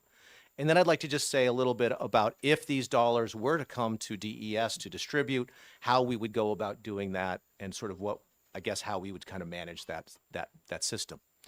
So in terms of the Green Snow Pro program, this goes back to 2013. The intent is to deal with the problem of over-salting. So we all know that the chlorides, there's really no good substitute for chlorides on roads, very few anyway, that have been really put out, in mass ways. There are things like beer waste and cheese waste, which are used in Wisconsin. As one might imagine, they have plenty of both of those, as well as other kinds of, people have used high fructose corn syrup. They've used a lot of different kinds of things, volcanic ash out in Oregon. But nothing has kind of that same effectiveness as chlorides. And as was mentioned earlier, the point of salt on roads is not to melt the ice. The point on salt on roads is to delay or try not to have adhesion of the salt to the roads. So this is sort of the basics of how salt works, of ice to the road. Sorry, the ice. You're trying to prevent adhesion of the ice to the roads. That's why salt is primarily used. Green Snow Pro program was developed as a voluntary program to be able for commercial applicators, because when we started talking about salts and the problem with salts, what we heard over and over again from the contractors was that they were afraid to reduce their salt because they were afraid of getting sued. That was really the bottom line reason of why this program came around. And so what the program does, and I just want to be really clear about kind of what it does and what it doesn't do. What it does do is it is a certification program. People can take training, they get trained, they fill out an application, they pay a fee, and they become certified. As part of that certification, what it does is it says they have limited liability relief. What it says for both them and the property owner that they're working for. What it says is that if you are, responsible, if you do not have, you're not being negligent, you are clearing the road, but you happen to be reducing your salt because it's the right thing to do. You're not over salting. You're using the right amount of the salt or brine at the right time, at the right place to get the effect that you're contracted to do. If you do that, you shouldn't be able to get sued, right? That's the way that this was written. It's not sued solely because you reduced your salt usage. That was the purpose of the Green Snow Pro program. It was to do that educational piece and to make sure that there was a reason why people, if they did the right things, would not have a negative consequence of doing the right things. So it doesn't require people to reduce their salt. It shows them how to do it. We know from talking with lots of the applicators who've gone through the program that they can save enormous amounts of salt. One of the studies that was done near Toronto showed that simply by people calibrating their machines better, really knowing what they're putting on the road, you can save up to 25% in salt. But we know we have applicators who've saved 50, 60, 70% by using the kinds of practices we're talking about. And as was noted, one of the problems and one of the limiting factors is the cost of some of this equipment. There's lots of different kinds of equipment, tracking, planning tools, as well as equipment such as variable blade plows, brine, all of that stuff has costs around it, which is why I think this bill sort of got invented. The last thing I'll talk about is a little bit about if dollars were to come to DES, what we would do. We would write rules about how those funds would be distributed. I think that the way that it would be distributed would be towards grants, things like a small business. These are really, a lot of the plow folks around the state are small businesses. They're usually landscaping companies that have a plow or two that are doing this work in the winter to get them through to the next landscaping season. That's a lot of that population. They would be eligible for grants for these very large pieces of equipment that would help them reduce their salt usage, hopefully recouping some of their costs, but through efficiencies of that equipment. DOT would be eligible, municipalities would be eligible. We've helped municipalities over the years to the best we could at DES to try to get into some of this equipment. Brine, all of these kinds of activities are very expensive, and this is how we would use those funds, would be to distribute it. DES is very good at doing these kinds of grant programs. As your communities may be aware, we dole out lots of money every year on the order of, I don't know, $200 or $300 million over a biennia. So that's how we would go about doing this. We would not be involved in the collection. That would be all DRA. I'm just trying to see if there were other notes here. I think that hit most of the things that were asked as questions already, but I'm happy to answer any questions that you might have. Thank you. Representative Ulrich. Thank you, Mr. Chair. From your testimony, you did seem to stress that the Green Snow Program is the answer to oversalting. Having people know what is needed and how to apply it. That is the methodology that best provides protection for the traveling public and protection for those people that use water in their house, which is not as many as I think I would be willing to guess based on the landfill of plastic bottles. That's another issue. Am I correct that training, education is the key? Thank you very much for your question. I'm really glad you asked that. And it did come up in your question. I'm sorry, I should have addressed that previously. This is a super complicated issue. There is no treating salt. You can't treat it. Once it's in the water, it's essentially in the water. We know from the fiscal note that we wrote, that we tried to write, trying to figure out how much salt is actually used in the state. It's on the order of 1 million tons.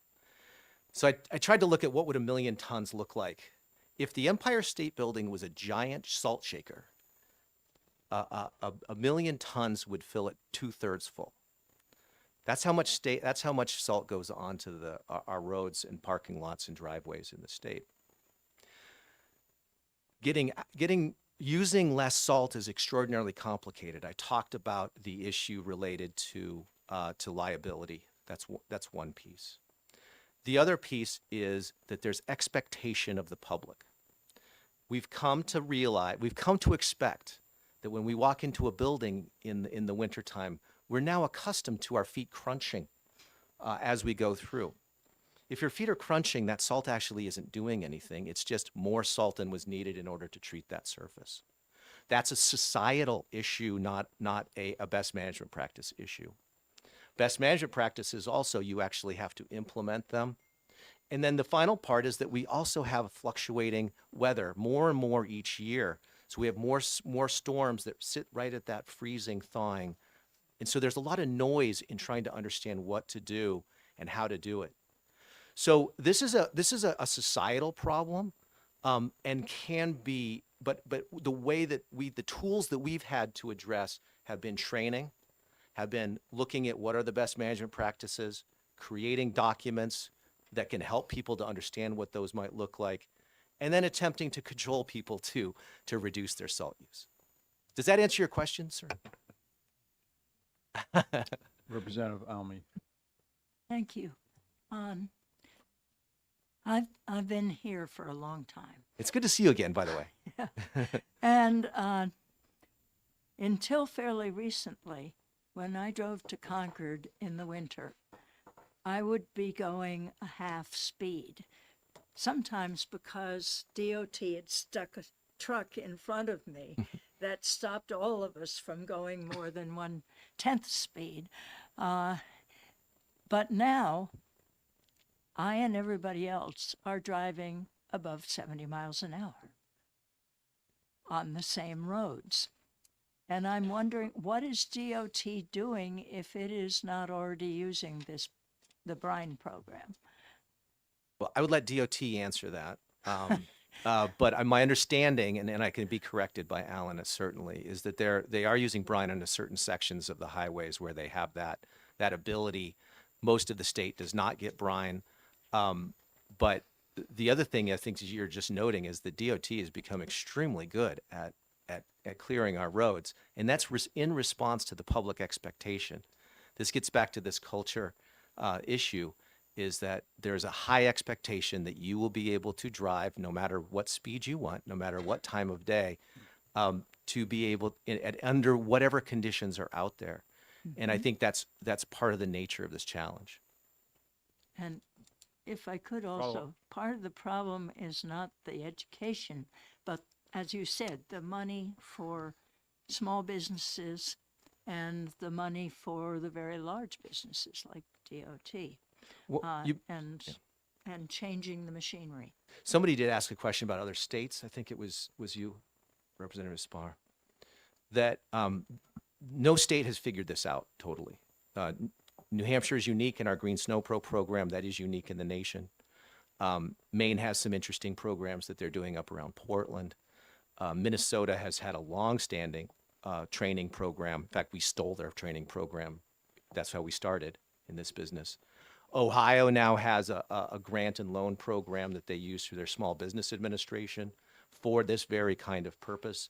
They've done that through that. That's the mechanism that they've used to do that kind of funding, which is based on, I think it's based on state money, bonds and such in some manner.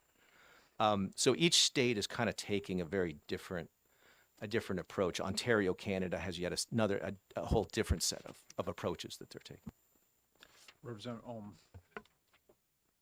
Yeah, I had a question on the funding of the current program, which seems to be quite effective. Is there money in the current budget for this program, or is this new funding for a new program?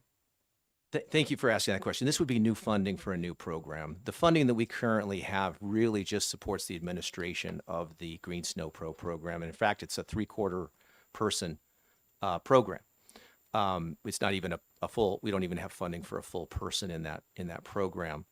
So that is, so there would be some cost to administer this program, certainly, going from administering a $4 million a year program, ostensibly, would take some staff time to do that.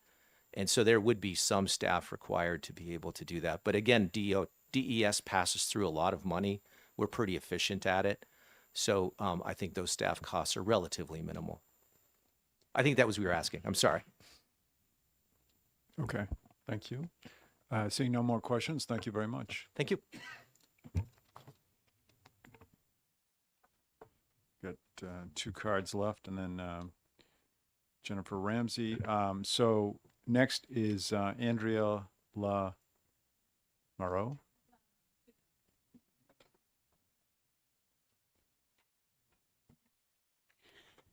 Good afternoon. For the record, I'm Andrea Lamoureux, President and Policy Advocate of New Hampshire Lakes. New Hampshire Lakes, we're a statewide nonprofit organization.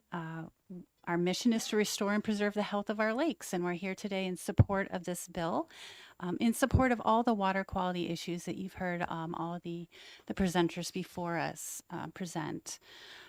We think it's key that this grant program would provide tools for businesses, the state agencies to further reduce the amount of salt that they use. One point I wanted to bring up, and then I'll be done, is relative to water quality. There are emerging science studies showing a link between the increasing saltiness of lakes and favoring conditions for cyanobacteria. some of you unfortunately may have heard about the cyanobacteria problem in New Hampshire. For those of you who haven't, in short, it's a type of bacteria that under certain conditions can bloom, and some forms of it can be toxic. This, of course, has public health concerns, tourism concerns with our lakes, being unhealthy to swim in. So for those reasons, all that you've heard previously, and thus adding in the potential for increasing saltiness, favoring cyanobacteria, we urge you to support this bill, and I'd be happy to answer any questions. Representative Opal. Thank you, Mr. Chairman, and thank you for taking my question. What is the economic impact of New Hampshire's lakes on our economy? Thank you for the question. I would say that we haven't done a statewide study for 20 some odd years, and we hope to do a new one soon. But I can tell you, a couple years ago, Lake Winnipesaukee, for example, there was a snapshot in time. What is Lake Winnipesaukee worth the economy? $17 billion. Similar study for Lake Sunapee at about $4.5 billion. So safe to say that clean and healthy lakes and people coming to enjoy those is a huge, huge part of our economy, and is at risk if people perceive our lakes being unhealthy and something they don't want to come and enjoy and visit and spend their time and money. Thank you for the Thank you. question. All right. Thank you very much. Thank you. And now I'm going to get the last name wrong, but John Pukach. Well,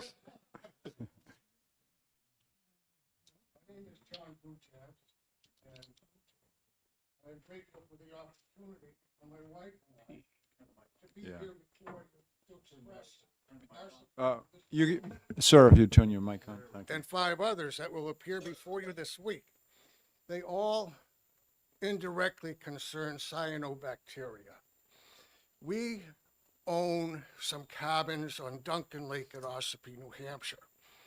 And for many decades, the water, you could enjoy it spring, summer, fall, but not for the past 4 years because of the cyanobacteria. This bill and the other ones look for ways and means to mitigate the cyanobacteria. That's why we support them. Duncan Lake has no inlet, no outlet. It's fed by natural springs. The water is very pure. That is why it is a designated trout lake. So how can this happen there? Well, I said there was no inlet, but there is drainage from Route 16 that goes, there's a culvert that 4 years ago, interestingly, was made more efficient to drain the surface water in that area. That's right near the intersection of 28 and 16. It's busy there. And so it's very good at draining that water into Duncan Lake. So we need to support this bill and the others to find ways to, as I said before, mitigate the cyanobacteria. And that would be by addressing the salt and the other runoff. Thank you. All right. Thank you. Thank you for your testimony. And Jennifer Ramsey, DRA.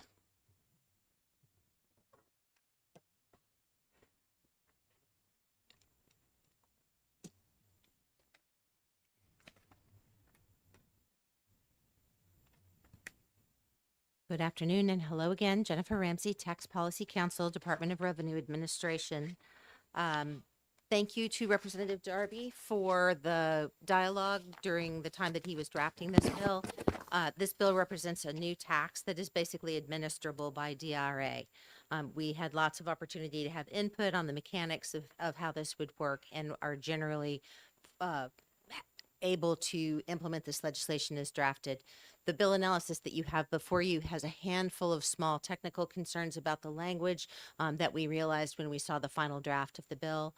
But overall, we have no major concerns with the way that this new tax would be structured. Because it is a new tax, there is significant amount of expense associated with implementing the bill. So we considered whether the existing personnel would be able to assist in the implementation, and we think that we can do that. So that's me and my division directors and our forms committee. There is no cost in the appropriation request for that activity. There is a system cost of $248,000 associated with creating a new tax type in our revenue information management system. That is our vendor FAST that would have to do that work, and that is not a cost that can be absorbed in our existing contract with them. And then we also requested 3 additional positions associated with administering the tax once it's fully operational. So that would be one person in our collections division that would help get bulk sellers registered and renew those registrations. Another person in our taxpayer services division that would process the returns as they come in. And finally, an entry-level position in our audit department that would help to ensure compliance with the tax. Thank you. So you're saying you'd need three new people? We have 3 people in the fiscal note, and when they're all fully engaged, the cost for that is about $244,000 per year in salary and benefits. Okay, thank you. All right, seeing no questions, and I think it's got something to do with lunch. Thank you very much. I'm going to close the hearing on HB 1810. And so, given that it's 1:25, I think our goal would be to come back at 1:55. Because if I say 2, we'll end up starting at 2:05. So let's come back at 1:55 and try to get going. Thank you very much. My computer is hungry. Yeah. Oh, yeah.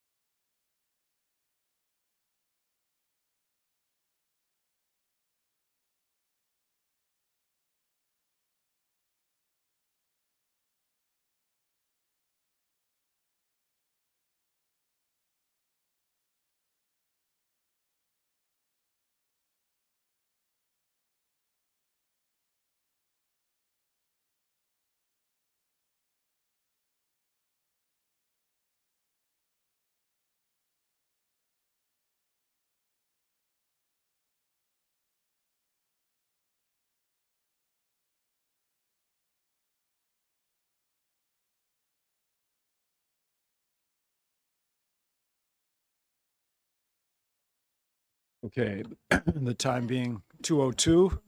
I'm going to open the public hearing on HB 1409.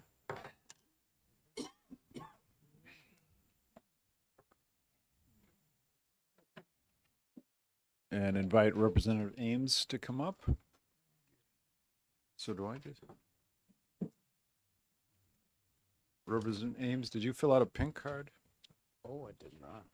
Well, you can get that to me afterwards. We'll make an exception for you. We think we know who you are. Yeah, we know who he is. Yeah, we know. I know you too well. Yeah, I've got.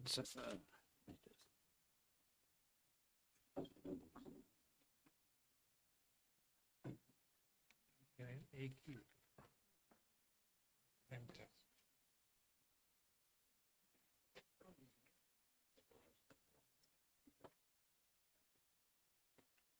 And for those of you who are here for bills other than 1409, I apologize. We're 1 hour behind schedule right now. So we're, on HB 1409. All right, Representative Ames. You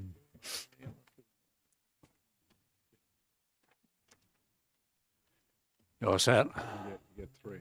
How's that? Yes, we are ready. Okay. Well, I'm glad to be here with the Ways and Means Committee once again, renew our acquaintance. I'm here to introduce House Bill 1409, which is an act modifying the deposit of revenues collected from video lottery terminals. I've handed around a statement. I'm going to go through it and then take any questions that may come up. So current law, enacted as a late amendment to the HB2 trailer bill for the FY26 to FY27 state budget, enables the development and operation throughout the state of so-called video lottery terminal gaming, that's a quote, but limits this new form of gaming by video lottery machines to only a small and predetermined number of gaming facilities and operators that are by law to be tightly licensed and supervised by the state. Within the frame of this new allowance for limited state-run video lottery terminal gaming, the new statute at RSA 287-J requires in Section 6 that the state's share, net of expenses and outlays to participating charities, of the new gaming revenue produced by the new video lottery terminals shall be distributed 25% to the Education Trust Fund established under RSA 198:39 and 75% to the state's general fund.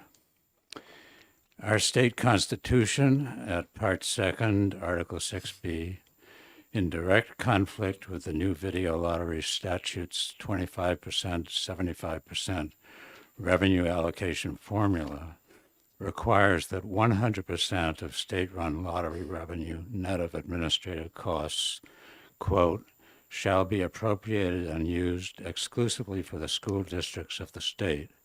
Such monies shall be used exclusively for the purpose of state aid to education and shall not be transferred or diverted to any other purpose. That's closing the quote.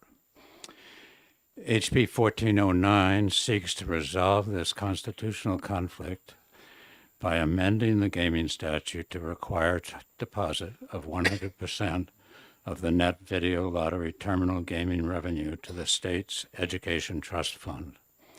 This change, which is consistent with the meaning of the term lottery as defined and used in state and federal law through the years, and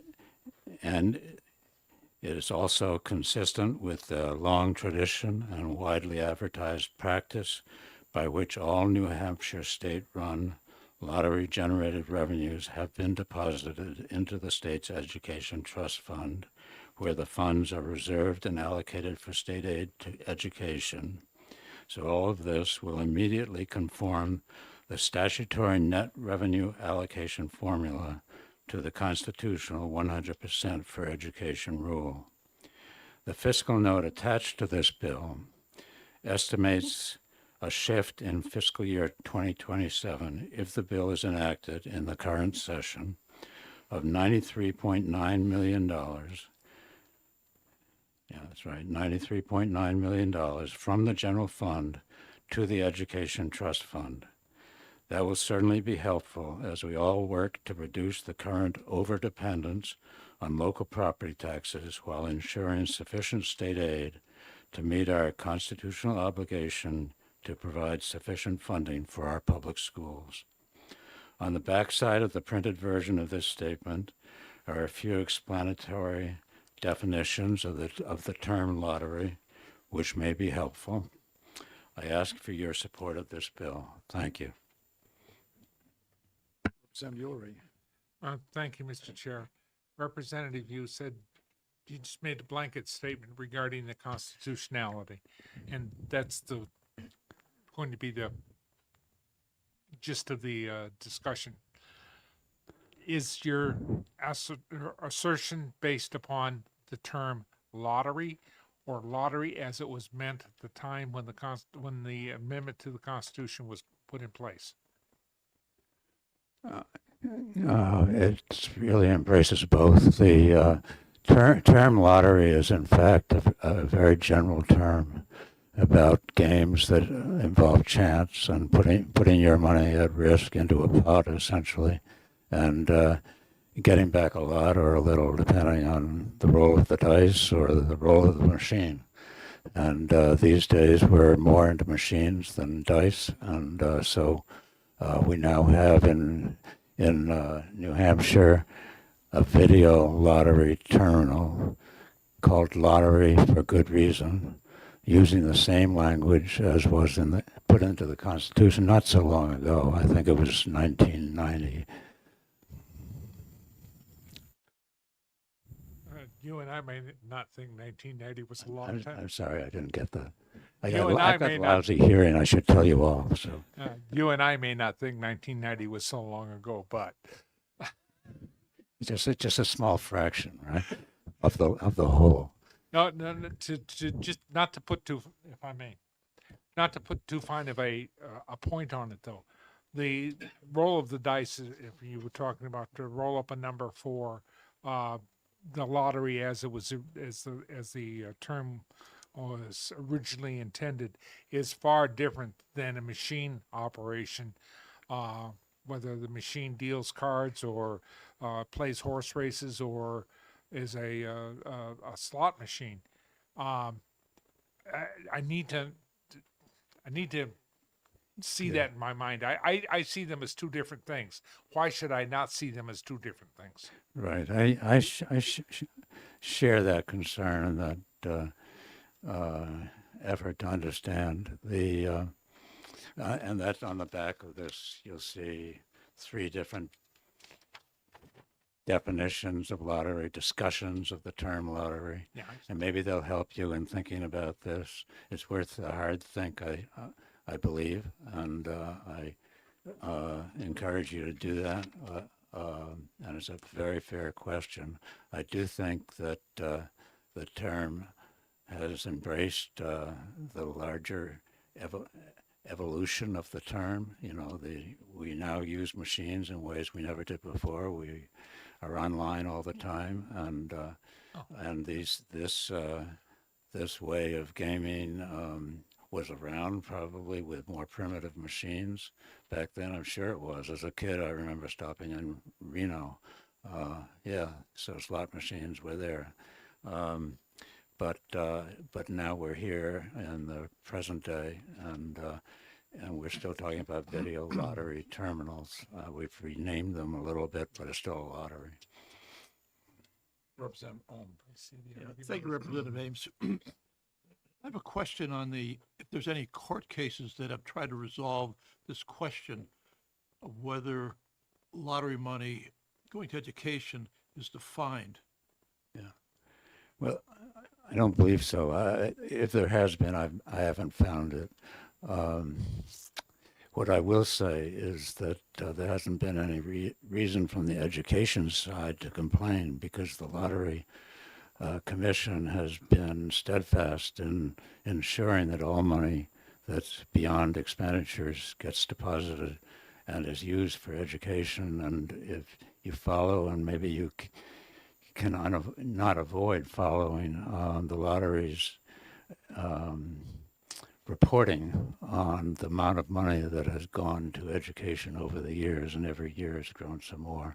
And it's always in terms of all revenue is going to education. So if nothing more, this turn to provide 75% of the likely highest earner in this gaming world for us in New Hampshire I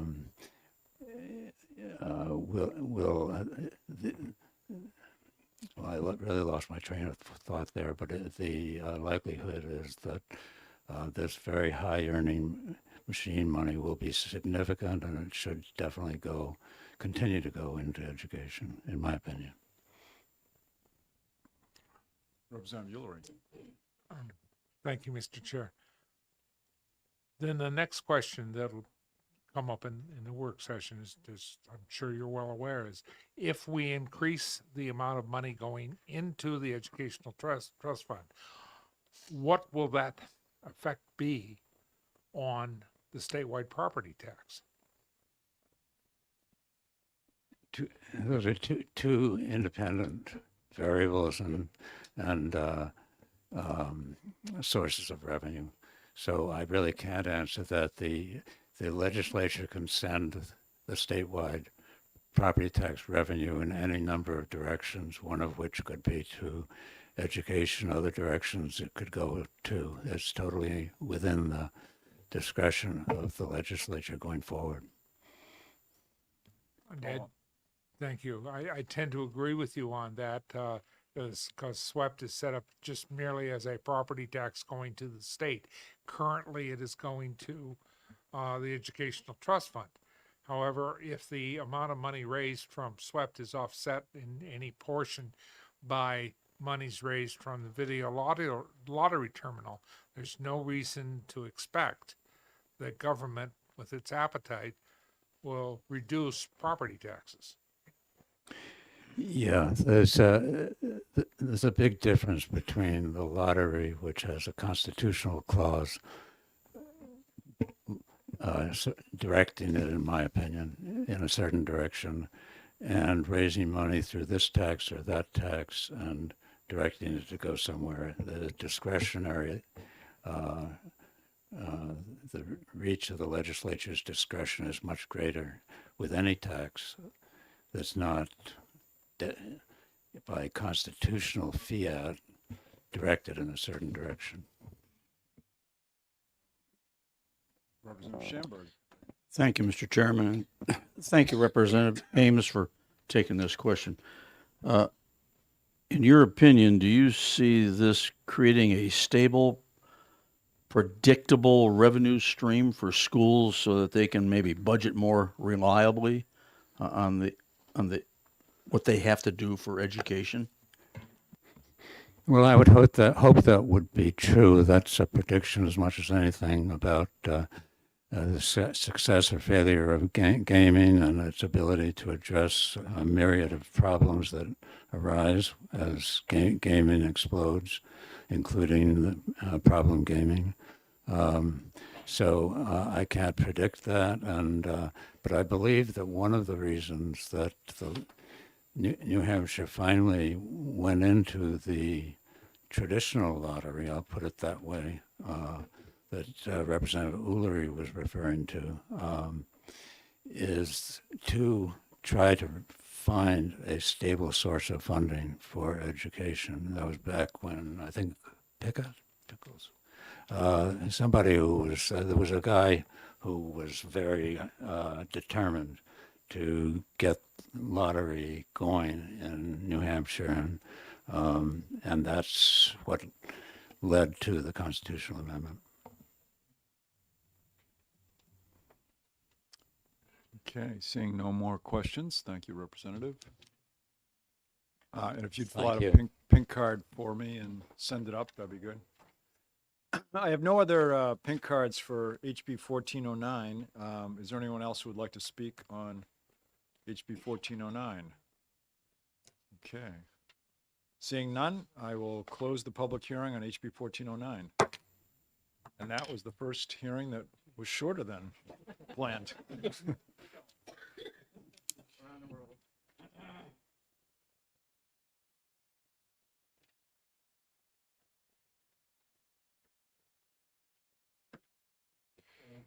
Okay.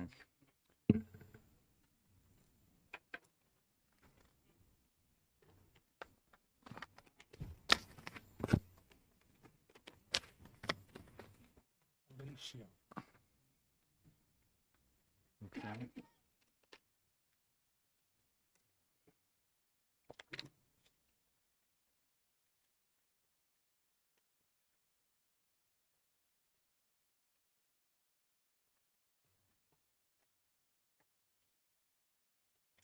Okay.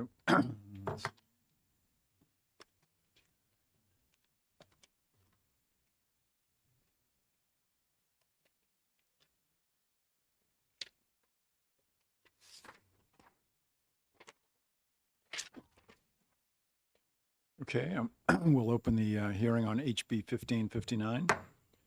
And is there someone here to introduce the bill? Who's the sponsor? Is Representative Salvi here? Is anyone here who is a co-sponsor on this bill? Looks like Representative Swanson, Representative Kluger. Okay. Okay. Representative Swanson, would you like to introduce 1559?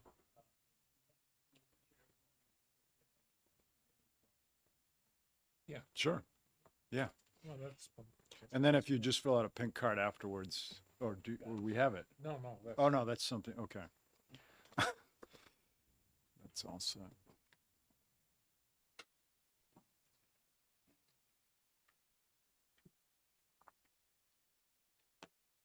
Okay. Just turn your, There we go. I'm Dale Swanson, a state representative from Hillsborough 5, Nashua Ward 1. And to introduce this bill, of which I'm a co-sponsor, it's fairly straightforward amendment as far as revenue sharing for video lottery terminals. And it amends the RSA to read, basically, it changes the distribution from 0.25% to 1% of gross video lottery revenues for addiction treatment and prevention fund established in the RSA 176A1. okay, Questions so far? no? Okay. As far as testimony on this bill, I am a facilitator for self-management and recovery training, which is often referred to as SMART Recovery. SMART Recovery seeks to address addiction by helping to move people from automatic desire for satisfaction to rational, healthy choices. It does so by offering tools for handling addictive behaviors and includes mutual support groups. The assistance provided by the SMART Recovery 4-point program and mutual support groups is not limited to alcohol or drug use. Over the past few years, I've seen people struggling with a variety of addictive behaviors. One of them is gambling. In common with other addictions, it not only adds to the misery of those who are addicted, it adds to the misery of family and friends who are affected. Having seen participants suffering from gambling addictions, it is my belief that the small increase in allocation of gaming revenue to problem gaming services from 0.25% to 1% would be a compassionate and welcome consideration for those trying to alleviate the misery of problem gaming. shameless plug here. The Smart Recovery meetings that I'm hosting are on Monday nights in the Addiction Recovery Coalition Center in Milford. 7 p.m. Drop-ins are welcome to those meetings. And one other disclaimer, I do not get any compensation for being a facilitator for this. And in fact, I pay for the handbooks that I provide to the participants. Any questions at this time, Mr. Chair? No? Oh, Representative Schamberg might have a question. Yes, thank you, Mr. Chairman, and thank you, Representative. Just a question, does this additional this additional increase, would it help modernize the health behavior funding system for this program? I don't know that there's a system per se, and you would have to, I'm not familiar with the cash flow aspects of this or how the money is provided to appropriate recipients performing these services.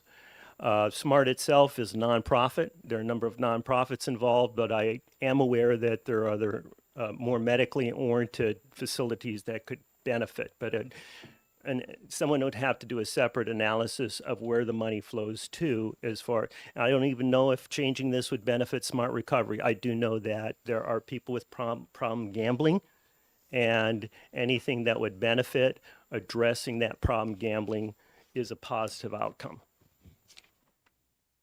All right, you may continue. Unless you're all done. Were you all done? I'm With your finished unless there testimony? are other questions. Oh, okay. No, I meant you're all done with your testimony. Representative Ulrich.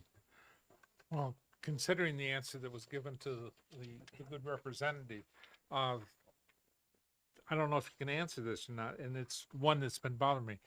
Addictive behavioral disorders are very difficult to get a handle on because everybody has something that they can become attached to in their lives.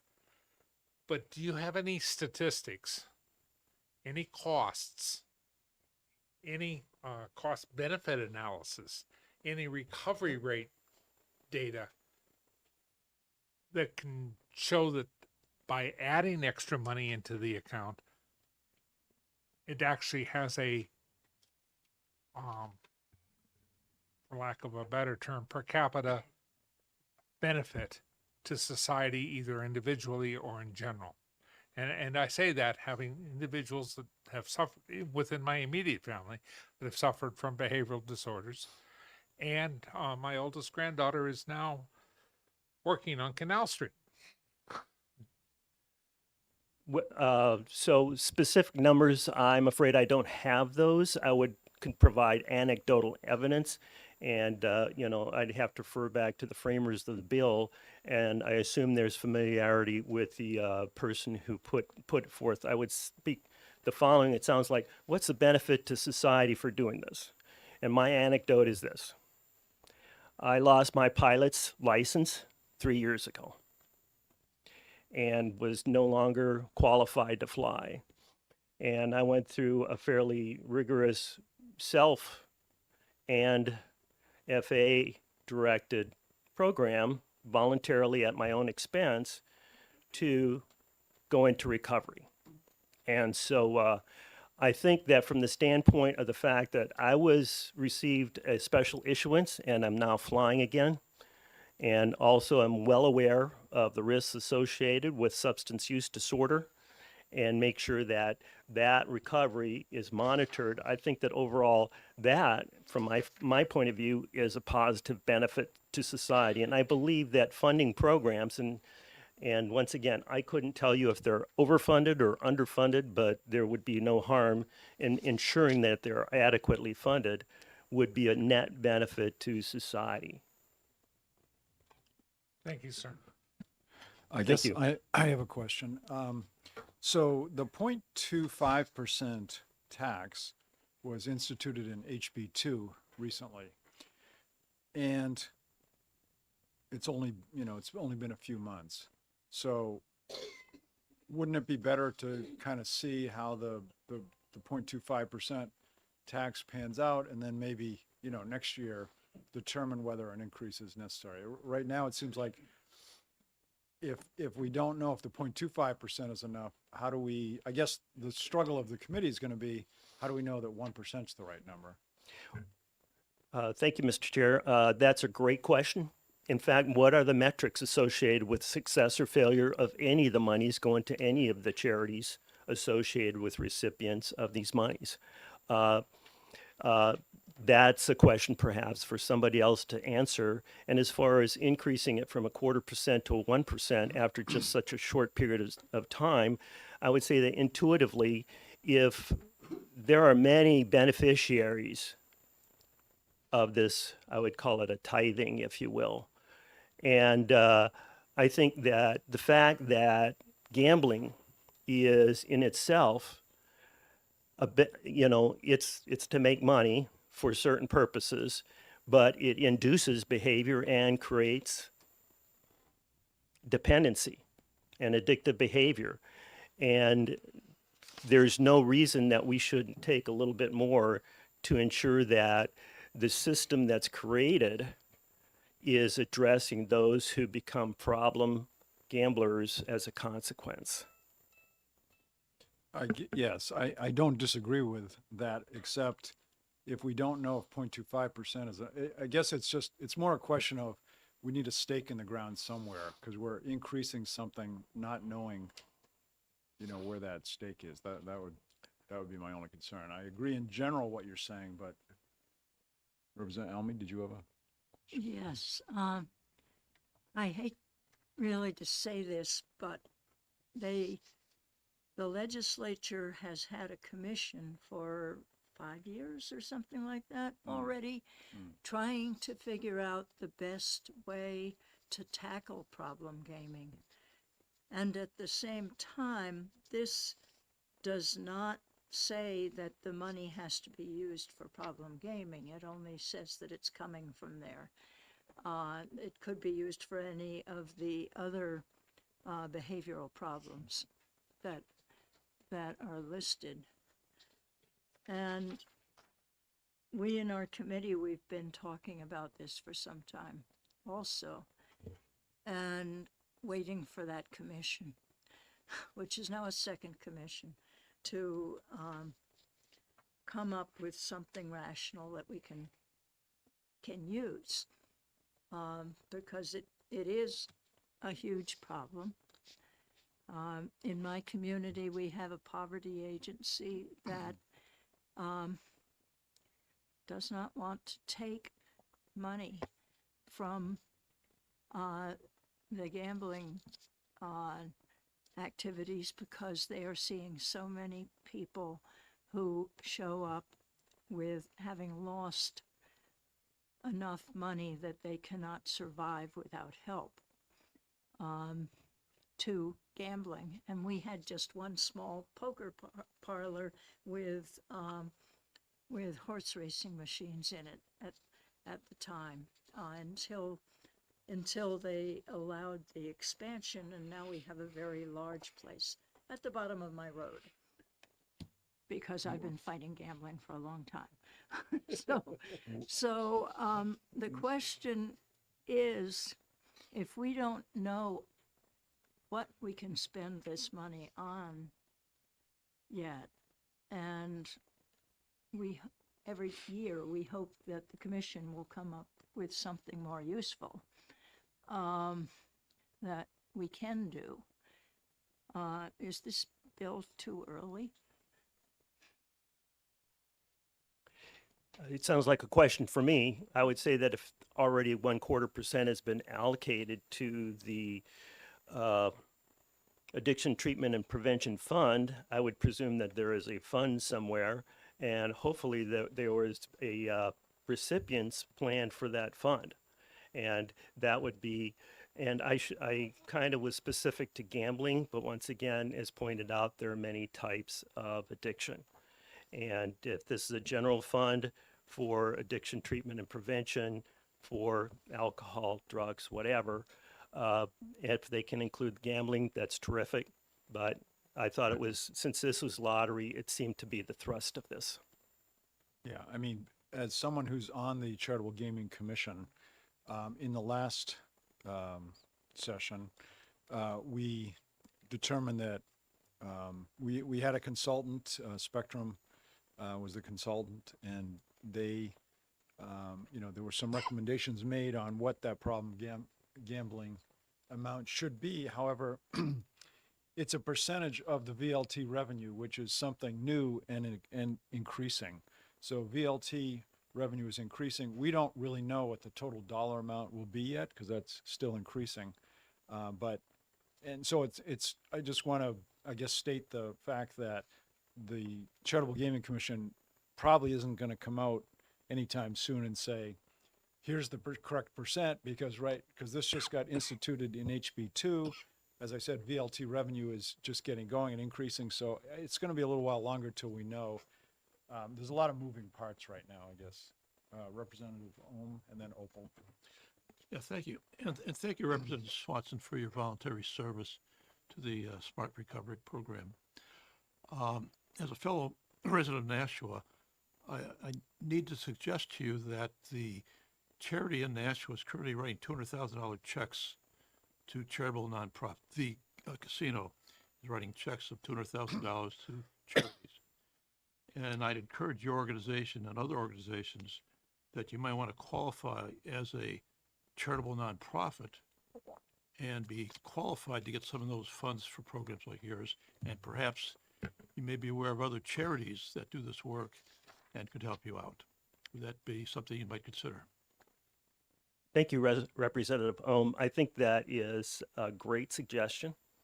And I'm fairly new to having the responsibility of facilitator, but I'll speak with my colleagues about that and get a better understanding of that opportunity for the nonprofit.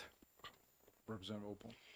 Thank you, Mr. Chairman. And actually, Mr. Chairman, I'm not sure whether this question should be directed to the witness or to the chair. I guess I'm wondering, given the fact that, well, HB2 and VLT revenues are a relatively new item, as I recall from last year, we had some forecasts, predictions on the amount of revenue that we thought would be raised. And I guess I'm wondering why there's not a fiscal note with this, because we're kind of, pardon my memory, but I can't remember what 1% or 0.25% of VLT revenues would have been. And so it's really hard for me, at least as one member, to make any determination about whether I think a quarter of a point or 10% or, pick a number with the dart. And I'm just wondering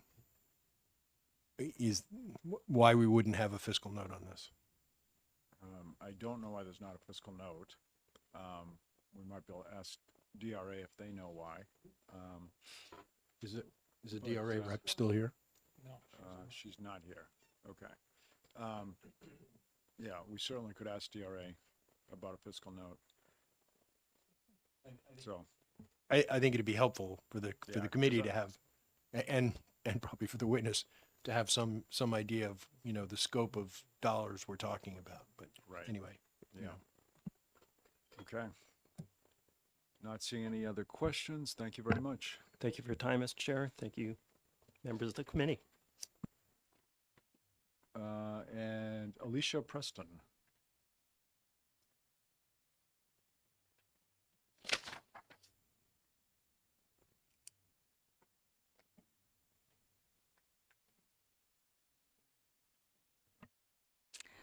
Thank you, Mr. Chairman, members of the committee. My name is Alicia Preston. I represent the New Hampshire Charity Gaming Operators Association, and we're here in opposition to this bill for a couple reasons. One, as was pointed out, that this product, these video lottery terminals, were just authorized in last year's budget. The tax rate was set, the amount to problem gaming or prevention and addiction was set, and the full transition into VLTs from HHR hasn't really happened yet. It's really getting ramped up. So I just don't think we have the data to know if a change is needed at all. And that's our main thing. I did, however, want to point out, if you look at the current statute, with this change alone, the math wouldn't add up because it doesn't change the amount collected at 31 and it doesn't change the other distributions. So you've got 0.75 that's got to come from somewhere. Yes, that's a good point. Questions for Ms. Preston? Mr. Chairman, Yes. question. Thank you, sir. Thank you. Yes. You're the Charity Game Operating Association, yes. Association. Have they promoted any kind of program toward addiction treatment and prevention? Have they promoted a program? Well, there are protocols that they have to follow. Lottery may know a little bit more about what their requirements are. Okay, thank you. Rosa Elmy. Thank you. Could you tell me whether the video lottery terminal gaming is increasing at this point? From what I heard, a lot of the gaming businesses decided that it was not good business for them to switch their horse racing machines for video lottery terminals. So there's a mixture of the various rooms, and some are transitioning as quickly as they can. There is a backlog with some of the manufacturers. It's also, there is a big expense, whether they're buying them or literally altering the historic horse racing cabinetry with different software to make them VLTs. It takes time, and it takes a substantial amount of money. It is increasing regularly, and I think it will continue to do so. Thank you. Okay, seeing no more questions, thank you. Thank you. Does anybody have, that's it for pink cards. Is there anyone else who would like to testify on HB 1559? Do any of the committee members have a question for lottery? Yeah. Is that what I you're gonna do. say? I would like to know if they could come up and answer the question of my Yeah, preceding Ms. speaker. King, could you- There she is. And since you're now coming up, if you don't mind filling out a pink card before you, afterwards.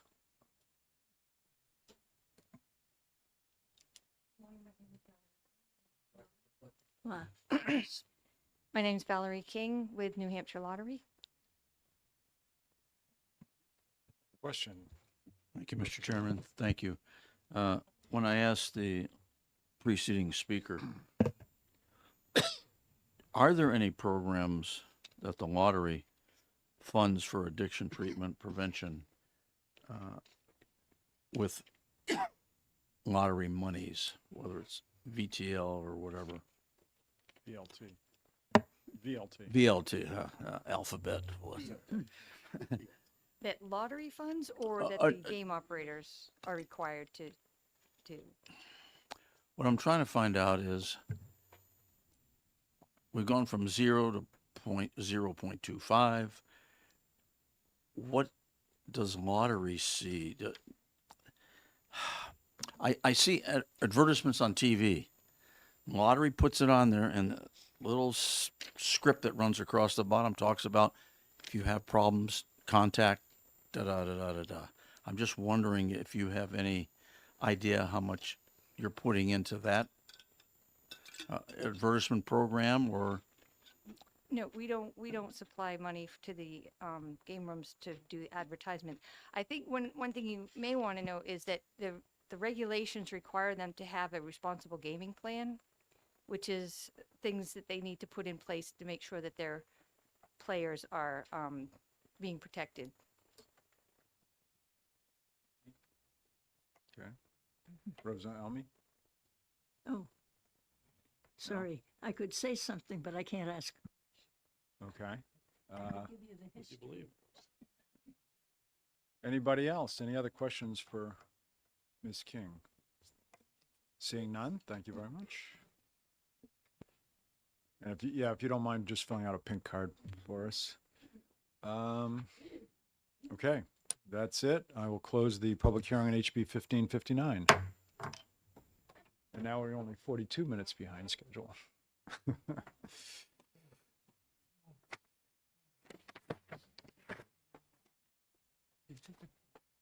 What? Email from Jason. No. I haven't.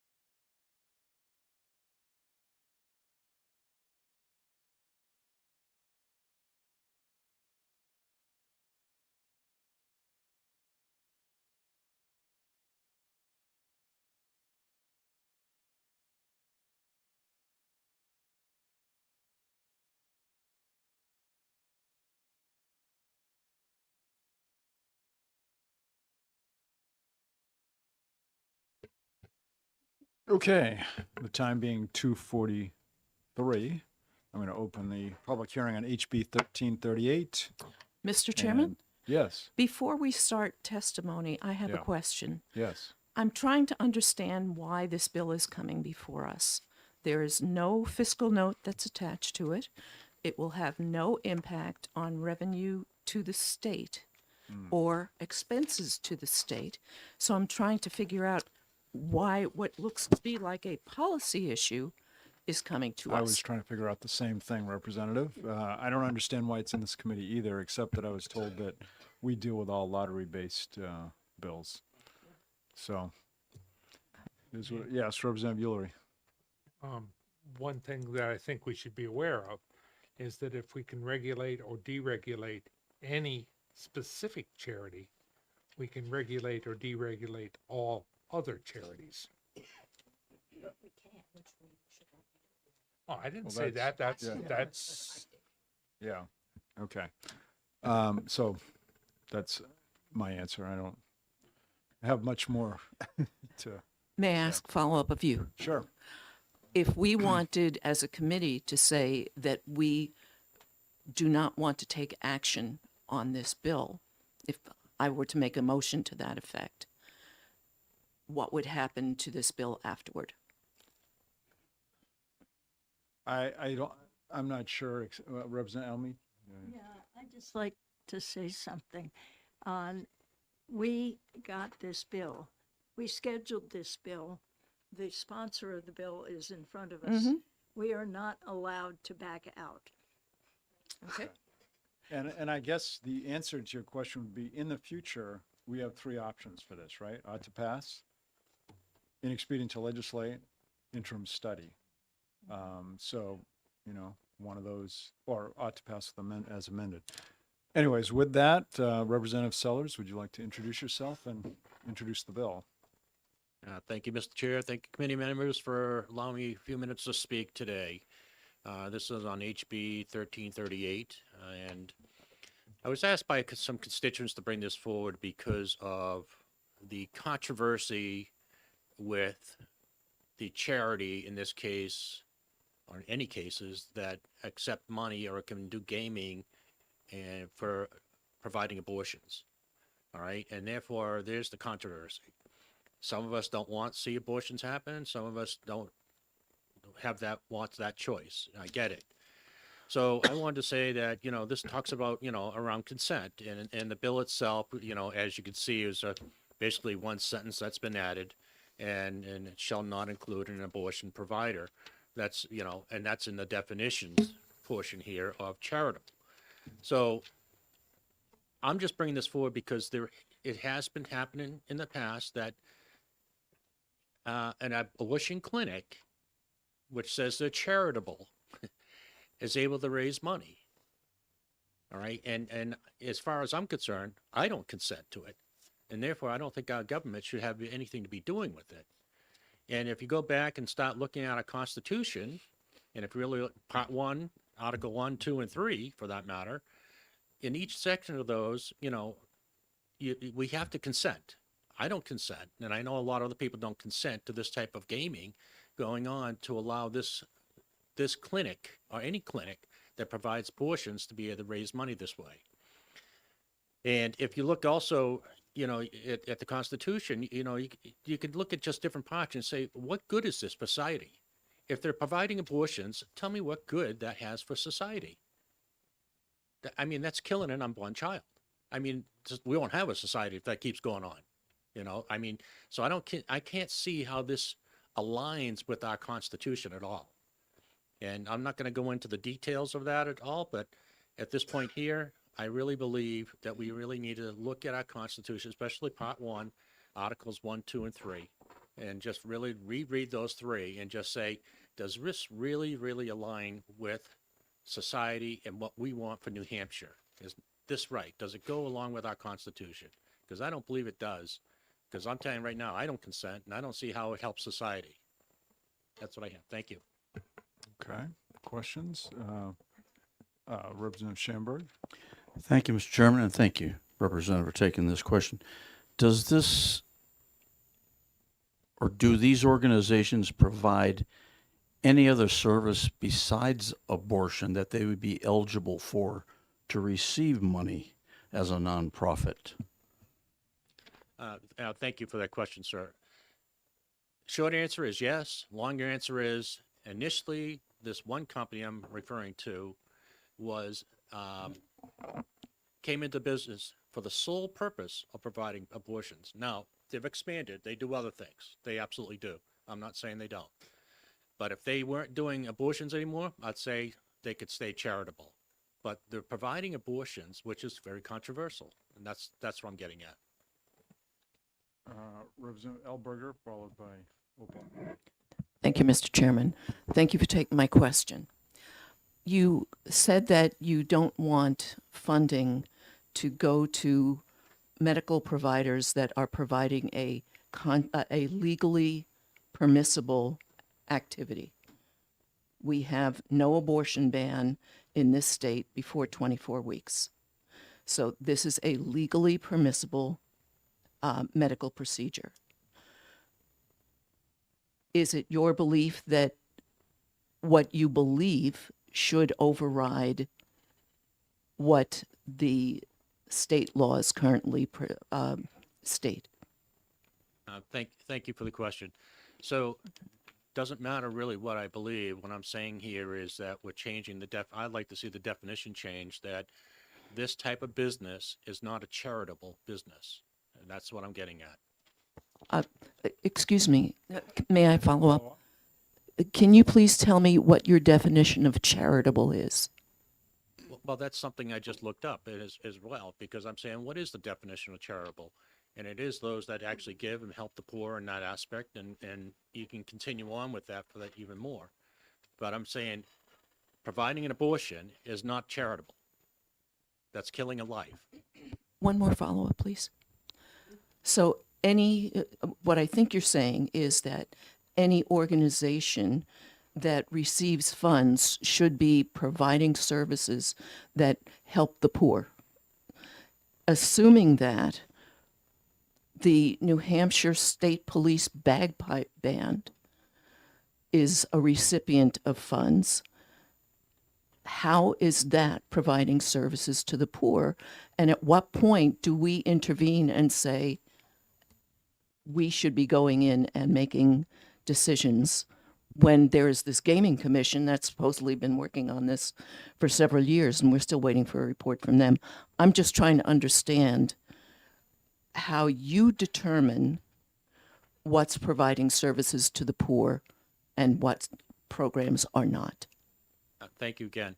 Again, I used one example of charitable. I mean, there's other examples as well. I suppose I could look it up online just as well as anybody here could.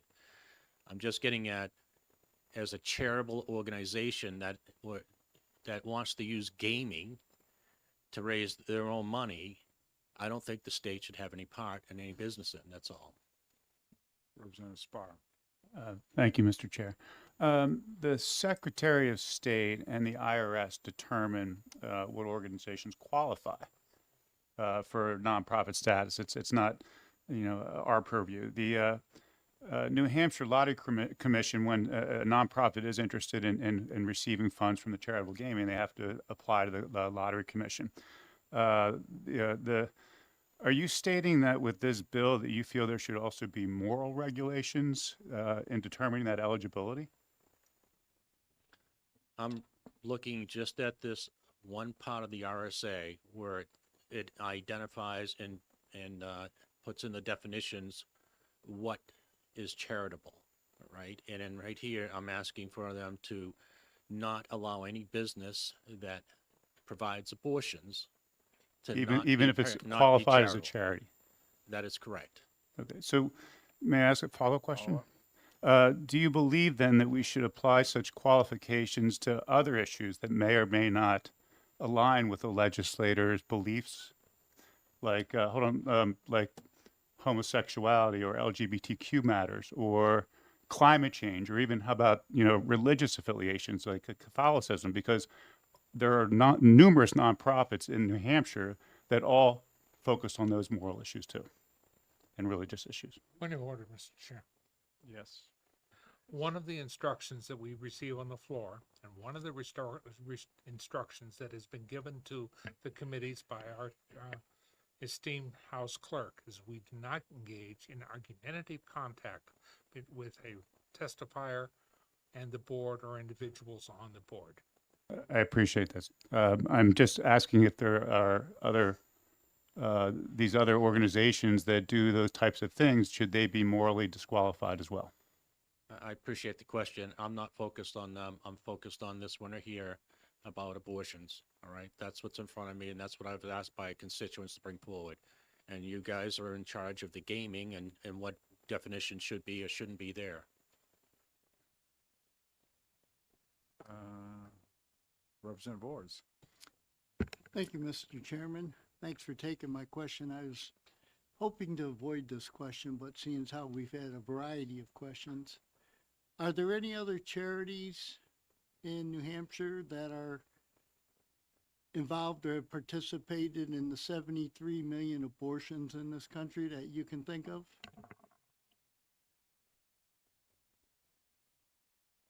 Thank you for the question. Not off the top of my head. I'm sure there Follow-up? may be, but Follow-up? Thank you, Mr. Chairman.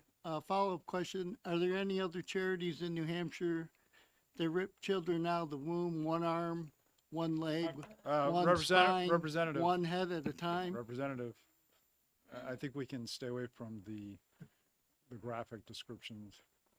Oh, thank you. I'll let you answer the question, yes or no. Avoid the graphics. I honestly don't know how to answer that question. I am very concerned on the abortion part of this. Any business that's doing abortion and thinking that that's charitable, I'm asking the Ways and Means to say, I don't believe it is. My constituents don't believe it is, and it shouldn't be part of the charitable as far as the definition, allowing them to collect charitable money through gaming. That's all.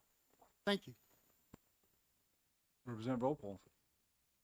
Thank you, Mr. Chairman. Representative Sellers, let me just clarify one point. You will agree with me that abortion is legal in the state of New Hampshire up to 24th week. Is that not correct? Not sure what this has to do with my bill, but to answer your question, yes, that's what we have, but it is also controversial. And that's why I'm saying we shouldn't be doing this as part of gaming. Okay. Seeing no more questions, thank you. Thank you, committee members. Next, I have Jason Hennessy. New Hampshire Right to Life.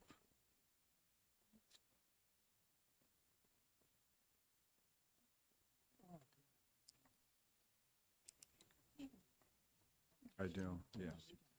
Yeah.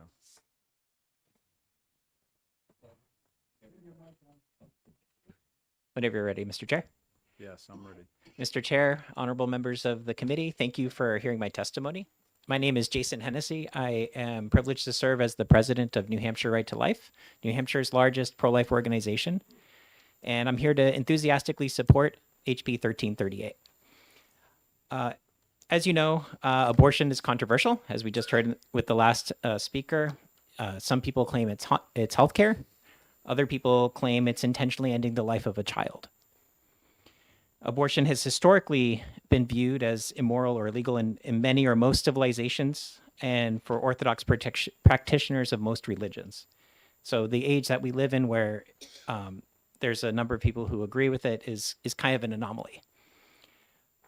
Just to give you an example, the Hippocratic Oath actually which was coined thousands of years ago, actually has prohibitions against taking the lives of children and helping a woman to do that. But this bill is not about whether abortion is legal or not. It's about whether we should be subsidizing it. And there's lots of precedent where governments have decided in this country and in the state where we will not subsidize abortion. One agreement that we've had for the last 50 years is the Hyde Amendment, and that's been there through Democrat and Republican majorities and Democrat and Republican presidents, and that pretty much has not been that controversial. The New Hampshire General Court reiterated that at the state level in 2021. So many of the organizations, well, I guess there's two, that are subsidized with this also hold some views that are very outside the norm, which is that abortion should be legal in the 7th and 8th months. This is not something that is held by even a sizable minority of our citizens. And that's why we believe that it is okay to restrict the funds from going to subsidize these organizations and their abortions. Charitable gambling is a government created and managed benefit. You guys have the authority to restrict which organizations that we support using this government benefit. And I will point out that in the RSA, there are already certain organizations that are excluded. So with that, I enthusiastically encourage you to support HB 1338, and I would be happy to take any questions. Representative Schamberg. Thank you, Mr. Chairman, and thank you, sir, for taking this question. Are nonprofit hospitals a charitable organization here in the state of New Hampshire? It would depend on how they're organized. I'm not an expert on That's fine, sir. charitable trust unit and how they define I just thought things, but- maybe you might know. Thank you very much. Representative Ulrich. Thank you very much. The question before us is not an abortion issue. The question before us is whether or not this entity or that entity should be modified or erased from the list of authorized entities. There have been bills that have come before this body in the past to get rid of all nonprofits in the state. That would include, I believe, Right to Life, and it would include the Knights of Columbus and the Masons. I'll get both sides. So,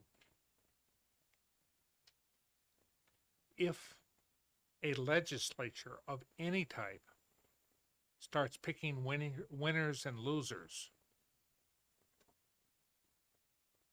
as far as participation in a legal activity, does that not then endanger every other not-for-profit organization that provides services? Number one is the first part of the question. And the second part of the question is, by what authority can any legislature not, or no, that's not quite, would it not be better if the legislature were to define when a human being exists?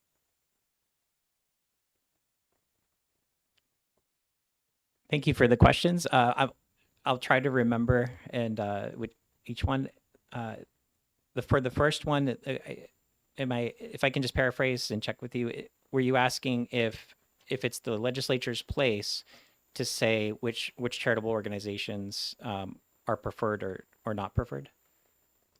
Yes, because if that line of thought is followed through to its logical end, everyone, depending upon whoever is in the majority, is in danger of not being able to provide revenue for their programs.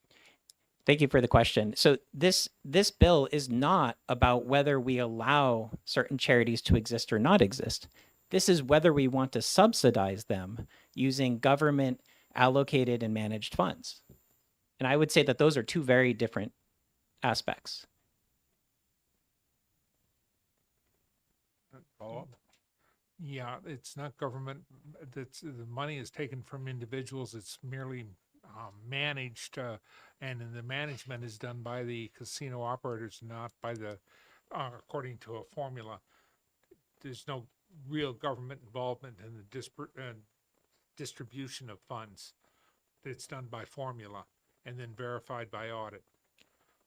Would be my comment on that one, which brings it then back to the original question. why would you risk going down a path that would pick and choose winners?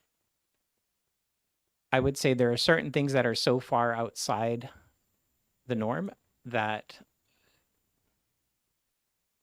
just in the same way that the U.S. federal budget said that certain abortion providers in this country can't receive Medicaid funds, that there are certain things that are outside of what we want government dollars or government.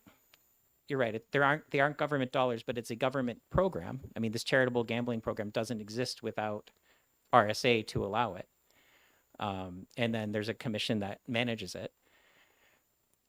So I don't see much of a difference between when the legislature in 2021 said government dollars don't go towards abortion providers and what this HB 1338 says. Okay, and the second question?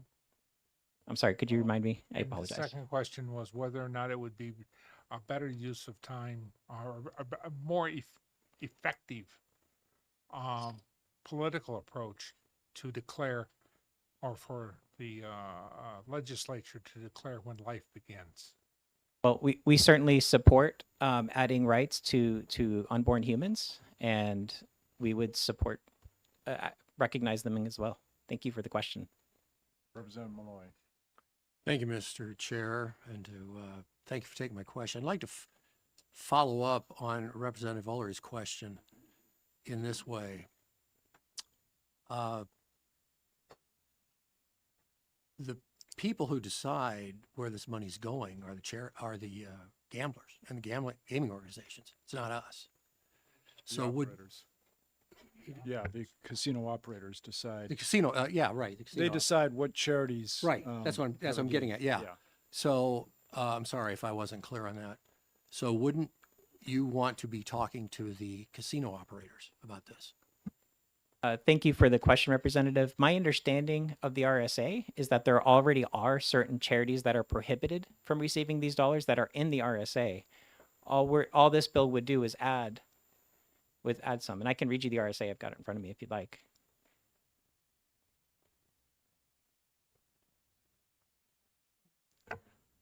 Representative Almy. I'm sorry, no, I'll defer to that. All right, Representative Almy. Yes, as I recall the RSA, it is talking about government officials, people related who are working for the lottery, and a few other things like that. It is not talking about somebody who happens to believe in abortion. Okay, what's your question, Representative? Would Was that a you- would you would believe? you agree? Okay. Yes, Representative Opal. To follow that theme, would you agree with me that if this legislature chooses to go down the path of deciding that a charitable organization that is performing a legal service, because it is either controversial or not approved of by certain people, should be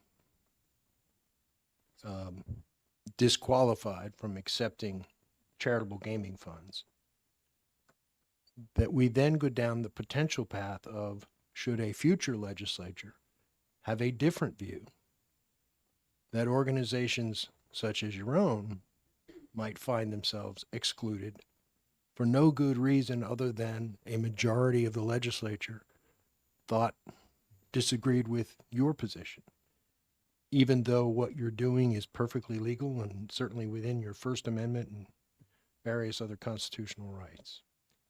Thank you for the question, Representative. I see a big difference between allowing an organization to exist to accomplish a legal purpose and subsidizing that organization and what they do. One quick follow-up. So should the majority in this chamber change in future legislatures, if the legislature chose to say, we'll allow right to life to exist, we just will not permit it to accept any funds from charitable gaming, or any other organization that that legislature disagreed with politically, even though they were conducting legal. We're not talking about whether the organization can exist or not. We're talking about whether the organization can accept funds from charitable gaming as every other charitable organization is permitted.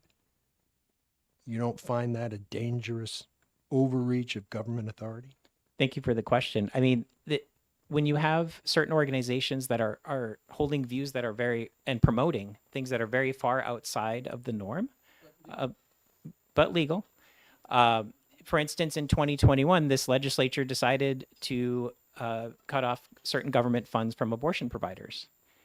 And the federal government has been doing it for 50 years.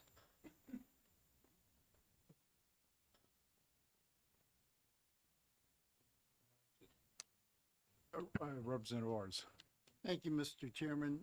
Thanks for taking my question. Is New Hampshire Right to Life supported by the state of New Hampshire and the taxpayers of New Hampshire? We take no government dollars. Thank Thank you for the question. Okay. Any further questions? Seeing none. Thank you.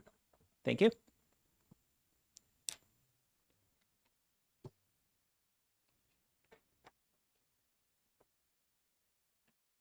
Janelle Hall.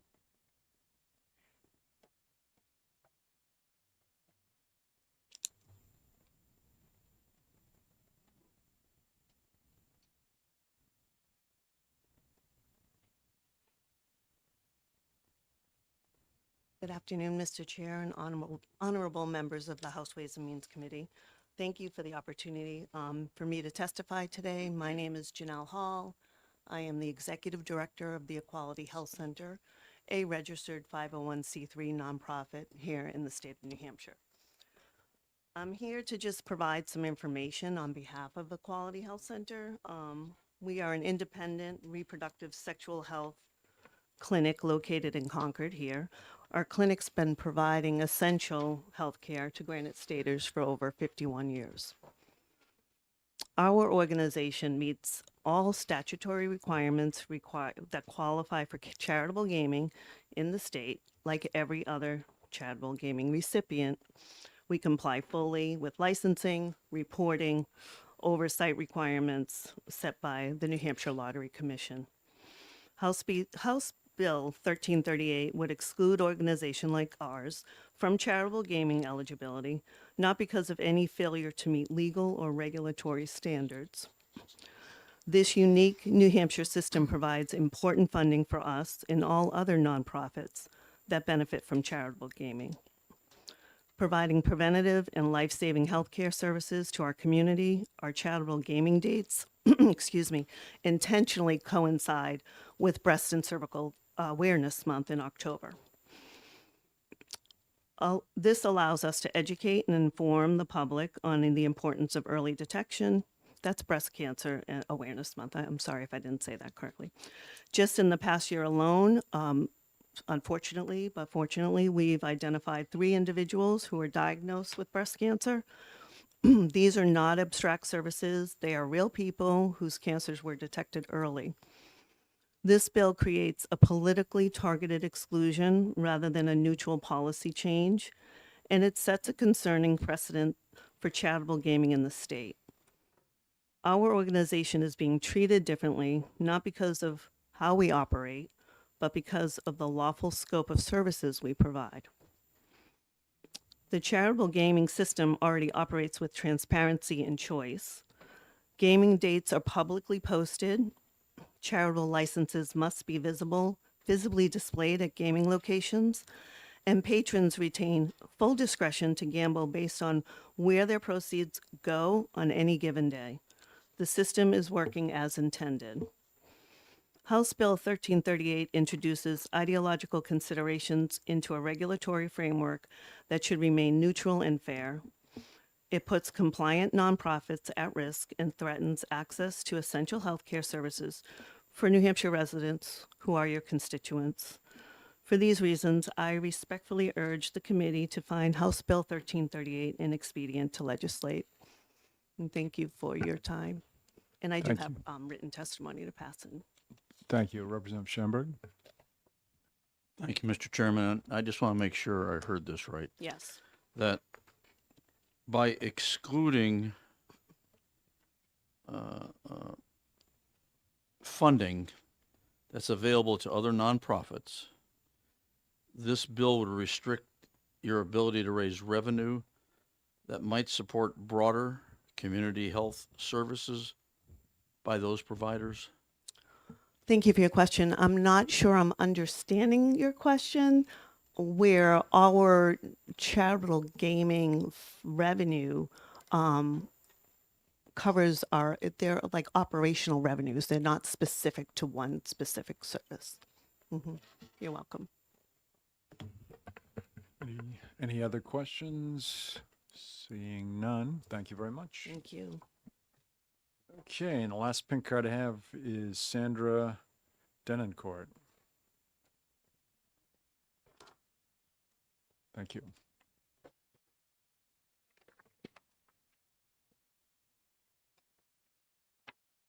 Susan, oh, I gotta give Jordan one.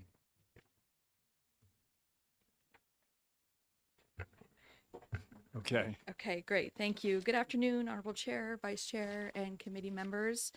Thank you for hearing my testimony today in opposition to House Bill 1338. I'm Sandy Denoncourt, and I'm the Executive Director of the Lovering Health Center in Greenland. The Lovering Health Center is one of the two nonprofits specifically targeted and negatively impacted by House Bill 1338. Lovering Health Center has been both a licensed healthcare facility and a 501c3 nonprofit in good standing in New Hampshire for 45 years. We've been fully compliant partners to multiple gaming operators and the New Hampshire Lottery Commission.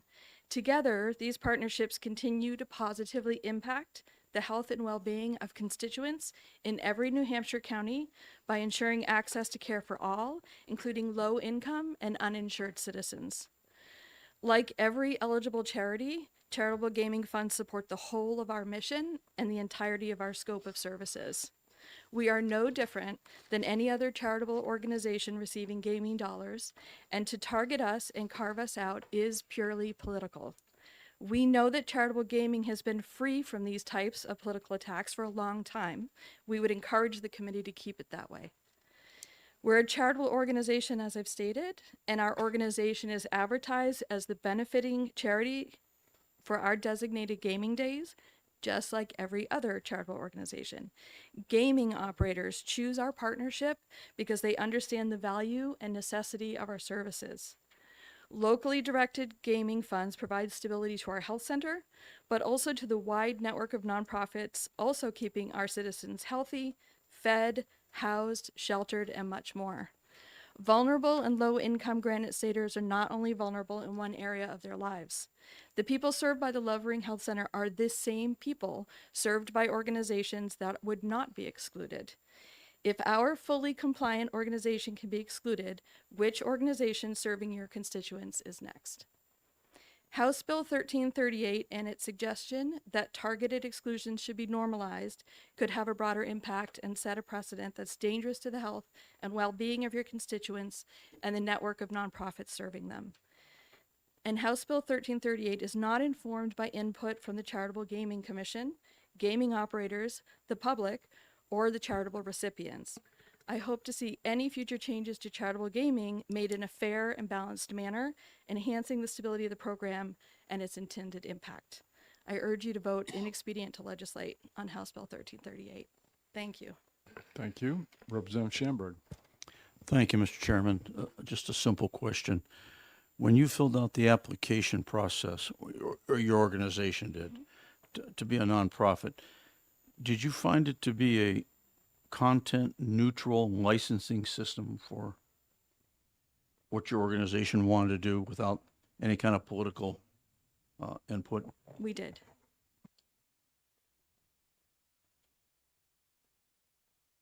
Seeing no other questions, thank you very much. That's it for the pink cards. Is there anyone else who would like to testify on HB 1338? Thank you.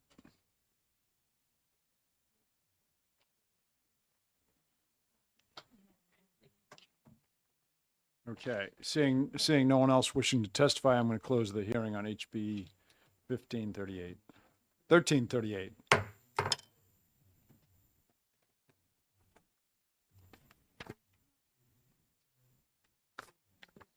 Oh, thank you, Val. Yeah.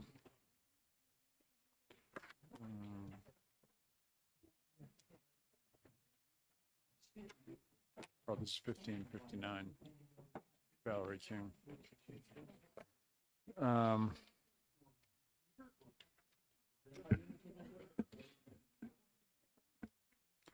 Okay, that concludes our work for today. We will come back on Wednesday. Actually, Wednesday when we come back, we're not coming to this room. Please note it's across the hall. It's room 154 is the room we'll be in on Wednesday. And I've scheduled that through about to maybe finish around 12:30 or so, maybe 1 o'clock. So we'll try to just go through, not have a lunch. There's only where is it? I think I've got 5 bills scheduled. Yeah. So if no one has any questions, what's that? Well, we'll see what happens. If no one has any questions, thank you very much. Have a good day. Just a reminder. Use your microphone. A reminder to the committee.